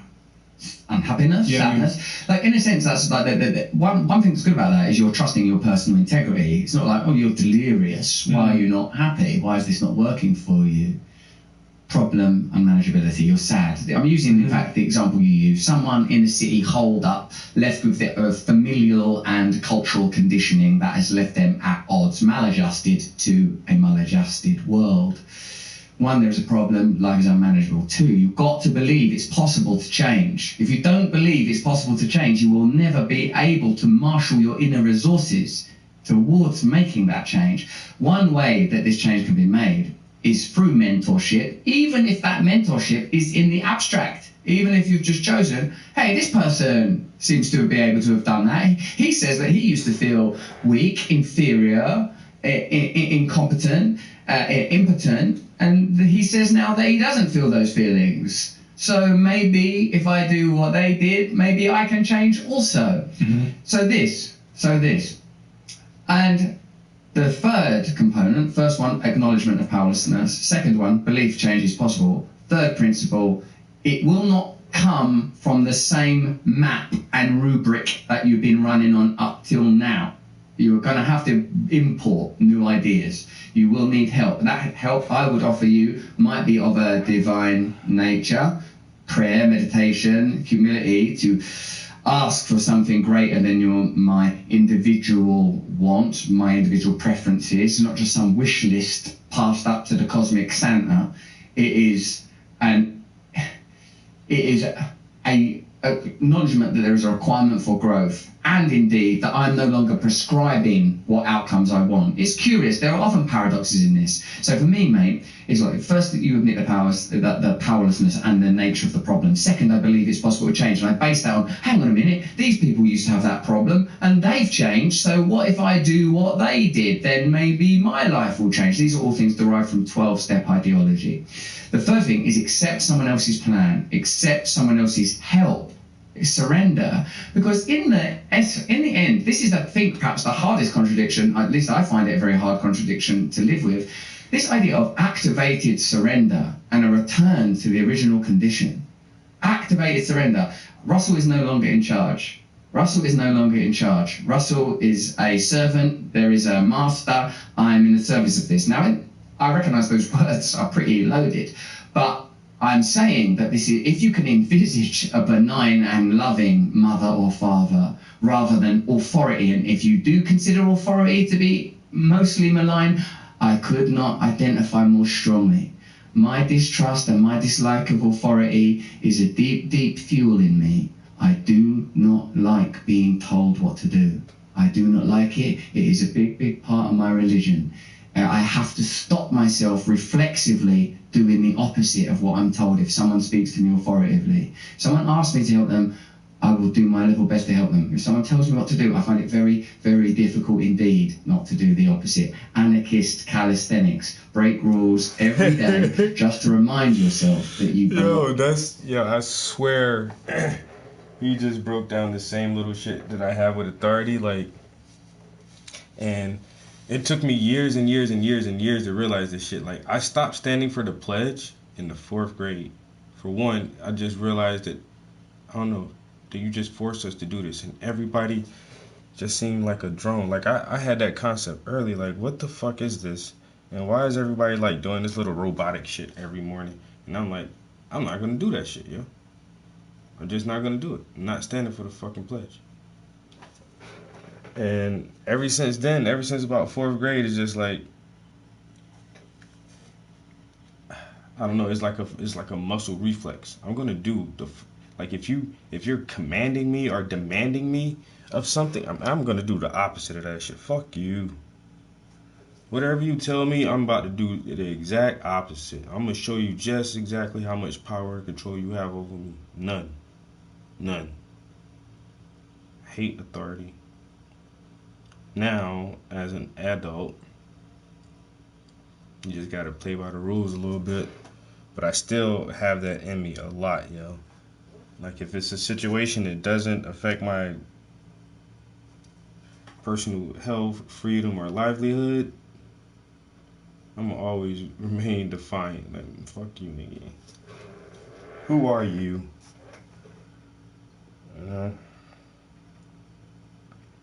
And just, that's that, like you said, that's that anarchistic spirit, and that shit don't go away, and that shit, authority just rubs some people the wrong way, yo. That's why when I applied for the military, I was so nervous about that shit. I'm like, I don't even know if I'll be able to make it through all this yelling drill sergeant type shit, man.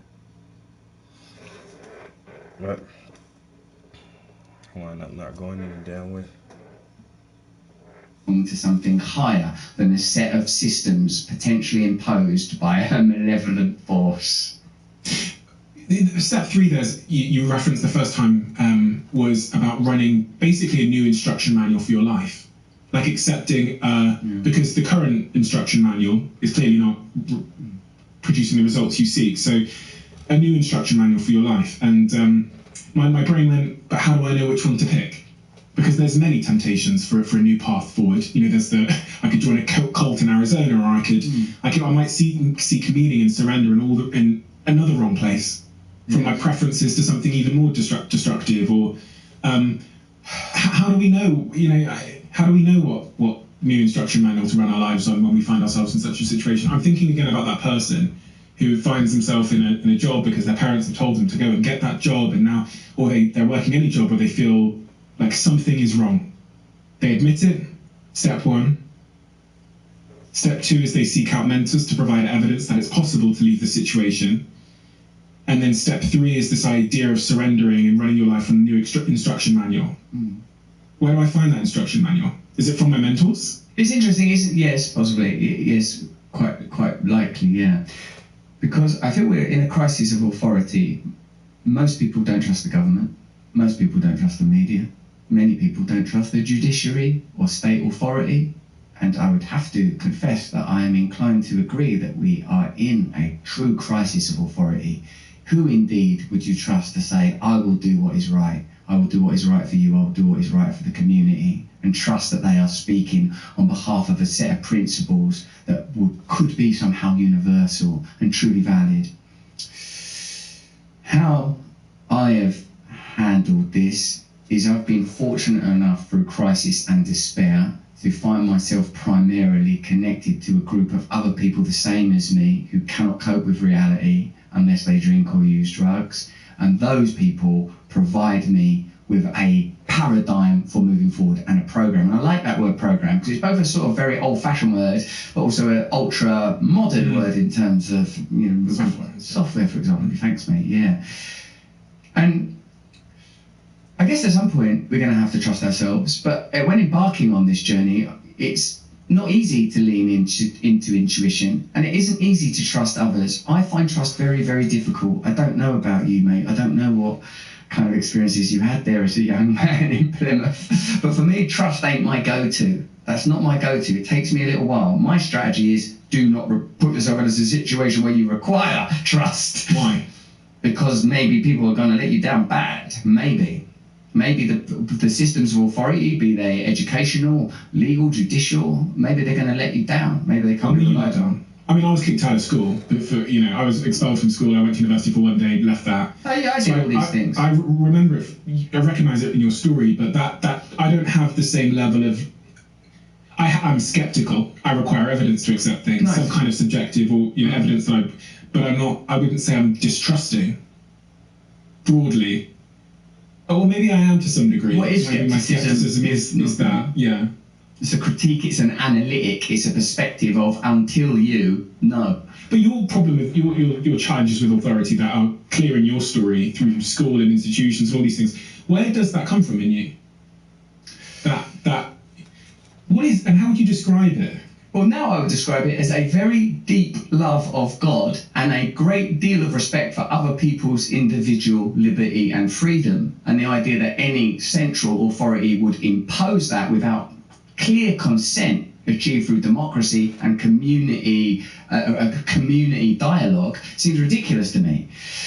But obviously, it's biographical and interpersonal, that the circumstances of my life have shown me that the people, one way or another, that are in positions of authority on the various scales of authority that most people encounter, familial, social, educational, have not been able to fulfill the duties required of them. Of course, as a person that's a certain way down the path now, because in the words of Philip Larkin, they in their turn were fucked up too. that we are just part of a long lineage of people coping with broken systems. And I would say from agriculture onwards, systems of aggregation, centralization, accumulation that can't enshrine the rights of the individual, except for a certain set of individuals, that we are living in a system that's about centralizing power and increasing authority, diminishing individual freedom, using whatever rhetorical tricks are required, safety, convenience, whatever is required to achieve this centralized authority. Now, so I now feel, like you said before, how there are other ways that you could have ended up being this man in this chair. Now I am glad that I've been deeply schooled in mistrust of authority, that it's almost like it burns in me. I can tell. Watch them. Watch what they're telling you. Watch what they're telling you. I give it to my own children, and I hope I'm not doing them a disservice. Question authority. Question it. Question it. And of course, this makes bedtime difficult because who's the person telling them bedtime? But it makes schooling, because institutions have an inertia. Institutions have a tendency. They might start off with, we're going to educate these kids to be creative and individuals, but in the end, it's going to be about health and safety. In the end, it's going to be about fire drills. In the end, it's going to be about a set of a bureaucratic enmeshment and maze that prevents individual freedom. The great David Graeber, God rest his soul, though he was a communist, so he maybe wouldn't thank me for saying that. David Graeber says that one of our great dialectics against Soviet communism, for example, was that they were bureaucracies that prohibited individual freedom. But look at the bureaucracies we live within now. How do they solve the problem of spying and stealing your data? Just make someone tap, I agree. Don't stop spying. Continue to spy. Continue to accumulate the data. Just tap agree. You agreed to be spied on. This is bureaucracy. These are the observable tendrils and symptoms of a centralized authority that is not necessarily sentient, occultist, or overtly corrupt, but a tendency to accumulate power, to dominate resources that is plainly observable in the geopolitical dramas that play out in our time, the ecological crises, and the evident main stage players that occupy our current time, that many of whom have not been elected to get there. I'm talking about unelected acronym organisations that have a great deal of influence in the world today. So the reason I don't trust is not, I love my mum and dad, Ron Brand, Babs Brand. If I'm like today, sat here in Shoreditch as an adult man, I wouldn't just walk around Essex and go to find some couple of working class kids and say, why don't you and you take responsibility for my spiritual development? They did their very best they could, and I couldn't love them more. I couldn't love them more. But my mum, she had cancer like 8 times in a few years. My dad, he's got his own deal. He's got his own deal. And I recognise what it is to feel strong, individualistic fervour. I love them. I love them.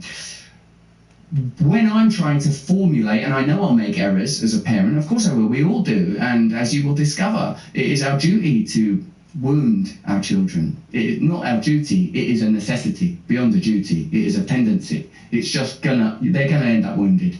They have to. They're going to have to find a second mother, a second father. They're going to have to. They're going to have to.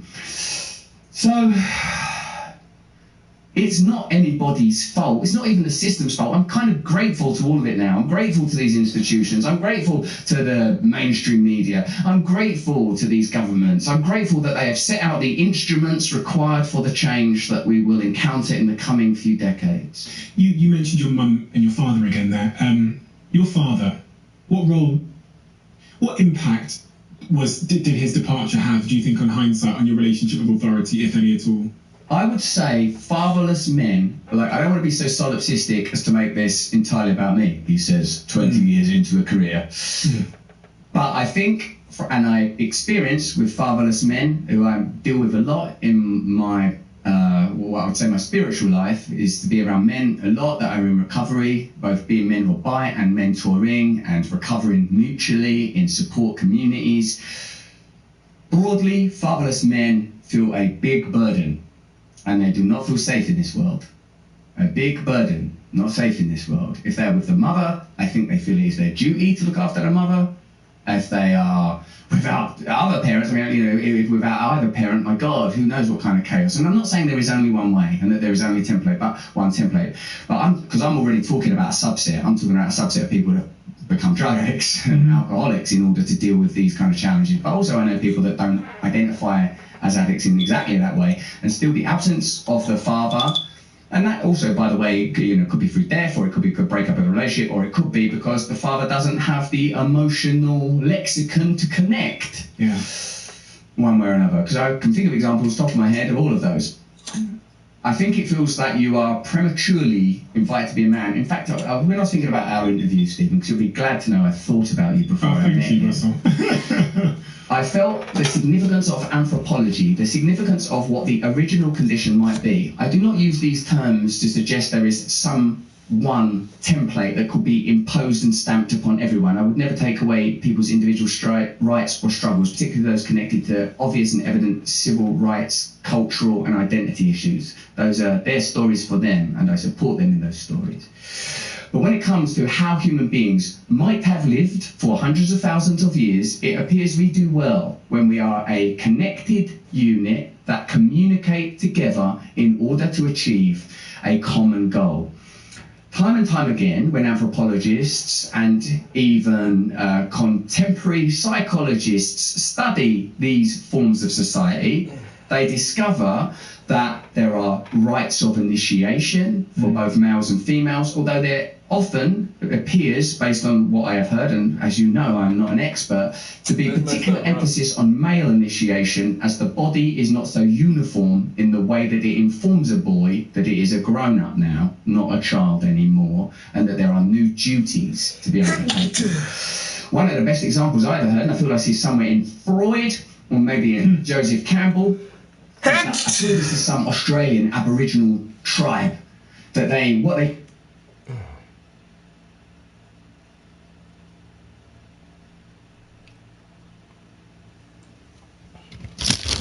Alright, I'm about to take a little break from out here. We did, almost 5 hours real quick. Alright. Oh. Y'all don't need to see that. Now, I'm about to go downstairs and stream some video games for a while, because I don't got shit to do today. I was going to cut grass, but we got rain last night, so the yard too wet to cut. Oh, woe is me. I can't go outside and do yard work. What do I do now? So, yeah, we did a good... I've been here for 4.5 hours. I was on Mid-Journey for about an hour and a half. So that's 3 hours. So I feel like I got at least a good 2.5 hours in on this canvas just right there, and I got this railing is looking good to me now. I actually like where it's at. I think that's looking damn good right now.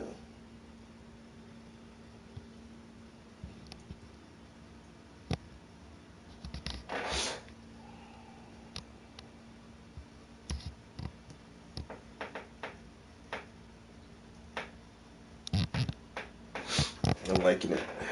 I like it. So, I feel like I could take a little break for a minute. Now, I got both of the railings done on the bench, the armrest or whatever. And so now, when I come back, my plan is to clean the palette off and then get the colors I'm gonna need for the wood and go ahead and start filling in the wood slats.